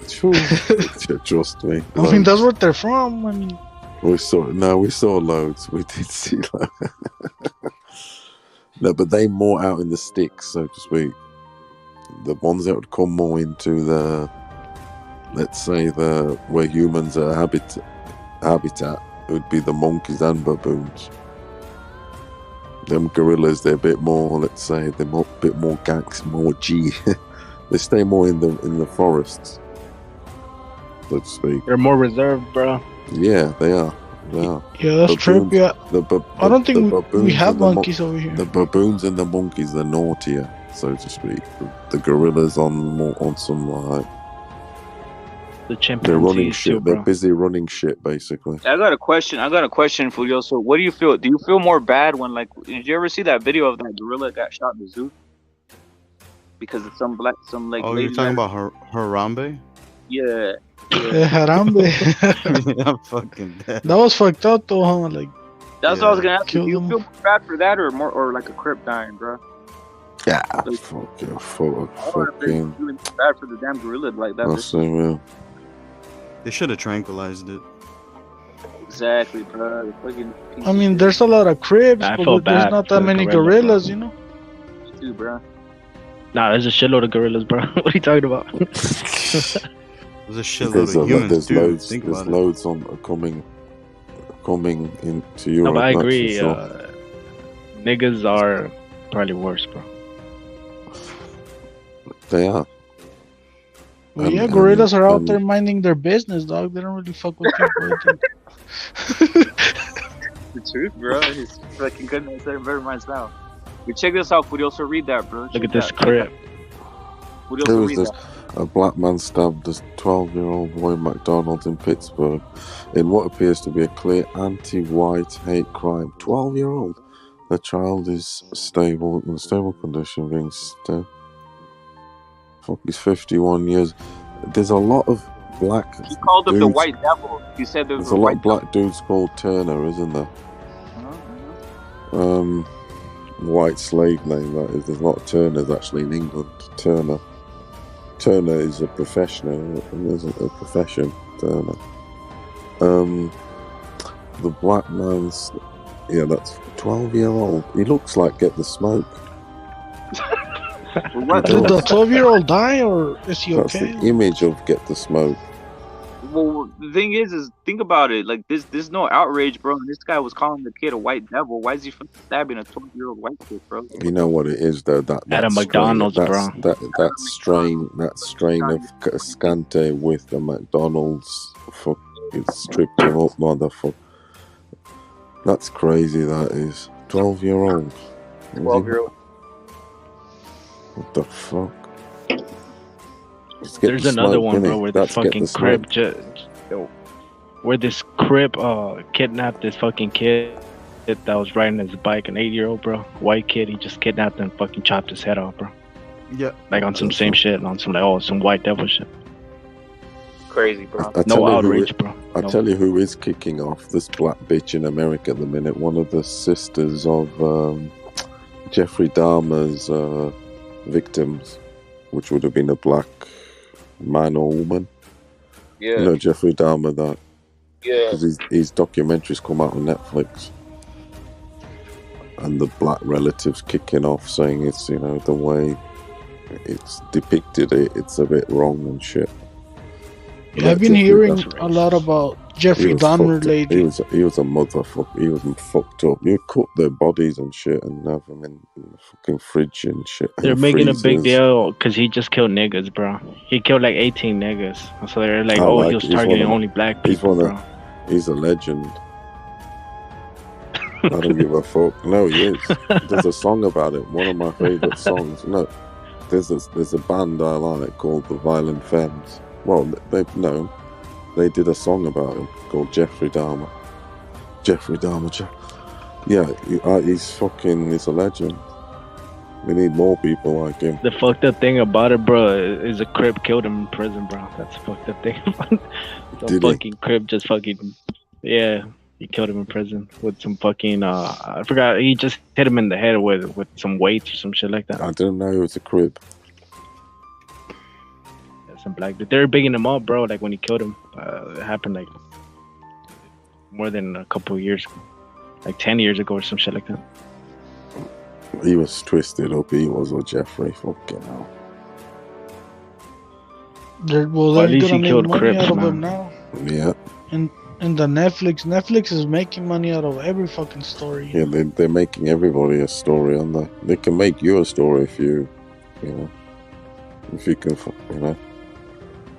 They're gonna make a docu-series, bro, called "What Rep It." The biggest races on YouTube, bro, breaking down what rep it, what radicalized what rep it, why does what rep it hate niggas, shit like that, bro.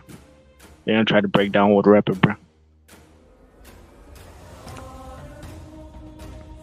Fucking radical, these fucking motherfuckers. Fuck that shit. We gotta keep our fucking feet on these motherfuckers.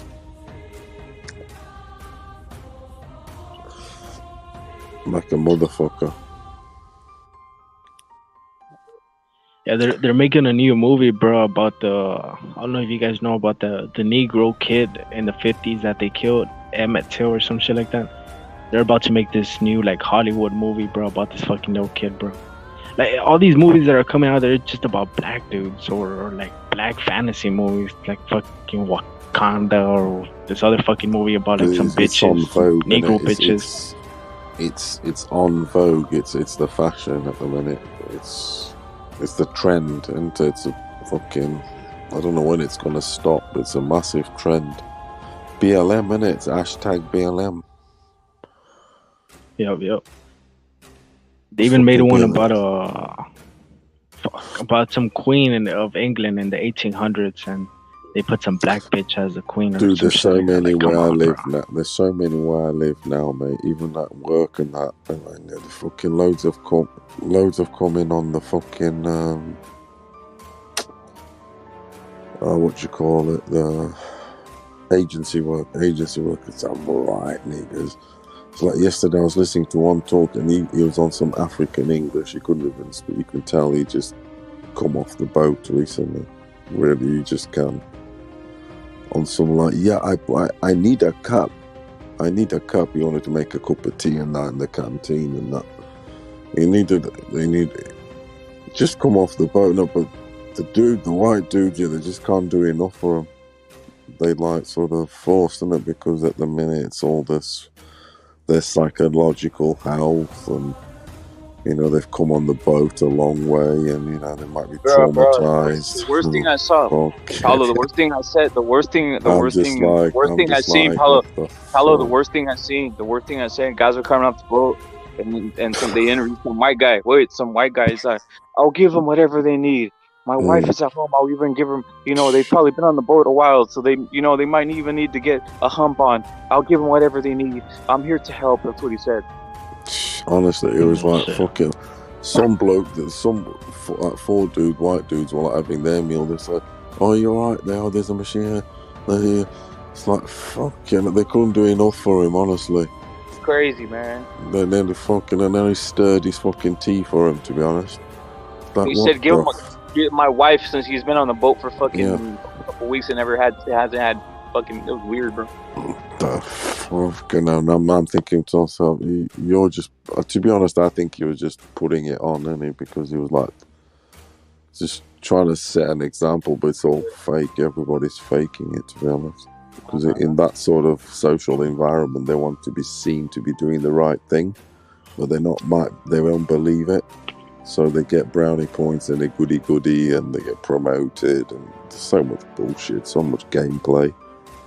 And deep down, they're not really like that, but they want to get on and get that pay rise. They want to be seen to be doing the right thing. Shit's just fake, and it's all one big game. Yeah.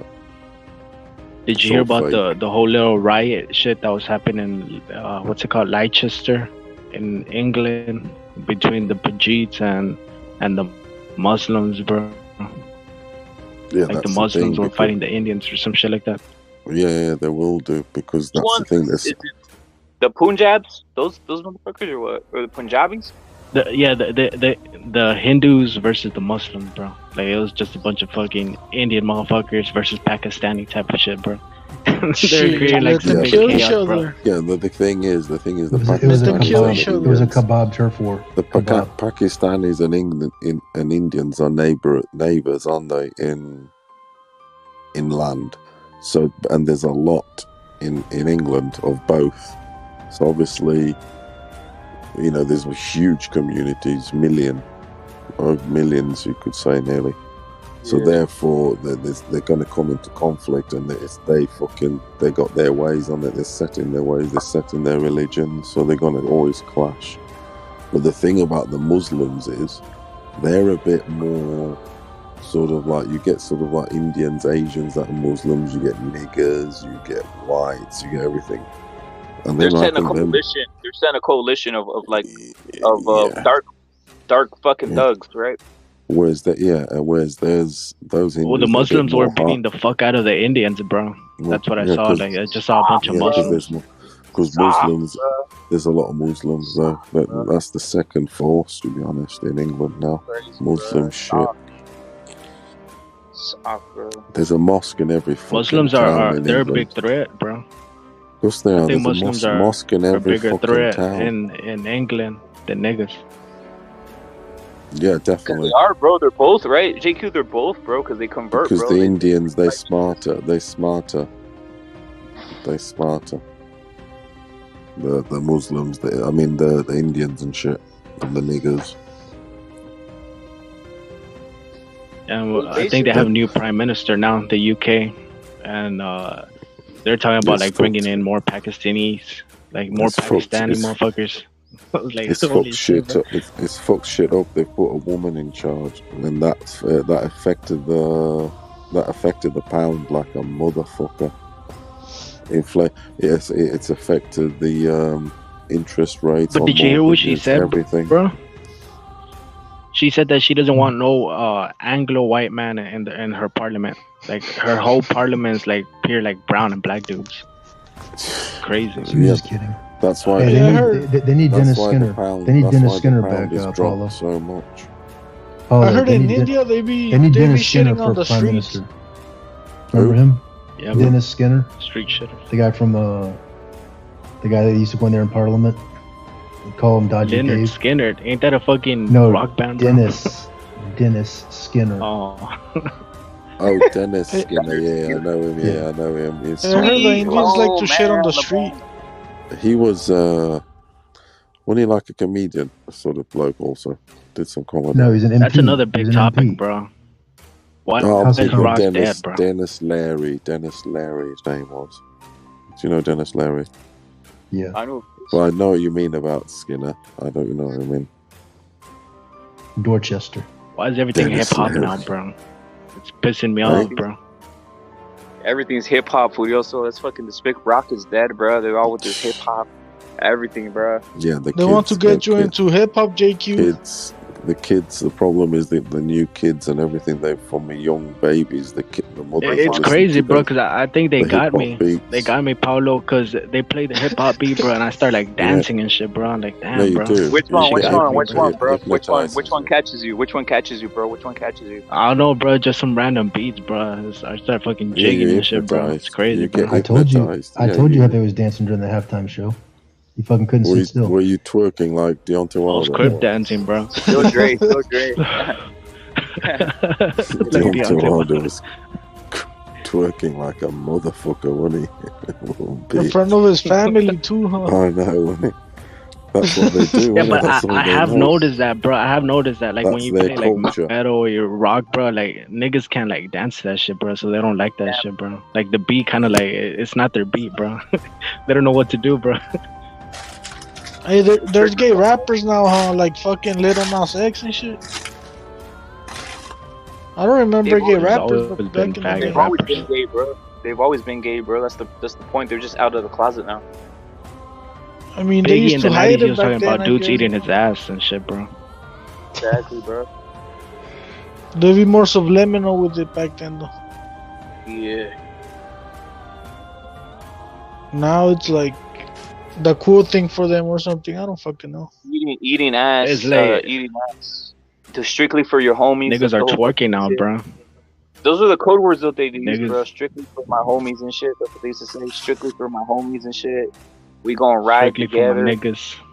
Yeah, we gonna ride together. What the fuck does that mean, bro? When they say ride together. Hey, that whole saying, bro. That's my man. That's my man right there. Like what? What the fuck? What are you calling your man, bro? That's kind of weird, bro. No, then they say that's my main man's. That one, that's fucking crazy, bro. That shit's weird, bro. It's kind of sus, bro. That's my they go. That's my ride or die. The fuck.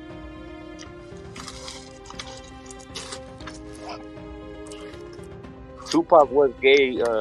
Boxeo, Guatemala. Tupac was a homosexual, bro. Tupac was a fraud, bro. Who? Tupac.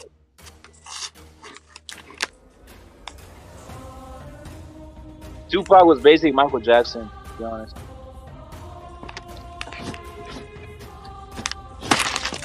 Hey, bro, you don't see any, like dudes like making fucking rock music anymore, bro. Like no bands anymore. You go Instagram, bro. It's just everybody's hip hop. Even the white kids are going hip hop, bro. It's just crazy, bro. What's like the last like big fucking rock band, bro, that you know of? Country music. Metallica and shit. Metallica from the 80s. Yeah, 80s, 90s. No, bro, I can't even think of one, to be honest, bro. I mean, like there was like Bush and all those fucking like early 2000s, like but that's not really. But that was more like punk shit, bro. That's what I'm saying. That wasn't even rock. It's kind of weird. Yeah, Metallica, like Even that's Aerosmith gone, type shit. bro. Yeah, Even, 80s. even just the pop shit's out of here, bro. Like you know, just singing about regular shit with the guitar is out of here, bro. Like that's the point, bro. Guns N' Everything Roses. has, like, a Hey, beat to it. System of a Down or what? You know that Mr. Ice-T? He's from LA, yeah. Yeah, that fake wankster. Yeah, but he's light skinned. What do you reckon that's going on there? Because he's quite light skinned. He's a mulatto of some sort. Black. Those I'll break it to you. Every What's black guy going on? out He's there, very light skinned, sort of. every black guy that's from LA came from the South. They migrated to LA from the South, right? And you know what happened in the South, right? They basically bred them. You know, the slave owner would breed with all the little, you know, he'd go to the back. Exactly, bro. Exactly. So that's why they have what? Breed them with what? They fucking like look at. So the slave owner's like out there. It's fucking 1 a.m. He wakes up. He's like, man, you get my point. He's like, it's 1 a.m. Get in the barn, girl. Yeah, he just goes into the barn and gets in that haystack. Get on all that that haystack. Well, imagine if I gave you a barn full of like I wouldn't, but you get my point. If you had a barn full of like fucking black bitches, what are you gonna do, bro? You think you're just gonna rep it. You would if you had no choice. Trust me. Yeah, if that's all you had, you'd be fucking jumping on them bitches. With the hair though, Furioso, how do you deal with the hair, bro? Salute to Kelly, salute to J Money. I'm gonna bump it on another one, Evil Green. So how do you mess with the hair, bro? I can't stand that shit, bro. The fucking hair, bro. I don't even think they touch them, bro. They just stick their fucking dick in it and that's it. Look at that fucking buzzsaw looking. You ever had a black bitch fucking skill stuff. bender? Or you ever had a black bitch skill bender? Yeah. Oh yeah. How was that? Best $50 I ever spent. The scalpbender was like, "Get over here, you fucking nigger bitch, and let me fuck the shit out of you." I'm like, hey baby. It was Did they put on R&B and shit, bro? Did they put on some R&B music, scalpbender? she's like, call me Oprah. I'm like, okay, Oprah. No, yeah, I had a few like island chicks, you know. Oh, so you got the sophisticated ones, not the ones with the fucking the jiving ass. Yeah. The hood rats. The jiving ass ones. Yeah, the jiving ass ones, the ones talking and fucking I don't know that type of shit. I don't know that Sophisticated, type of shit. yeah, that's what I was looking for. Yeah. No, I mean, the chick was from Barbados. She was pretty fine. That even black, bro? Though I'm talking about like black American, where it's just like. Oh no, she's black. She's like dark black. She's pretty black. Jet black, bro. Why didn't you keep her? She escaped. No, I don't know. It was just she escaped. She escaped the barn, bro. Yeah, exactly, bro. The Chad and shit. The Chad. Hey, what rapper? Like, I'm gonna put you, bro, in this position, bro. What if you had like a shitload of like Guatemalan bitches, bro, just in the barn there, bro? Of course, bro. What do you think? I mean, I'd weed out the I'd weed out the ones that have the fucking because a lot of them, some don't have the pit bull head, right? So I'd weed out those and I'd keep them, bro, and just start breeding with them, bro. The pit bull head. Because I don't care even if I'm just breeding for fucking funsies, bro. I would not want to see my kid come out with a pit bull head, bro. To be honest. But that motherfucker gets out looking just like Pitbull.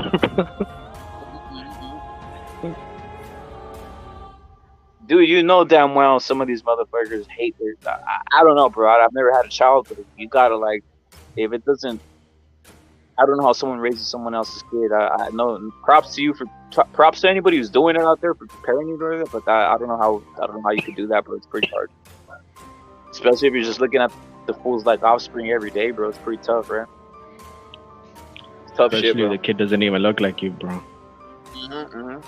The ones that get the black kid, bro. I always speak about this. The white chick who gets left by like 4 or 5 black dudes, and she has like 4 black dudes, half black kids from like 4 different black fools, and she's white.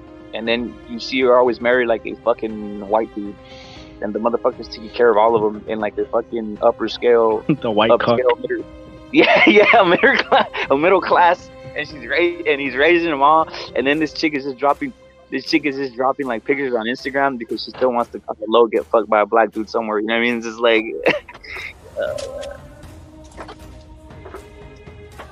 It's kind of weird, bro. It's out there, bro. It's out there. Will you think of ever have a biracial kid, JQ, or no? The what, bro? What was the question? A biracial child. Yeah, bro. Like, it's not something I would plan for, bro. To be honest. What would you say? What would your parents, your mom, or whoever the fuck would you say if you came home with a fucking black bitch? Hey, look at this is what. Tell the truth, bro. I don't know, bro. That's a. Or they're not like that, or what? I don't know, bro. That's a good question, bro. I never really thought of it. Shit. I'd get ridiculed, bro, if I brought back a fucking gorilla to my house, bro. Or if I said, hey, I'm gonna marry this. I'm being serious. I'm gonna marry this. I'd be getting ridiculed like from the fucking all the way down, up and down, all over the place. Yeah, I wouldn't even put myself in that position, bro. To be honest. Yeah. I gotta Fucking be forced into that shit or whatever, bro. Gun gotta be to my head, bro. What if the bitch just starts like massaging you every day? Trust me, I've had this happen, not with black bitches, but they start stroking your ego. They're fucking doing it, cooking for you. They're fucking just massaging you. They start giving you head right when you walk in the house. When you wake up and you brush your teeth, the bitch is right there giving you head. But it's just one of these black bitches doing that. Just massaging your whole damn ego and all this, and just trying to like get you to do anything, bro. That type of shit. Yeah, I really wouldn't even fucking. I'll probably fuck her or whatever, bro. But it's not somebody I would settle down with, bro. What's the lightest? I got a question. What's the lightest then, bro? What's the limit there, bro? What's the limit you got going? They gotta pass the brown paper bag test, bro. Yeah. They gotta be lighter than the brown paper bag, yeah. The one they give you with the 40 ounce or whatever, bro. That brown bag. Yeah. That's not bad, bro. I think the darkest I ever went was lighter than that.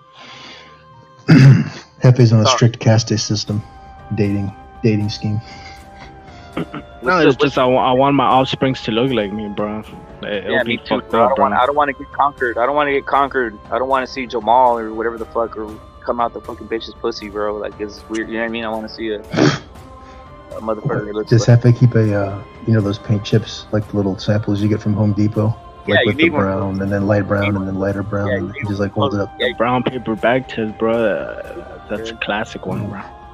Just look at your fucking arm. This is the test. This is the test I use. I just look at my arm, bro, and if it starts going, if I put my arm next to the bitch, you're telling me Halle Berry steps to you, like, just like, oh Hefe, you're funny.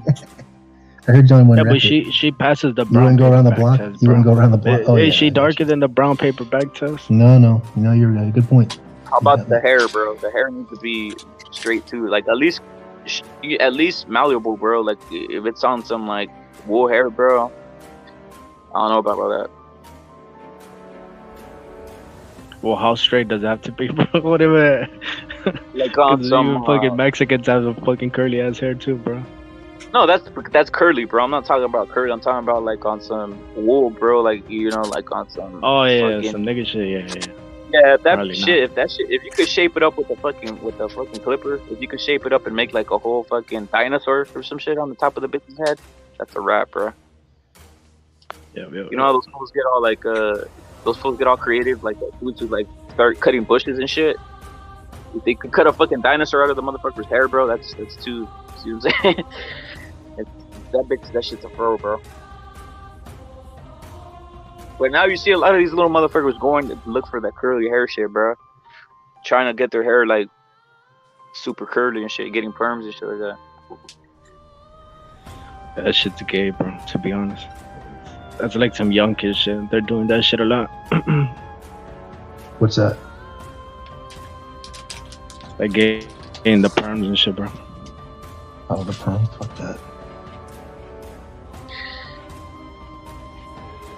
Is that Like is some right here Zoomer where shit. Yeah, J Money's saying the caste system still exists. Scale bender. It's part of Latin American society. JQ is right. That's what he's saying. I'm familiar with what it is. I got you. Body. You got bodied, scale bender. You got bodied. Hey man, I'm familiar with it. I know what it is. I just want Hefe to be happy. The caste system, bro, it is real, bro. I know what it has is. been I know it's implemented, real. bro. Even though people might not want to accept it, bro, but it is what it is, bro. Just like the Indians have a caste system too, bro. Shout out to them, bro. Do they? You're talking about the ones from Yeah, bro. the Hindus and shit. Yeah, The bro. Hindus or the India, like the northern Indians have like it's like southern Mexico with northern Mexico. India has like some similar shit going on, where the northern Indians they tend to be lighter skinned, bro, than the southern Indians. I forgot how they're called or whatever, dark Davidians or some shit like that. Dark motherfuckers, bro. I've seen some Indians that are fucking dark as fuck, bro. They have like some nigga skin, bro, but their fucking facial features are fucking Indian. There's too many of those motherfuckers, bro. There's too many of those fools. Indians are everywhere, bro. Yeah, the other ones you said too, bro. The Nigerian fools are fucking all over the place now, bro.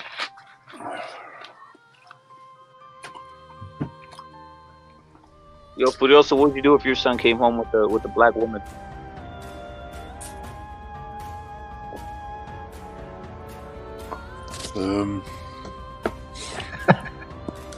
Fucking hell. It ain't gonna happen, though. It ain't gonna happen. No, I'm just saying. I don't even want to. You tell him, did you school him or what? Did you school him or break it down, brother? How did you avoid all this chaos, bro? It ain't gonna happen because they know. No, that's what I'm saying. Break it down. Tell us how you avoided all this chaos. You know, how do you avoid this shit where the motherfucker comes home with a gorilla? Daddy, here, look at who's the running back. This type of shit, right? Oh, he's going to the NFL. This shit, right? This type of bullshit. He runs the 40-yard dash in 44. You know, this shit. That shit ain't happening, mate. That shit ain't He's a happening. striker for Arsenal. He just got signed to Manchester United or some shit like this, right? Now, from a young age, I've told my two sons. I tell them what the situation is. You know, fuck them niggas. Don't get friendly with them and this and that. I told my eldest son the other day, he works at an engineering company, and he goes, last week, I said, there's this new black guy in and all that, he's Portuguese, he says to me. Because what happens is, there's a lot of niggers, like I said, coming from Africa to Europe with a Portuguese passport. Because they get the Portuguese passports, because those countries used to be Portuguese. So there's this new nigger there, he's Portuguese, and I said to my son, look, because he saw my son came in with a Benfica jacket, and his name is Hugo. So they ask, don't they? Oh, you know, that's not English. So they ask, and he'll say, "Oh, my dad's Portuguese." And I said to him, "Look, you know, keep away from them fuckers."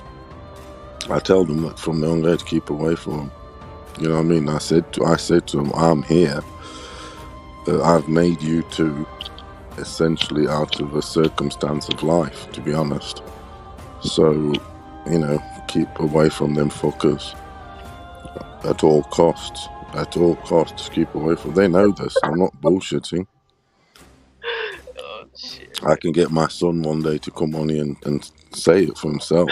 You know what I mean? I'm like, you know what I mean? Because I made them out of a circumstance. Yeah. You get me, so to speak. You know, I wasn't meant to be in England. I wasn't meant to be in that country. You know, it was all out of circumstance. So therefore, you know what I mean? So it is, fuck these niggas. I said to them, you know, you admire them from afar in your football team or whatever, because you can't help that. But you can help a nigga being next to you. or like befriending them and whatever. Nah, fuck that shit. Even if he's the biggest saint ever, fuck it, just take no chance. And that's what I've always said to him. I said to him, I remind him all the time. I said it last week. He was telling me about this new dude. I said, keep away, because he'll only want to befriend you and then you helping him, la la la la. Fuck that. Then he goes to your party.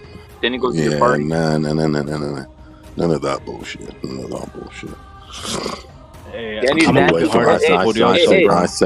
I said to him, look, then you're he's dancing English. at your party, and all the women are going, "Oh, look at how he dances!" You know that shit. Oh, look at how he dances. He's on the piano. He's on the fucking piano. I said to him, look, fucking niggas everywhere, and he said to me, yeah, they're everywhere. He said to me, it's like he goes to nightclubs and all this sort of thing because he's of that age. Yeah. And he said the fucking nightclubs, there's fucking niggas everywhere in there. When I was very active in the nightclub scene, there would be hardly any, maybe one or two or something. Now they're taking up a floor, so to speak, in a 3-story. He also was at the techno clubs, bro. Yeah, I used to be out every night, to be honest. Tell him the story where you got jumped by like 4 of these motherfuckers by these fucking these fucking faggots that tried knocking you out at the club. Oh, that was Indian. That was Indian dudes. Yeah, that was in Manchester, and I was coming out of a chippy, and one dude come out, and he like pushed me, and I pushed him out. Next thing, we're squaring up, fighting, but all his mates fucking all jumped in. Next thing, I'm with 5 dudes. Fucking was crazy, to be honest. But 5 is on some right cowardly, to be honest. I'm not saying I could take 5 dudes on, so to speak, but yeah, they all fucking went crazy. Some Indians are like that. Carlo, you just gotta this one I did. Oh, they all dispersed because this one Indians can't fight, bro. And then they all got like a boot, and then they all ran. All ran or dispersed. So it is, isn't it? Yeah, but fucking fuck that shit. Fucking nigga, I've seen it too many times, too many countries, too many places. I can't be wrong. They destroy everything. Bro. They destroy everything, these motherfuckers. They all want to do is twerk. They don't. Everything destroyed. You give them. Why do white women you give them welfare? So why do white women give these black dudes fucking free drinks at the club, bro? Because they have a fetish like anything. The way you might be sick of seeing Italian, Latin women, and you want white women. Look at that documentary that guy put on Discord, that there's German women, lovely ones and all, going, they just want to fuck black dudes. No, I posted that shit. Exactly. Yeah. What can you do about something like that? That's what I mean, because they'll have a fetish. No, but that white woman trained her kid. That white woman is despicable. She trained her child to do that shit. That's training. Crazy. That's training. Hey, Furious is right, bro. It is a fetish, bro. It's like some animalistic bestiality type of shit, bro. Yeah, of course it is. And not only that, it's Germans seem to be a bit perverted. Germans are you're right. Germans are they sort of, they're crazy. Even in the porn industry, everything, they were fucking huge in it, weren't they? Them motherfuckers. So I can imagine the women. That's why you see. I mean, they're taking so many niggas, aren't they? Because they feel guilty. But that's because the thing is, Germany's going to end up taking the most, because even before Christianity, about bro. The Hitler thing, they're made to feel guilty about the Hitler thing, so they have to take. No, more. But even before Hitler, bro, they're into like some crazy shit, bro. Like during the whole Weimar shit, the Weimar Republic, bro, they're into some tranny shit, some fucking bestiality shit, bro. And Hitler came in there and cleaned that shit up, bro. And even before Christianity, bro, because Christianity did kind of civilize them, bro. Even before Christianity, all like these fucking Germanic people, bro, they're like into some crazy shit, bro. Look, like sex orgies and all that type of shit. Look, they are. Look at the Because of all the rapings, bro. All the rapings. Look at the Vikings, Look at back in the day when there was like porn videos and this and that. There was the famous tape going around of Animal Farm, where it was a German one, wasn't it? It was a German one. And they're at a farm and they're fucking cows and they're fucking dogs, giving dogs blowjobs, letting fucking dogs fuck them. Yeah, it's crazy, shitting on each other. Oh, it's some mad stuff. Standing on the bucket and fucking away at a horse, and this bitch letting this dog fuck. You know, yeah, that was German. Animal Farm. Hey, even during the fucking during the whole Roman Empire shit, bro, like the Romans used to consider like the Germanic people fucking tribalistic and savages, bro. They didn't know how to fucking behave, bro. No, you know what I noticed? This is what I noticed, right? So like in the summer, I tend to be, out, swimming and shit, and whatever the fuck. I get the fucking Cristiano Ronaldo type of tan, right? Real nice tan, right? There was this bitch one time that only knew me from the summer, right? A white one. And obviously had some type of weird... I called it, bro. She was looking at me all weird, right? Like fucking like getting off on my arm or whatever the fuck. Like just like very weird, right? Was going to the fucking it was going to a party and shit. We're going up into the hotel and shit, right? She's just like, she had this like look on her eye, like just looking at my fucking arm and like just like getting wet in her pussy and shit like that, right? Whatever, I fucked her and all this shit, right? I fucked her a lot of times, whatever. Boom, boom, boom, whatever. It goes in the winter and I don't see her till like fucking 2-3 months or whatever the fuck, whatever. Into the winter time, right? And I take her to I meet her, whatever the fuck, in San Diego, right? So we go to the beach and shit, right? But right when she sees me, she's like, oh my god, you're so fucking like, what? Oh, I like you more when you're darker, that type of shit. So they have like, that's when I knew that the bitch had like a fetish for like the tan look or whatever the fuck. Cause in the summer, bro. How tanned? Pretty damn good, bro. Pretty hard tan, bro. Like That's some black shit. Hell no. It's like I don't know how to describe it, bro. I've always been to the bitches. Some Cristiano shit, bro. Yeah, like that, bro. But it's like I don't know. It gets bitches off. That's just all I know, bro. It's like some a weird fucking olive tan type of shit, bro. Yeah, only on Mexico. Only like certain types of color. I don't know, bro. It's a weird tan that I get, bro. I'm being serious. It's not like a dirty nigga. I don't know, bro. I can't describe it, bro. But even the bitches told me it's so fucking beautiful copper. It's like on some weird, like, they tell me like it's so copper. Like they get all like about it, right? Then in the winter, bro, I tend to like get white as fuck, bro. White like a motherfucker. So it's that. Cause my area is hot as fuck, bro. So it's like, if you're out and about, if you're swimming or if you're doing whatever, you're gonna get a nice one if you're of any type of well, if you can, bro, right? If you can, right? Some fools just burn like a motherfucker. It's I don't know, is it the mestizo tan? I don't know what to say. The Mediterranean tan, bro.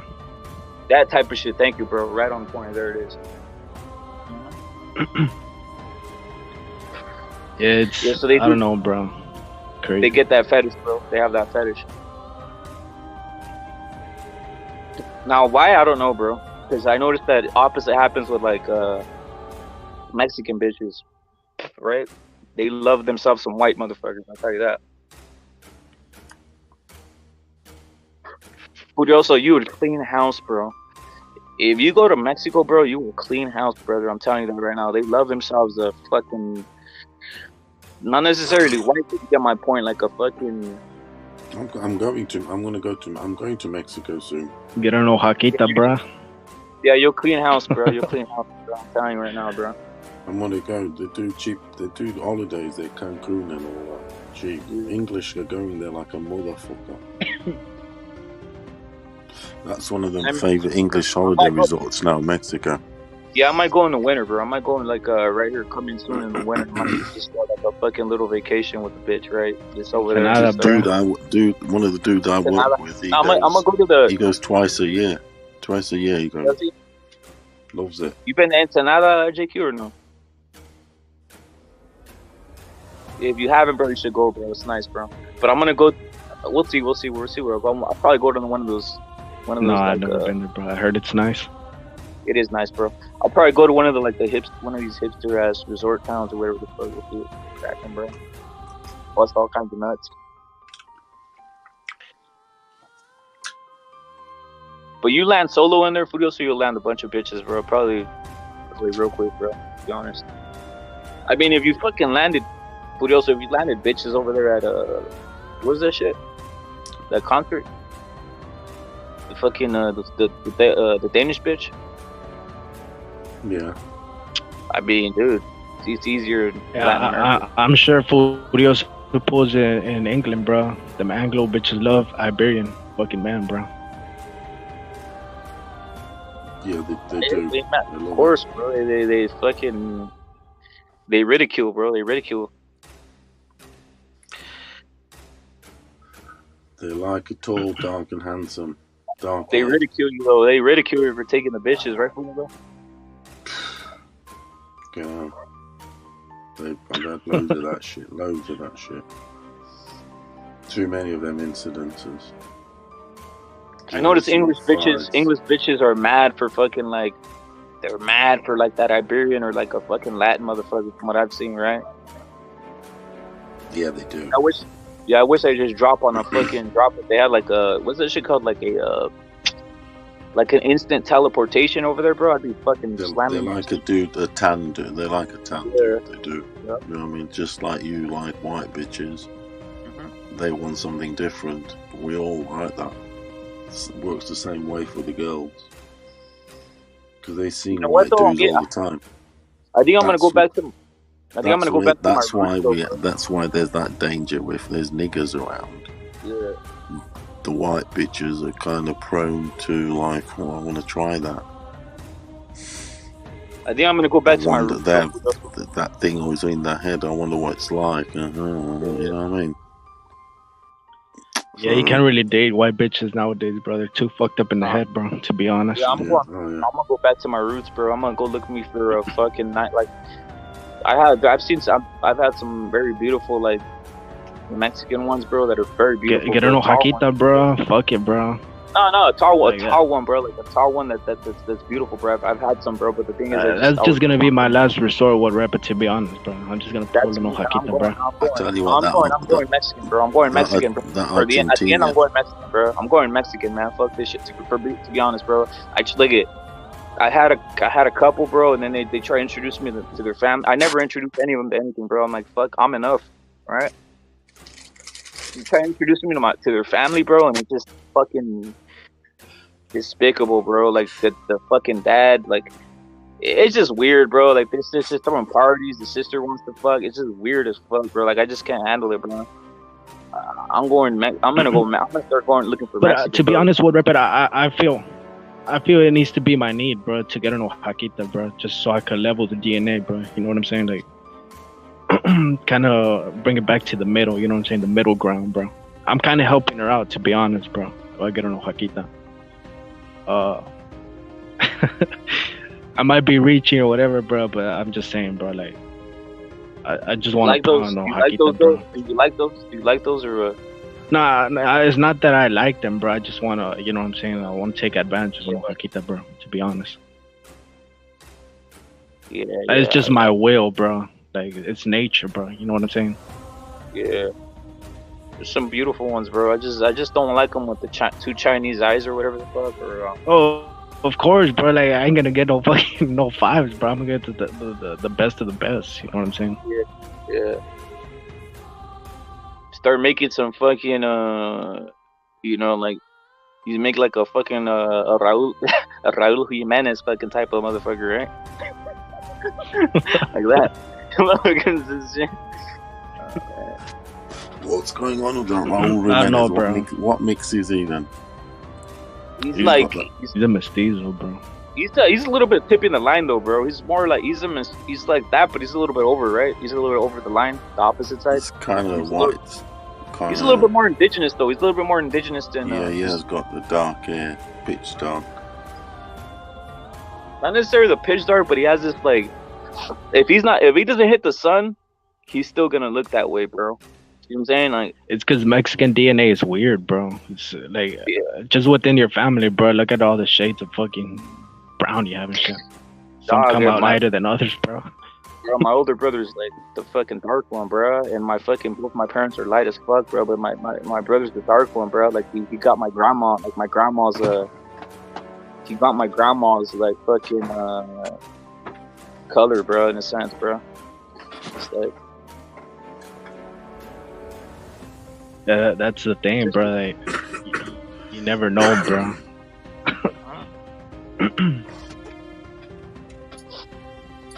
My sister looks exactly like Avril Lavigne, bro. Avril Lavigne, who the fuck is that?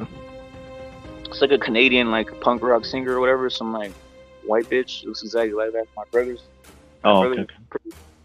My older brother's like the darker of all the whole fucking.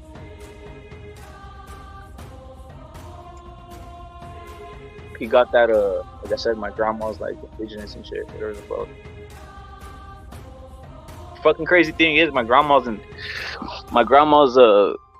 my mom's side's pretty like she has that indigenous like not I don't even know how to describe it, bro. She doesn't look like she's not an ugly indigenous person, but you get my point. She has that like the skin tone, but she was actually rich. She was actually fucking rich as fuck over there. Yeah, she was actually rich as fuck. They own like multiple companies in fucking Jalisco, bro. Multiple like leather and shit. Bro. Yeah, it's still to this day they still doing a lot of shit over there.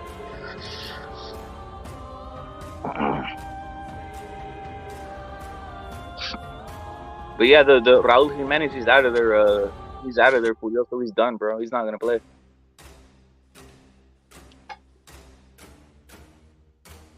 He kicked him out. He's done, bro. That motherfucker's injured every fucking time, bro. Yeah, he's done, bro. I hope they get that fool Santi Jimenez, bro. That fool to me, that's the one I want as number 9, bro. Yeah, bro. They had fucking Henry Martin, bro. That dude fucking sucked today, bro. He didn't do shit, bro. He's already 2 games. He sucks, bro. Fucking he fucked it up, dude. He's just right there, just taking up space, bro. He sucks. They should have lined up Chucky right there. They should have lined up Chucky as a center forward, even though he's not, bro. They should have lined him up right there, bro, and as a center forward, bro. The World Cup started already. Yeah. November, bro. Well, what is today then? Just a local league? It's like a worldwide. A lot of teams, all the teams were having like national, like Argentina, Mexico, Portugal, every team in the world, Italy, even a lot of teams were having like this like national team, like it was just national team day, right? Whatever the fuck, I don't know how to describe it, bro. Like it's like to see who's gonna be selected to go rep in the World Cup. It's already selected. It's just one of those where it's like a day where everybody goes there. Like it's just various like events where fools are just on their national team. So like I don't know how to. Yes. Yeah. I got you. And then Chivas is the big Mexican team. That's my team right there. But I mean, how many big teams in Mexico? To be honest. How many big teams in Mexico are there? They're pretty good, bro. I like what they're doing. But the defense. Oh, you don't like America, bro? I hate them, bro. Fuck them, to be honest. Fuck them, bro. It's just like. Nah, come on, bro. Don't be a hater, bro. Nah, I don't like Raul Jimenez, bro. He's a kid. I don't like him, bro. Because the only reason I don't like him is the face of Mexico, bro. No, but the reason I don't like them, bro, because they get all those fools from fucking Tepito or some shit. Like they got fools that are just like the cantera, bro. I don't like that shit, bro. They need to get Blanco, bro. Bro, come on. They tried to make it like I like him, bro. Come on, he's a killer, bro. But come on, bro. Imagine like that's the representation of Mexico, bro. Like, come on, bro. You know what I mean? Like, no, but the best player of Mexico is an America player, Edson Alvarez, bro. No, Edson. Yeah, Edson's real, bro. Edson's a fucking beast, bro. He's the best, bro. He What about Diego Lainez, bro? I like him too, bro. He's pretty good. Bro. He didn't play America today, does have good players, bro. but they bought him, bro. Come on, they didn't bring up fucking Diego. They bought him, right? Yeah, bro. He came from the youth team, bro. Did he? Yeah. Edson did. Him and Edson Alvarez. Yeah, Edson did, and the other fool, the one that went with La Volpe developed them, bro. When La Volpe was with America. Oh, I wish he was still the coach, bro. Of the national team, bro. Fuck Martino, bro. A lot of people just hate on America, bro, because of the whole Televisa shit, bro. It reminds me of like when Canelo was with Televisa, bro. They used to shit on Canelo too. Well, they still shit on him. I don't even hate America like that, bro. To be honest, I kind of just don't like that they put the whole push for Jimenez, bro. I never liked him at all, bro. I was like, why are they pushing this fool? Sucks, bro. Trash, bro.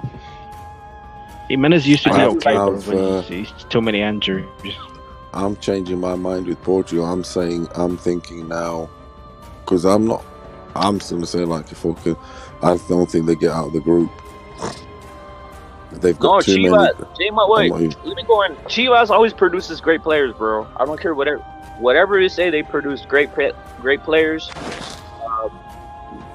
They always do. Who's the best player they ever produced? The best, Chicharito, probably. Is that? Oh yeah, okay. What, from the youth ranks and stuff? Chicharito. I'm just giving you the guy who's known, right? The guy that's known, bro. Like if it's for me, it's the goalie, bro. It's Oswaldo, bro. That motherfucker was a beast. But I think he was produced by Atlas, bro. To be honest, who knows? Well, the story, you know who Rafa Marquez is? Obviously, you know who he is. Furioso?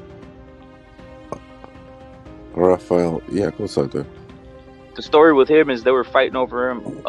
Chivas and Atlas were fighting for him to basically play, and he just went Atlas all the way, bro. But he would have been like, they were from the same area, bro, those teams.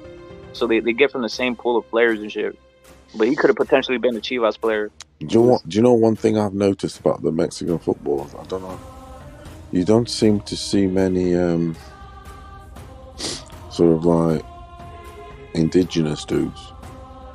I don't know, am I wrong or They what? used to be hard with it. They used to be hard with it when the base of the team was from like Pumas, was from America. Like this Chicharito, he looks like he could play for the like the Spanish team. Or That's whatever. the point. That's why I like Chivas. They get more of those type of players. They get more of those type of players. That's why I like Chivas more. I mean, Hugo Sanchez had a bit of a.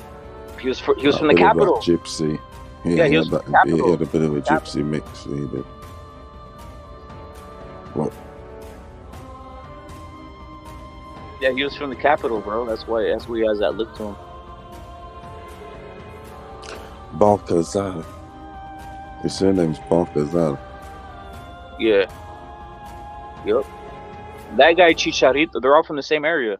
The Marquez and Chicharito are from the same area.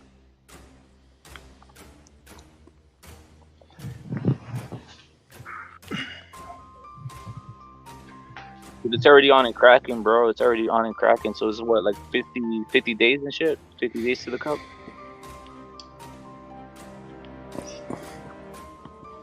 I think the winner's going to be Brazil or Argentina, personally. Argentina's shit. Fucking great. Bein Sport, Dundee FC, Fox Dundee Plus, Premier One Sports, Autumn at Jimmy's Farm. What the fuck? Premier Sports, Real Madrid TV.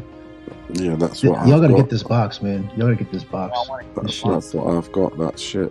It's got everything. It's all different. You got to. What's Dundee FC TV? What the hell is that? Like, what how do you pay your? It's not free forever, is it, Scale? It is if you don't want this guide or whatever. But it's only $8 a month. That's what I'm saying. Who do you pay the 8 to? That website that I put in the chat. Yeah, that's what I'm saying. That thing, it's that's an entity that's that gains memberships. Yeah, that's what I do. I pay $60 a year. Yeah, this shit. And see this remote control? You see this remote? And for what I've got, I'd pay. For a start, I can't get everything I get anyway. So I have Netflix, fucking Apple, everything on there. It's incredible. You essentially have everything. Everything. And here's what I'm saying. Everything. You know how your the libraries.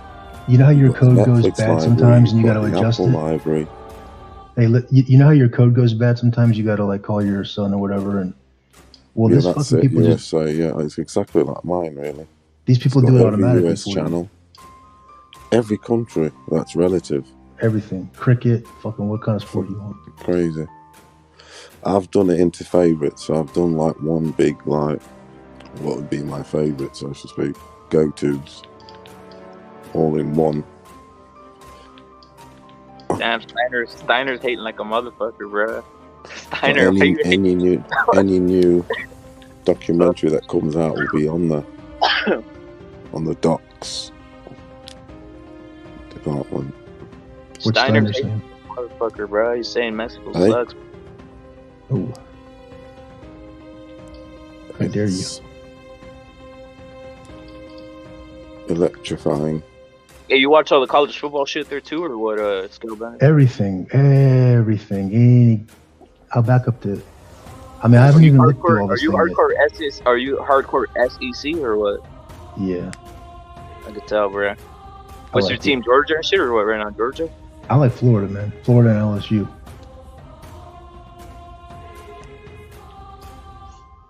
See, these are all blank right now, but see these events right here, these 50 events. If this shit was live, all these would be filled up with whatever this is, Dana White's Contender Series. I don't know what this fuck this is. But this is all the live shit in the international sports. Box office, fucking. You want cricket? Fuck cricket. Hey, look at this guy. With me having the English one, it's got every. Look at the cricket champ. Is that the cricket champion? Look at that. It's a fucking. That's Pakistan. Swat it. No, it's Swat it. Bangladesh. Those fools love that shit, huh? I watch it sometimes. I do like cricket, I'm not going to lie. As much as you guys would like baseball. Even in Africa, we used to follow it. The primary school we used to go to had it. It was a focal sport. The cricket pitch took centre pitch in the sports playground. I got the cane loads of times because you weren't allowed to go on the green or anywhere near it. It was cordoned off. And we always used to fuck about there. Because the grass was amazing. It was like a carpet. And we used to like rolling around there. Just get fucking cane for that all the time. Just how many people are at these cricket games? There's a lot of people. In India, 100,000, 80,000. At the big ones. I got a question, bro. Do you think Teofimo? You see some nice women in the crowd in India. I'm not gonna lie. Some of them are nice. I can't. I know, but some are nice. Bro, I can't. Who else I can with those? Anyway, I really can't, bro. I don't. Because you're on the light skin. You're on the light skin No, it's not trail. that. It's just the facial look. The facial look. I know, but some of the facial looks look the Italian to be honest. She's like half Asian. Abney's like half Asian, right? I don't care. No, I'm not. No, I'm saying she's not like we're talking about like the fucking like she's like Asian and black and white, bro. She's some shit like this, right? Yes. It's an alright Hello. Hello, Furia. I do like cricket. Hello, I Furia. don't like cricket. Oh no, there is a song in there. It's a classic. I don't like cricket. Oh no, I love it. I've heard it before. Never heard of it, bro.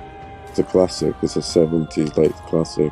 I don't like cricket. Oh no, I love it. It's actually a great song. Funky little tune. So you haven't heard the good old American baseball fucking take me out to the ball game, take me out to the park. Baseball's the gayest sport ever. I actually think it is. I'm not gonna lie to you. You guys go crazy on it. played that shit. You But go crazy about I played all that shit. You go crazy about throwing a ball and that pitch in and fucking. It's like It's very calm slow. down. It's very slow. It's a game around us. It's easier to it's more fun to play than to. Dude, it's a glorified game around us. It's not what kids play at school. Those motherfuckers make a lot of money though. Exactly, I know, because you guys made it into a something that matters because of the money. But the fact is, it's a game around us. That's all it is. What's rounders though? Yes, the first form of baseball. What you do is what they play in England. It's the game around us. You hit it and you go around the blocks. You play it with a tennis ball and shit. That's all it is, baseball. Same thing. It's essentially the same game, rounders and baseball. It's slow as hell for sure. But you know what? Like in the playoff time, like in the playoff and the World Series, this shit gets exciting. Yeah, you guys. America turned it into a billionaire sport. Crazy. Gilbert, what was your team? What was your your baseball? I don't even care. Yeah, I don't even care like that. I just watch like when the shit gets towards the end, like playoffs and World Series, this shit gets hyped. I watch that shit. Gilbert likes the Yankees. No. Yankee doodle do. Yeah, he's on the Yankee. He's on the Yankee tilt. I like the Rangers. Yankee diddle do. How do you do? Rounders. This is Rounders. Yeah, Rounders. Game of Rounders. There's also a good film called Rounders. What's that one? Remember the one with it's about cards? Matt Damon. Yeah, Matt Damon. I like that film. Rounders. What's Bally Sports? Bally. I remember when that film came out, it reminded me of that sport. That I won't call it a sport. That game. It's good. Hit the ball with the baseball bat. You go around the blocks and you get to your base. It's essentially what baseball is. They play it here at primary schools, loads in English, in English primary schools. Look at this guy's tie, Furioso. Look at this asshole's tie. Fucking weirdo. Fucking asshole. It's fucking asshole. Tiny ass little knot. His tie is a fucking placemat, bro. Or whatever the fucking table fucking jackass. I can't take weather advice from this asshole.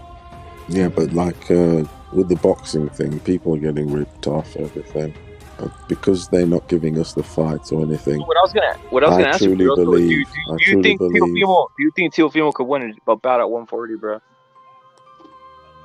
Great question. That's $1 million question, to be honest.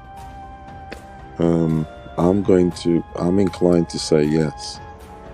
Because I don't see anyone at 140 that's like, certainly not all of them that like, oh wow, what a great puncher, any knockout artists. Certainly the dudes moving up also aren't. Yeah, there might be one or two.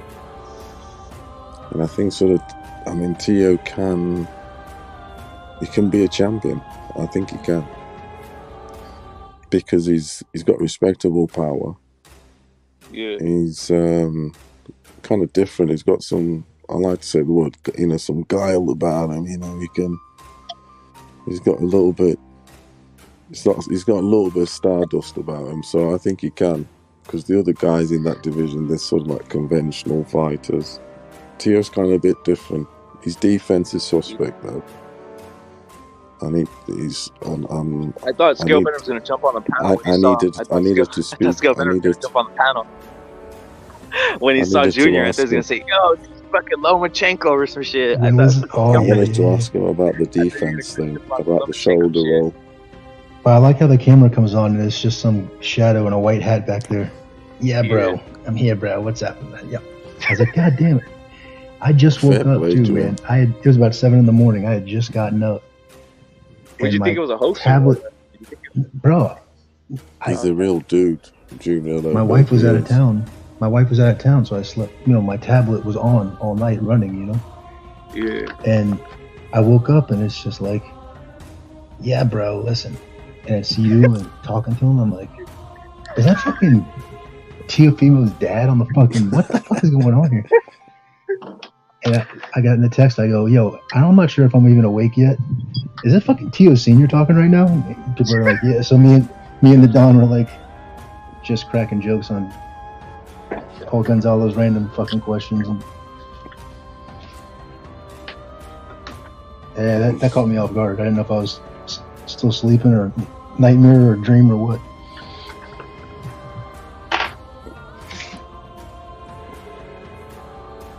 Who's having a ball, bro? Yeah, like 8:30 in the morning. He's like, I gotta go, bro. I'm tired. All right, see it.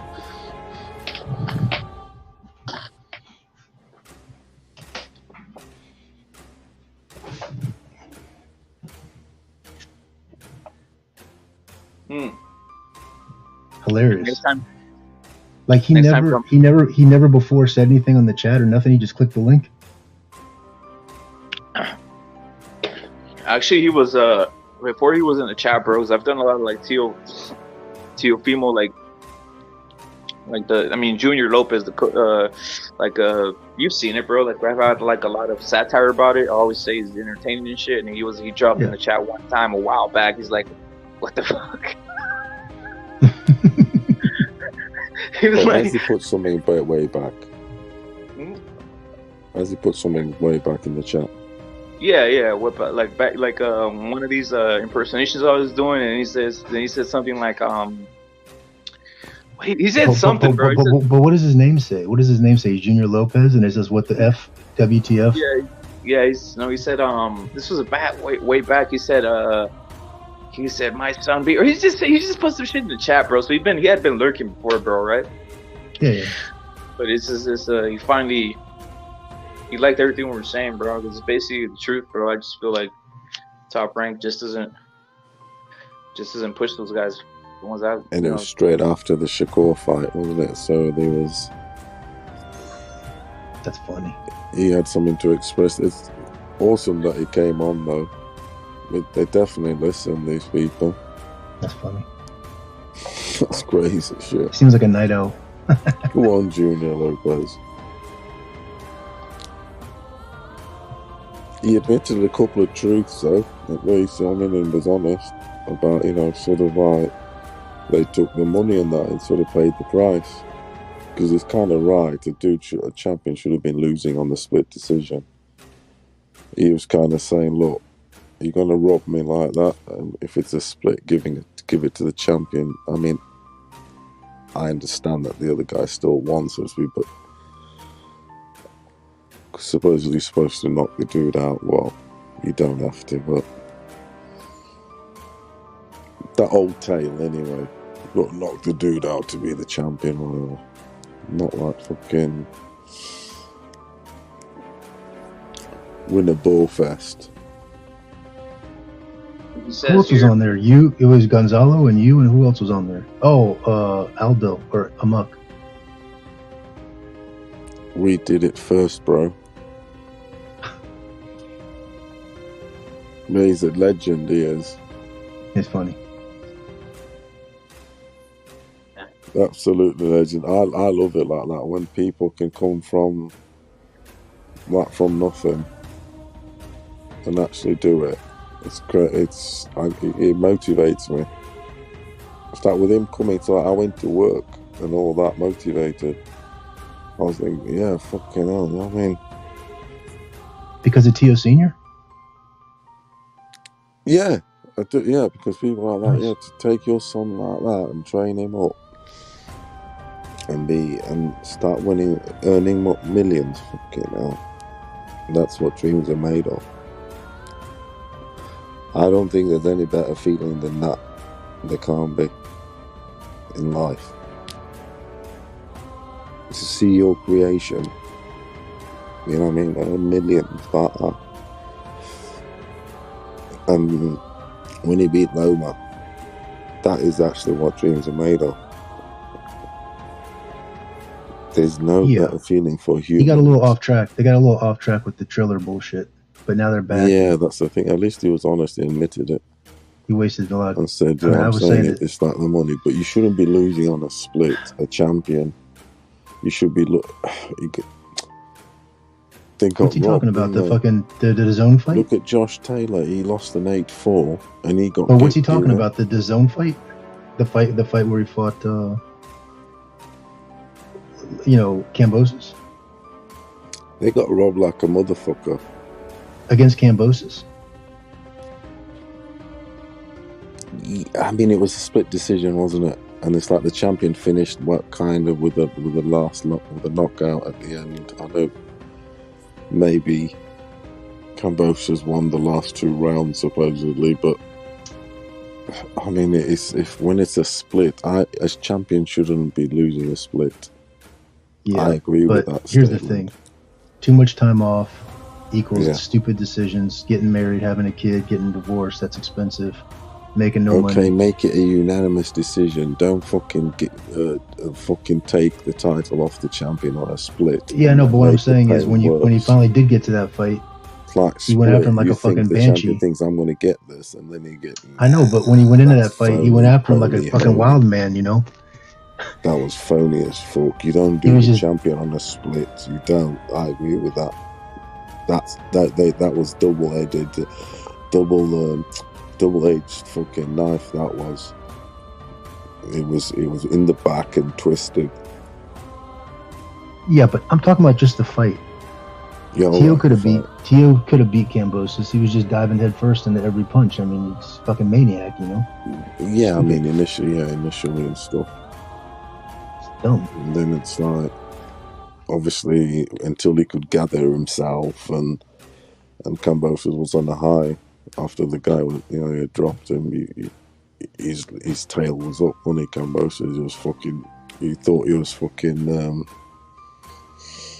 No, he was flowing, wasn't he? He thought he was Pacquiao for a bit. The first round knockdown, Paulo, was nothing. I mean, I'm calling it a flash. It wasn't exactly. It wasn't exactly a flash, but he was so fresh. He walked into he was so fresh that it didn't bother him. It just. Yeah, it was nothing. That should have been your signal right there to fucking relax and just. Yeah. Oh yeah. Just jab and come in and behind your feel jab. better as a Lomachenko guy. How'd you feel about that fight, bro? Teofimo and Lomachenko, bro. I mean, Lomachenko lost. It is what it is. Just math. It's arithmetic. It's like I'm watching it and I'm going. For the first 3 rounds, I'm going. I don't expect Loma to do anything. He never does. You know, just the circling and the feinting. And then rounds 4, 5, and 6, he didn't win them. I'm like, what the fuck is this guy doing, man? Like, what is he? He's gonna need a knockout now. Like Loma needs a knockout now. He just lost 7 rounds.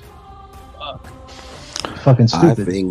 I think Teo suffers from that sort of stuff that some great fighters have, actually. Which our boy Fury has when they're fighting lower levels, or what he thinks are lower. I don't know, his levels drop a bit, as in concentration. Not necessarily performance, but the concentration thing, maybe the arrogance or whatever it may be. But for instance, Loma, he was on point, sort of, doing the right things, knowing that, he had this guy who he not feared, but he had to respect. So what should Teofimo have done if Loma's just going to circle and circle and circle? I can throw 2 shots and win the round. We're over. He did the right thing. I mean, he didn't come in, Loma. He didn't come in or anything. No, he didn't come in. So when you get to the 7th round, you do the math and you go, okay, he needs a knockout at this point. He tried it. Yeah. And Loma knew he needed a knockout. Yeah, that's why he came out like a maniac in the 12th round. You know what? But he was in the bag already. That jab to the body was getting at Loma. That's what was keeping him a little bit at bay. You're right. Keeping him away, it was. Look, he was timing it well, actually. His shoulder was fucked up. He took some shit in the back. He got shot up, and the shit didn't numb up until probably the 4th, 5th round. And he knew that when he threw it, he was going to rip it again. And I'm just saying, like, if Loma didn't think that he was losing, he wouldn't have gone straight line at him in the 12th round like that. Like a berserko, like a fucking maniac, Think about it. You see that? I think Junior with that Loma fight, tactically and stuff, you got it spot on. Maybe with Kambosos initially, maybe just concentration levels. He didn't. would have had the same game plan, they would have beat Cambosos. Just held back and just hit him with that body jab. Exactly. But that's what I'm saying. There was maybe just because they were so fed up at that point. There's such a long wait, etc. They're like, we want to fuck this fucker up, and they rode with that, and that's the way it is. No, it's Kelvin. I think Junior said it last time he was here that they couldn't relax because Tio was having that breathing problem shit from cutting too much weight. So that's why he was just trying to go and knock out Cambosos to finish the fight already, because he was having that issue. Did you see a breathing problem? I don't. I did. I saw him breathing like all weird and shit, but I'm saying he went after him like a fucking wild man for 12 rounds. I didn't see any fucking wind issues. If he had a hole in his esophagus, I don't think it was from a fucking like a bullet hole. It was like a acid. Your acid can wear a hole in your fucking esophagus, I think Teofimo at 140's only got one guy that is fucking can basically beat him, and possibly will beat him. That's going to be his hardest fight, and that's Ryan Garcia. To be honest, that's the only guy that can beat Tio. Can beat him is not. I don't think we don't know. I mean, obviously he'll have his arguments, but in my opinion, it's only Ryan Garcia at 140. I think the rest. That's why I say Tio will be at least the champion. At least. I'll be dead honest, man. I think Teofimo's biggest issue is his manager. I don't know. I'm sure he knows his stuff and all that, but he's like a kid with he's like a kid with no direction. He's like a kid with no direction sometimes, It can't be for Tio Senior to make all these to know the business. He doesn't know what I'm saying? Like that's not his job. So it's he had a fight the other day against fucking Campa to test his debut at 140. He looked good. But I think he's fighting probably Pedraza or Barbosa next. That's what it looks like to me from what I'm hearing. But shit, it could be somebody else. I don't know. But they can make Haney. They can make Haney if he wants to move up. Nah, they wouldn't make that. They would. Why not? He's gonna fight Loma next. Yeah, they want all the smoke. I mean, he's gonna fight Loma next. That's what he came over to Top Rank. That's what Top Rank brought him over for. No bullshit.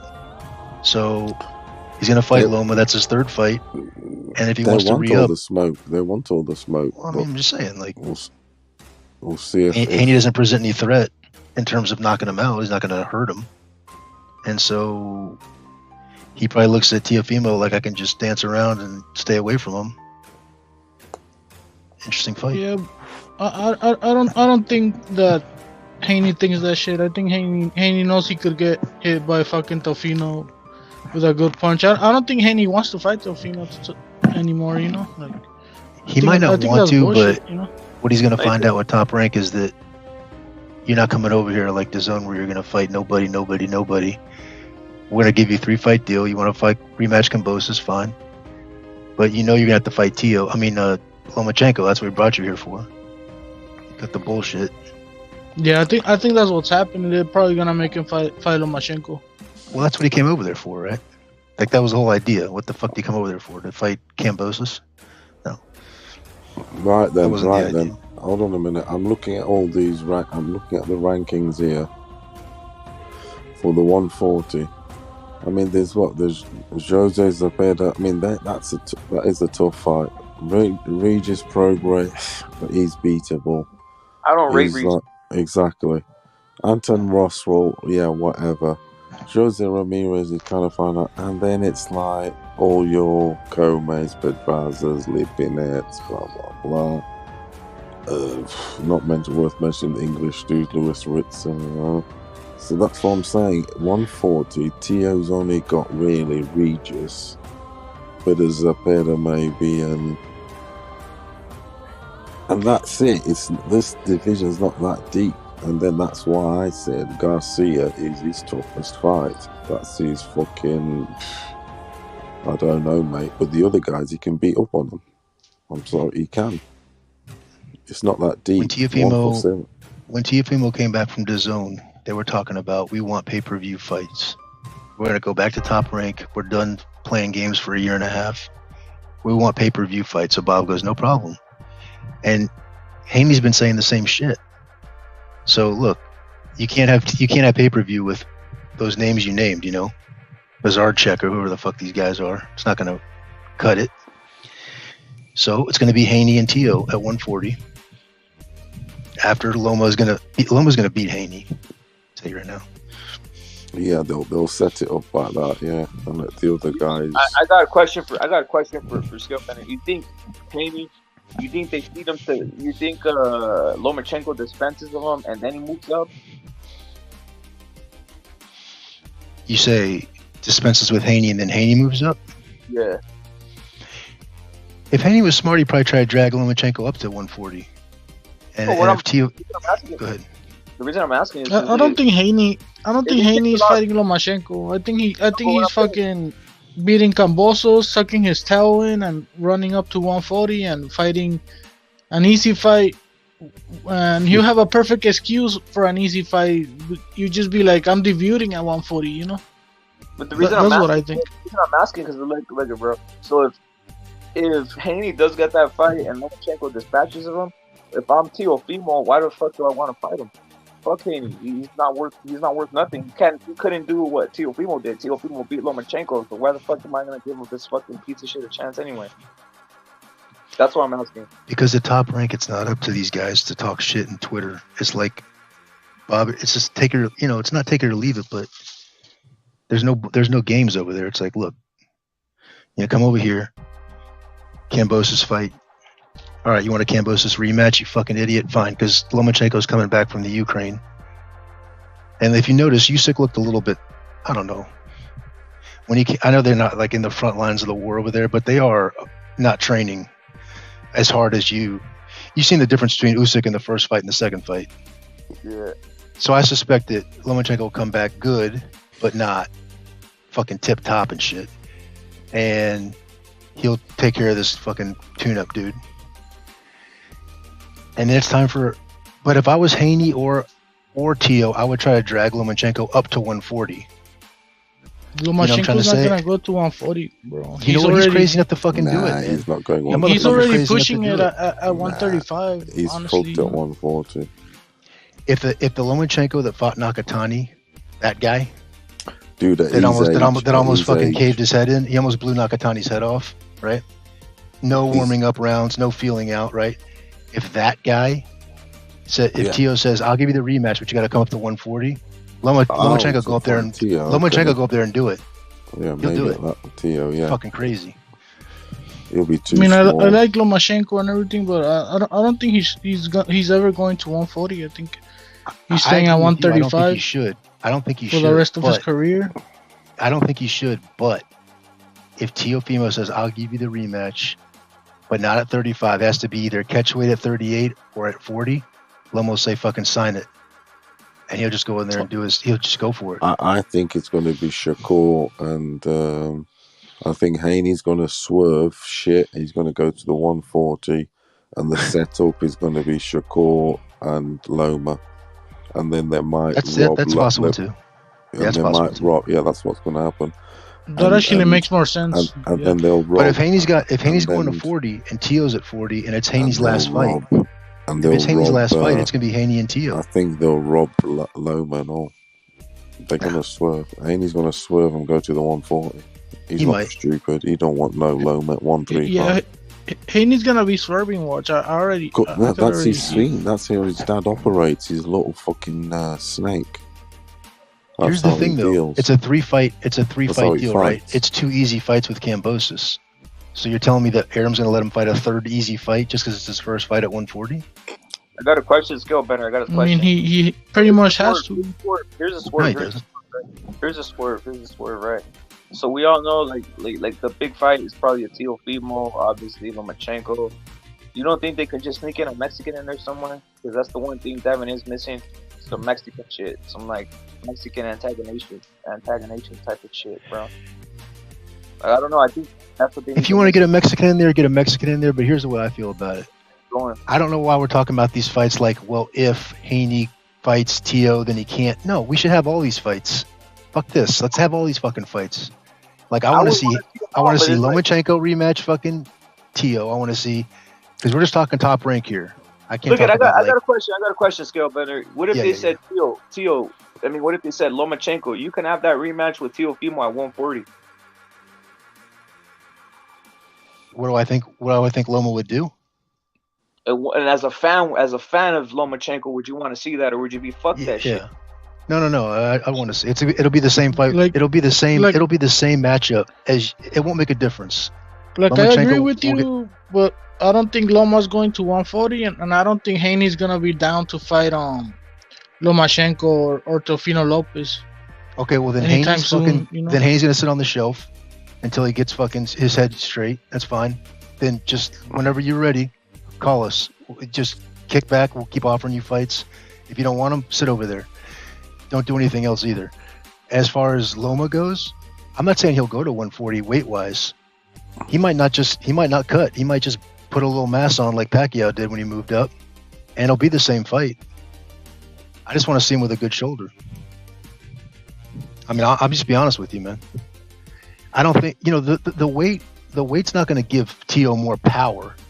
It would just give him more punch resistance against Loma. But if you're looking for Loma to beat him by decision anyway, right? Which that's why I was so shocked in that first fight. I was like, dude, I mean, it's 7 rounds. It could have given him more power. It could have given him more power if he's, because when you're drained, you don't have the same power, as when you're eating good and shit, But I mean, in that debut. The thing is, at 140, everybody at 140 could punch hard, kinda, and they could take bigger punches than the guys at 135, So I agree with that. So that evens it out, helps. Yeah, the not having it evens it out, Yeah, but like, were you okay? The Tio Loma fight. Did you pick Loma going into that fight, or you picked Tio? I picked Loma. I picked Tio to win that fight. Yeah, but how though? Knockout or decision? Decision. I thought he was gonna. Decision, right? Of course, decision, right? Of course. I mean, let's be real here. Like but Tio's bigger. It's not like I'm Captain fucking Psychic. I was like, I'm picking him to win, but it's gonna be on. Okay. I bet on him, right? It's not like I was like, oh, I'm 100% sure. No, it's a fucking. No. Look, it was close fight, but I was like going into it. I'm like, I think Loma's just gonna fucking win more rounds. I'm not saying Loma's gonna knock him out. That's crazy. Because I mean, Tio's dangerous, right? Loma's gonna use his footwork at his angles. He's gonna fucking, if he can hurt him, he will. But that's why when the 7th round came and he had not won a round yet, I'm like, oh fuck, this guy just fucking backed himself into he needs a knockout now. I thought Loma was gonna school him. That's what I thought was gonna happen. Cause Tio was younger. He was like 22 or some shit. I forgot. But I was like, he don't got the experience to deal with a boxer like Loma. I was wrong. He fucked him up, The thing about Tio is, I believe that when he wants to, I think he can sort of box and put a performance in, but then with the power, when he got the knockout little streak he had, he got maybe carried away with it. And certainly with the Cambosis, he's definitely the guy that he should have just, try and chill out a bit and sort of box him first and see how he goes. Not on some that we know already happened. Gung-ho, a bit too gung-ho. I think what you saw in that Cambosis fight was the prior 18 months just fuck this, Like, it was just such a fucking, you're dangling $6 million in front of me, but then it never comes through. It was a shitty bid. That bid was way overbid, and it just kept getting put off and put off and put off and put off. And then finally, and at the end of the day, after 18 months and a divorce and having a kid, that's expensive. He wound up with the same fucking money that Aram offered him 18 months earlier. You get it? So when he went in there, he's probably just ready to kill the motherfucker, Yeah. Oh yeah, it was an accumulation. It's like fucking just want to go crazy. Yeah. But I think he's got enough goods to hang with those 140s he has. Because what he showed against sort of Loma, he can fight a composed fight. He can, because he showed it with Loma, because he had to concentrate like a motherfucker. Regardless of what Loma, what he did or not do.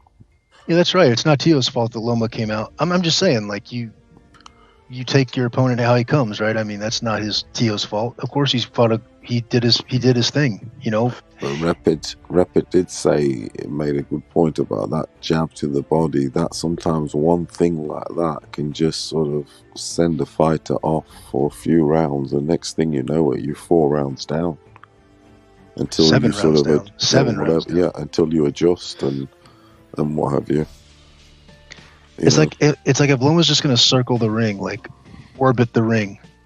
I'm not gonna chase after him. Like, I'm not stupid. I'm just gonna be in the middle. If it's a one jab to the body or one jab to the head or one power punch, that wins me the round, right? If Loma's not gonna throw back, that's my round. Right? So when you break 6 rounds and go into 7 rounds, you're down 7 rounds. Now Loma hasn't done anything and he needs a knockout. What the fuck? Like something ain't right. But Tio shouldn't have done anything different. He fought his fight. One thing I don't trust about Loma is, like, going forward when he does eventually fight Shakur and they sell his ass, is in that fucking Kome fight, he put in that performance where they could have stopped it. But then, as the fight went on, Kome went on to win rounds. I didn't like that. I mean, I don't know why Loma did that, but I didn't like. I think the round 10 in particular one of them was quite strong for Kome. It's like, what the fuck? You know, he was getting touched, and it's like, how have we got to this stage? So for those sort of reasons, I don't know. I just got my suspicions going forward with Loma when he fights these, like, when he does fight Shakur. Did you see Shakur do anything power-wise that indicates that he can hurt Lomachenko? He's not going to knock out Loma. No way. I don't think he's going to hurt him even. He has no fucking power. It's the other way around too. Shakur has fucked up knuckles, dog. He don't got no power for that reason. What was Shakur's opponent's name? Do you see Loma knocking Shakur out though? Maybe. Maybe. What was Shakur's opponent's name? What was that guy's name? Concenciao or some shit. Concenciao is putting hands. Concenciao is putting hands on fucking Shakur. All over. You won it. All over the place with no footwork, with dead feet. He won it. What do you think Loma's gonna do? I mean, I agree with you, and I want. They know that though. They know that though. They know that they're never gonna mix them, bro. They're never gonna mix them. That's why you saw the like apprehensive types of basically comments by Shakur. He says, "Oh, if they want me to, I'll fight Lomachenko." He's just saying, look at post that fight, bro. You notice like the wording by Shakur was very iffy, bro. Yeah, they told him to fight. Wait a minute, we need a different game plan for you. We need to like. we need to basically start feeding you some bums here and just keep you moving real quick, because you're not what we think you are, bro. Because he isn't, bro. Like, that exposed him big time. Bro. I mean, like, I can't chase these guys around and beg them to fight. Fuck them. If Lomachenko's back and he wants to fight 2 or 3 times a year, just fucking put him in the ring. I just want to see him fight. If Shakur don't want to fight him, fuck him. And if Haney wants to play games, fuck him. Like, fuck them. I don't care if they vaporize off the planet tomorrow. Either one of them. Peace. Just put on the fights. Loma will get in the ring every time. We know this, right? So that's guaranteed. Zepeda, Navarrete. These guys will get in there and fucking bang. Just show me some fights. I'm not chasing these cocksuckers around, right? And I promise you, Bob's old ass isn't going to either. He fucking seen a million of these guys come and go. Fuck you, you know? I feel like Bob is actually willing to play along with Shakur, at least, you know, like, with his career, you know, because if the guy comes to the scale 2 pounds over, you got no choice at that time but to just grind your teeth and say, all right, I guess you're going up. But like they never tried making Shakur cutting weight, you know, like they made it easy for him to win, you know, on purpose. Yeah, there's no making him. Yeah, you know? He wants to play ping pong. But the thing about it is, like, Aram, I think, is, well, number one, the good thing, I guess the bright side of this whole Teofimo thing, he's got plenty of time to fucking get back on track, you know, and he looks like he is doing it. So it's not the end of the world.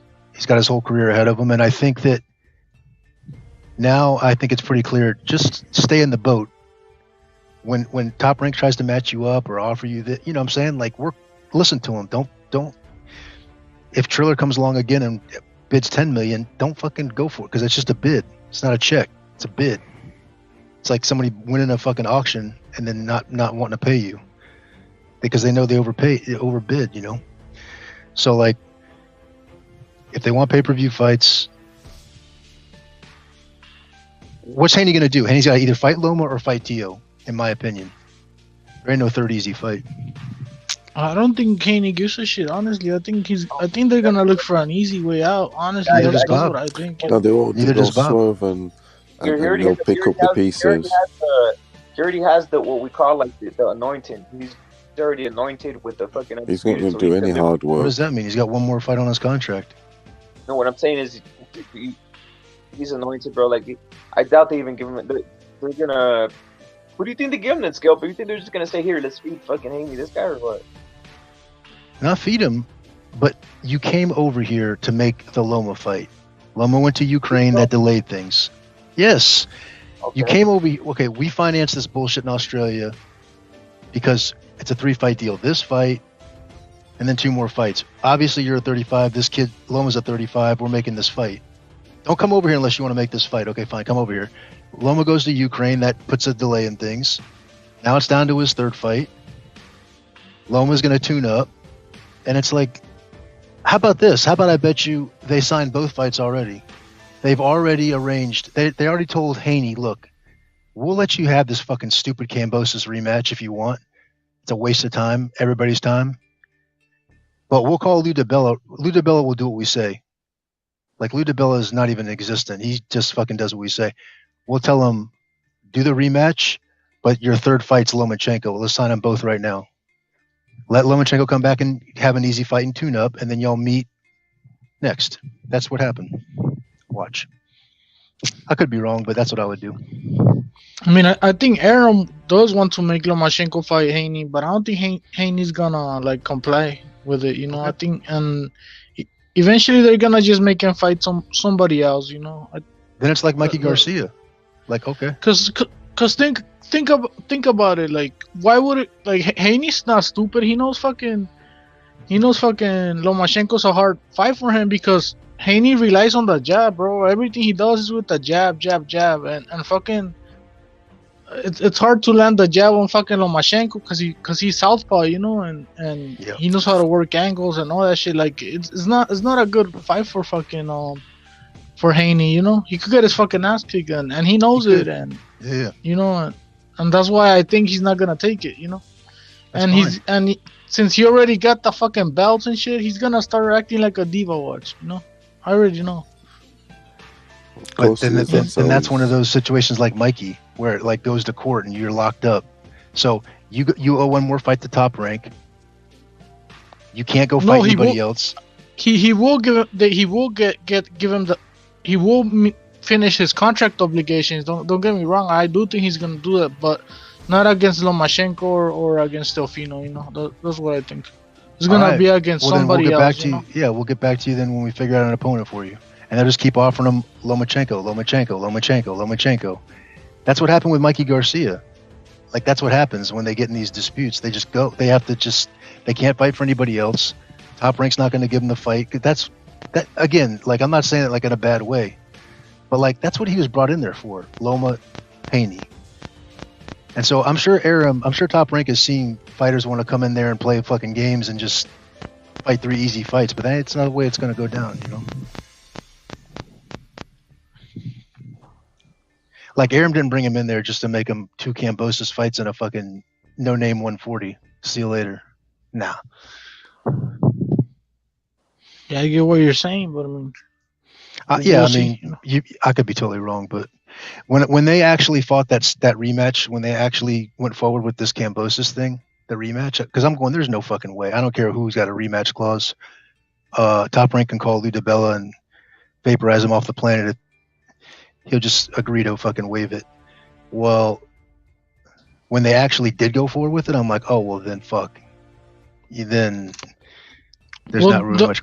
Right there, the option was like paying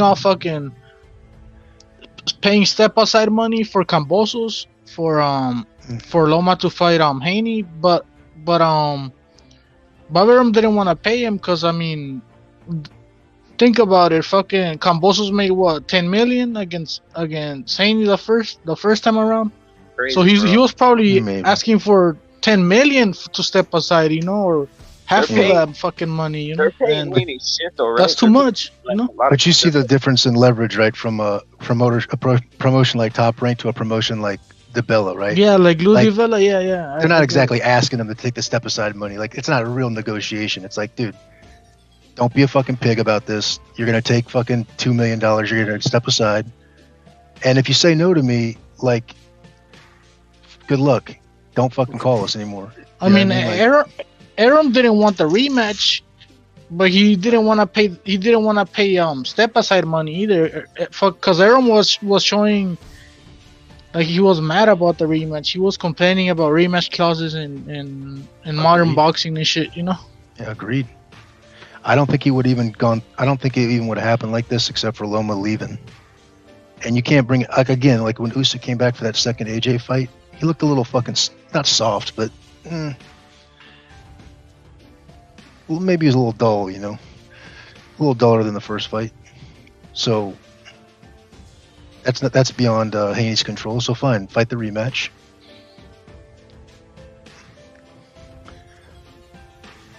Basically, Haney, he's gonna get exposed coming soon, right? Like, that's the one thing I do get. Like, the Lomachenko will expose either of them, to be honest.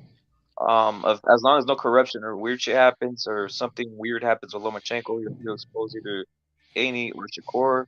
Or if they move up, they're definitely gonna get exposed. I mean, Haney's definitely getting exposed at 140. He doesn't have any power, bro, to back some guy down, bro. Once again, though, Repet, to beat him, you're going to have to knock him out because he'll be the A side and they'll be favouring him. He doesn't have to win that many rounds to win. I don't think you guys are missing this point hugely. You really are. These guys have to be knocked out to get beat. They only have to win 4 rounds. The rest, they get the swing rounds and they win the fights. It's mathematics. They're given the swing rounds, which the kind it always is. There's always at least 2 or 3 swing rounds in boxing. And they just have to win 4 rounds, which they can, obviously, with this level, holding that jab that is incredibly favoured these days. Always has been, but I'm just saying it's like it scores more. It's bonus points. And yeah, it's knockout or no go, Jose. I mean, I'll say it like this, right? I've just seen Shakur get beat 7-5, so I've seen it already. And with Shakur. Okay, yeah. And Haney. I think Shakur and Loma are both long-term top-ranked guys. So why not just let them fucking fight? I mean, why would it? Like they were talking about favoring robbing Tio or robbing Loma. Why would he rob Loma? Why would Aaron rob Loma? Like, no. I just hope not. Well, we'll see then, because he's the older guy. They might pass the torch to Shakur. Yeah, he's older, but he's not fucking. Dude, Loma's the best boxer I've ever seen. I've never seen shit like that. Yeah, I know. I mean, at one point they were talking on some other thing. They were.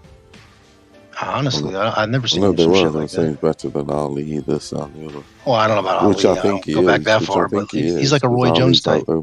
Ali's overrated anyway. He is better than Ali. I don't understand when people compare heavyweights to lightweights and shit. Yeah, and that's me. That's an old heavyweight. That was Bob Arum saying before my that. time. But I mean, like Roy Jones. Bob Arum and was saying that. You're saying Loma was better than Ali. That was Loma. Bob Arum saying that. Shakur's left-handed, isn't he? I did hear when Bob Arum said that. He did. Is Shakur left-handed? But he's not lying. Who isn't better than Ali? Like he's basically telling you a positive. But there's a lot of guys better now, to be honest. Hey, is Shakur left-handed? No. Shakur is. Shakur's gonna struggle a lot, and people don't get it because I've seen his hands. His hands are fucked. Look, Brittle.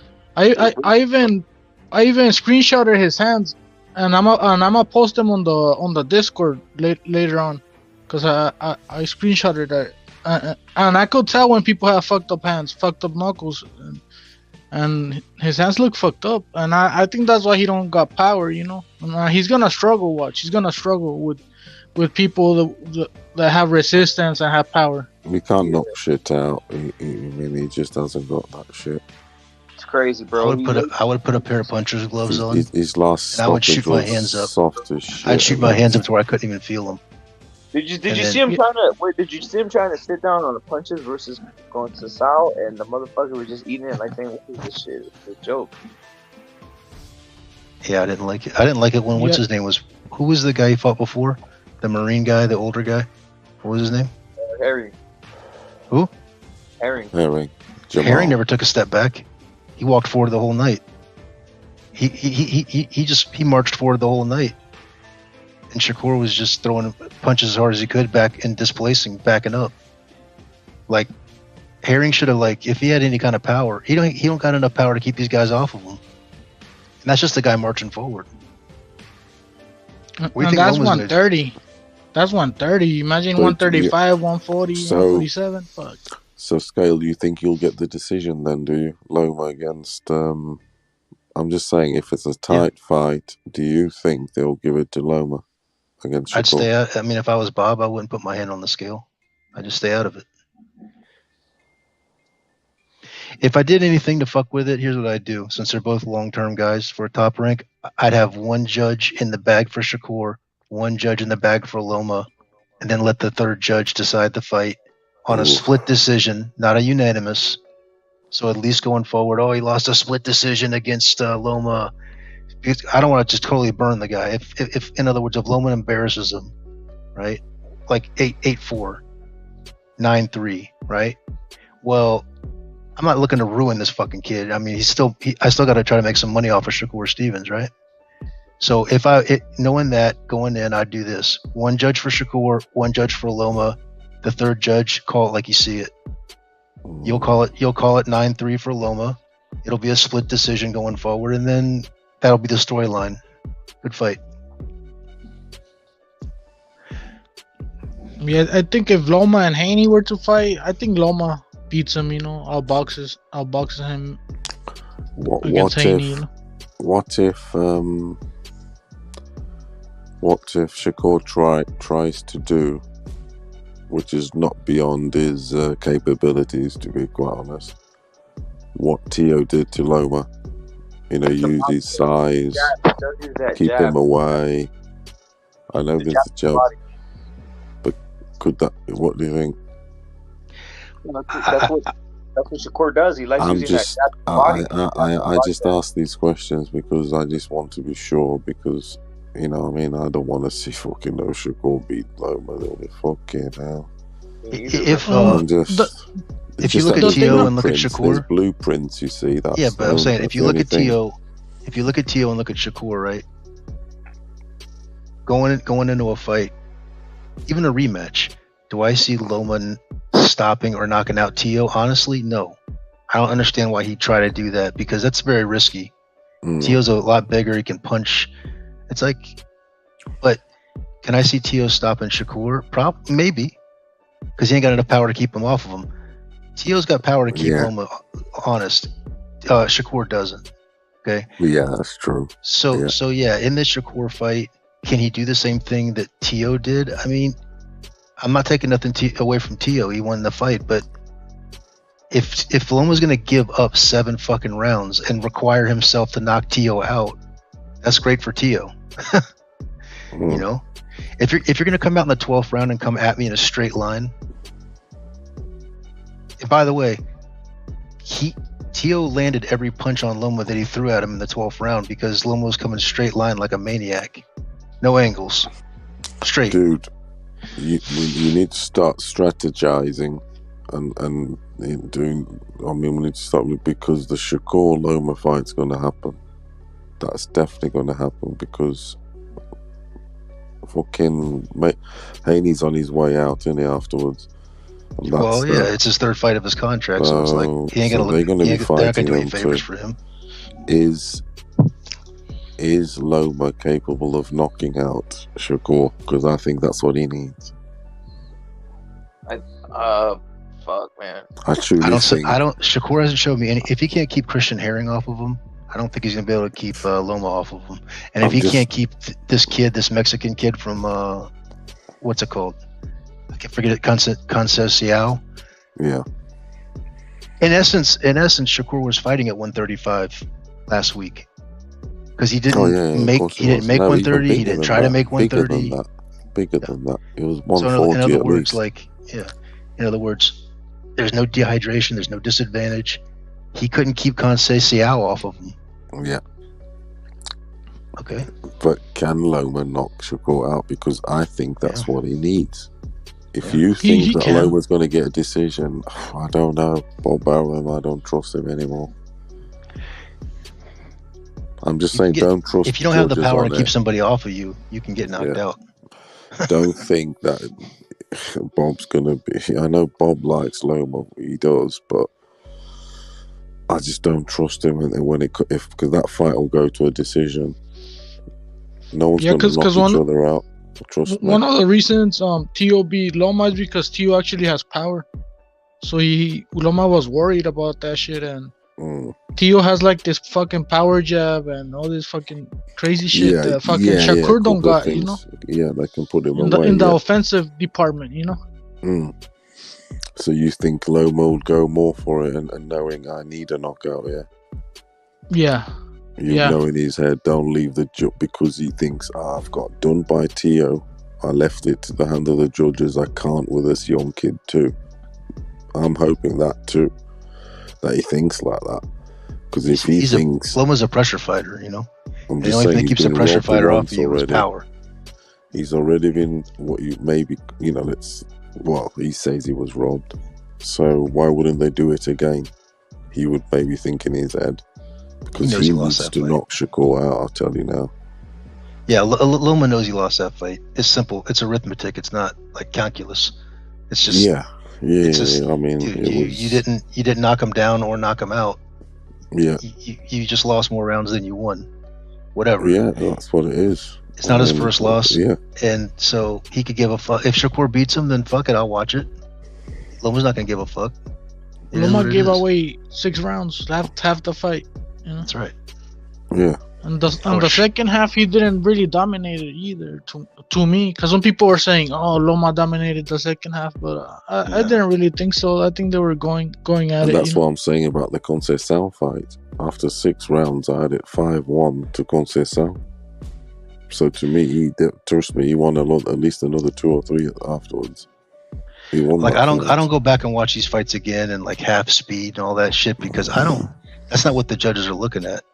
So I know people go back and count punches and say Loma won the second round. I didn't see it. I saw him lose 7 rounds in a row. I saw him lose 7 rounds in a row and then start taking angles in the 8th. Win the 8th, win the 9th, win the 10th, win the 11th. That's 4 rounds. And then I don't know who the fuck won the 12th because it was just like a melee in there. I only go back and rewatch fights when it was a close fight and when it's a good fight, because if it's not a good fight and it was close, of course, I don't want to go through that shit again. You know? Yeah, but I'm not gonna go back and like with a pencil and paper and critique, you know, Adelaide Bird. I don't give a fuck what she fucking wrote down. No one cares. But I'm just saying, like, no, I'll go back and watch a good fight for sure. But I mean, I'm just saying, like, what I saw that night live was 1, 2, 3 rounds go by, which is normal for Loma. But then when 4, 5, 6 went by, I'm going, holy fuck. And then when 7 went by, I'm going, okay, he needs to knock him out, and that's highly unlikely. It was just abnormal. So he lost a damn decision. That's all there is to it. And but I just don't think Shakur could. Okay, so when Loma started coming after Teofimo, even though he was coming in a straight line, at least Teofimo had some power to keep him halfway honest. You know what I'm saying? Look how many power shots Teofimo landed on Loma in the 12th round. Loma ate every one of them, but fucking Shakur ain't got that kind of power. Shit. I just think he gets overwhelmed. If it's a fair fight, I'll believe it. I mean, I hope it's a fair fight. Judges. I think it'll be fair. Shit, I hope, because fuck the controversy. You ever seen someone get? You ever seen Loma get low blowed? Yeah, Salido low blowed him. You think they're gonna stop that if it starts happening? That's a good point. You know, I don't know, Lomachenko, I think instead of looking over at the ref and banging on his thigh, he should fucking low blow Shakur back. That's the point, right? Like that's it's kind of like, it's kind of like football, like with holding. You know, everybody holds every play. You know, but it's like it's kind of like, you know, you should fucking cheat the rules. If the ref fucking calls it, he calls it. If not, fuck it, I'm gonna grab you. You know, it's just like, you know, Alabama definitely gets away with holding and all that shit. The SEC, every football game in every level, pro to high school, the PAL, those offensive linemen are trying to grab the defensive lineman, and you know, it's like, you don't fucking bitch about it as a defensive lineman. You go to the ref, hey, what the fuck? You know, you just like, if it's so obvious that the ref can see it, then they'll throw the flag. If not, fucking, they're gonna hold you. It is what it is. A lot of fixed fights. I mean, a lot of fixed refs in football, man. Yeah, but I'm saying, like, the low blows in boxing are the same thing. When he hits you low, and you look at the ref like, what the fuck, and the ref just shrugs your shoulders, well, you can either keep getting hit in the nuts and begging the ref to help you, which he's not going to, or you can punch the other guy back in the nuts, because by that logic, the ref shouldn't do anything. In other words, he should let you work in there, right? You hit me on the belt line, I can hit him on the belt line, right? And just see how long Shakur wants to do this. Yeah, that's what I didn't like about the last Shakur fight. That the ref was letting him throw the low blows and the elbows and the judo throws and all that shit, you know, and what did he finally deduct a point for? What did he finally deduct a point for? It wasn't for low blows. For a judo throw. He tried to like throw him on the ground. Wow, he threw him on the ground. The problem is that he did it again, and the ref didn't even took a point. You know, he should have taken another point. You know, because he did the same shit again. You know, he didn't learn. The funniest thing in the entire fight was the point when Shakur low blows him, bro, and the guy goes like he low blows him, right, and then you see the look on Shakur's face like, damn, I low blowed him. They're gonna take a point, but instead, oh yeah, I saw that. Yeah, instead they counted as a knockdown. He was and you saw look at Shakur like, what the fuck? Like, oh shit, they knockdown. It was a low blow. What the fuck? Like, that shit was fucking. That said it all to me, man. Because even Shakur was like, it's a low blow. Damn, they caught me throwing a low blow and shit. This is fucking ridiculous. Yeah, it's not that I can't blame Shakur, but like if he throws low 5 times and the ref never says a word or a warning about it, he's gonna keep. Well, Shakur would be stupid not to throw for the 6th and 7th time, right? Because again, he's got no power to keep him off of him. So you might as well hit him in the nuts if the ref's not going to call it. If the ref's going to let me hold, I'll hold. Fuck it. Let's go. Yo, since we're up real quick, I want to ask you something. Who wins the SEC? Who wins the Big Ten? And who wins the Pac-12? The SEC is like a fucking. I don't know, man. It's like a melee getting out of the SEC. But this is free for me, bro. I'll go in and I'll go in. I gotta say, I don't know. Georgia looks good. I guess in the East I'd give it to Georgia, in the West I'd give it to Alabama, and for the championship I'd say I hate Alabama, so I'll just pick Georgia. I'll pick Georgia for the hell of it. Yeah. Big Ten. I don't know. Give me Ohio State, and what was the other one? Pac-12 or whatever it's called out there. Yep. That's a harder question for me. I don't know what Oregon looks like, but is USC's up there this year, aren't they? Yeah, Oregon looks like shit, bro. It's just easy. It's gonna be all the fucking power. Everything's gonna rule this year, and Big 12, they're out of it, bro. It's fucking melee. USC looks good this year, don't they? They got beat, but no, it's all the SC is going to be Ohio State. It's going to be maybe Michigan. Michigan's probably looks pretty good. So yeah, Michigan looks good. SC, Ohio State, Georgia's going to take out Alabama. And then in the Big 12, it's Texas all the way, bro. But they're gonna have a couple losses and shit. Oh, that's right, Big 12, Texas. Yeah. Oklahoma shit, bro. They already lost to Kansas State. So. Well, what about the Pac-12 though? What about out west there? No, that's what I said. There's SC and that's it. SC's gonna run it. Salute to the Don. SC, yeah. South Carolina's trash, bro. The Trojans. Yeah. I'm about to cut the live right now. Scale. Hey man, I'm glad y'all are back. Hey, are you already prepping in the bunker and shit like that right now, or no? No, I'm done with that shit, man. I like to get done with that shit about a day early so I can chill and enjoy myself. Scoffing, bro. I heard some guy scoffing from Florida. I watched on my YouTube channel. Some guy was not boxing, some other shit, and he was scoffing. Salute to the Don again.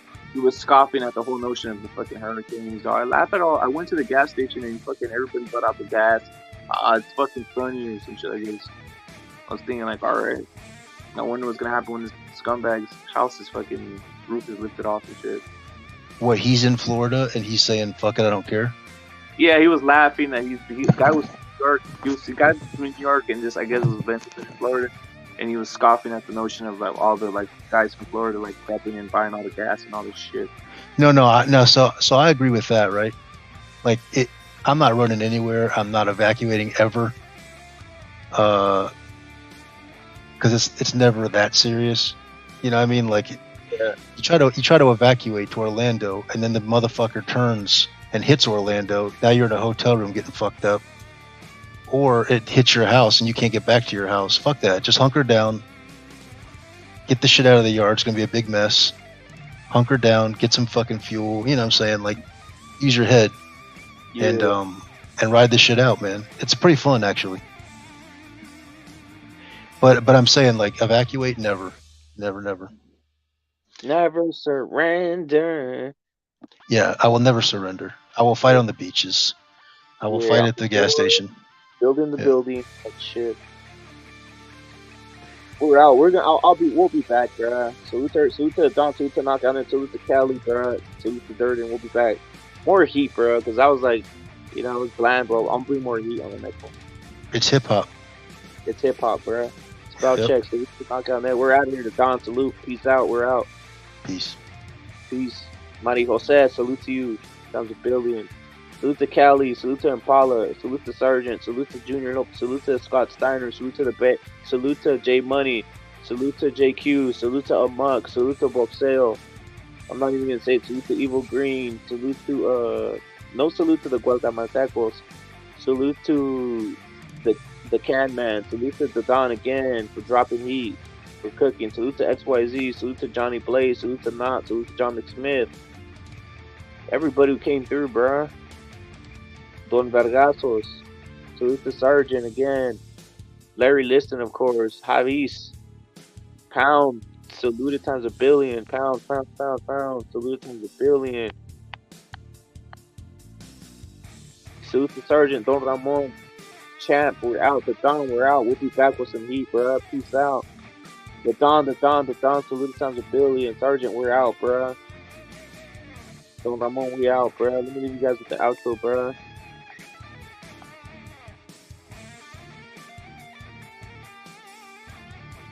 Why not this one?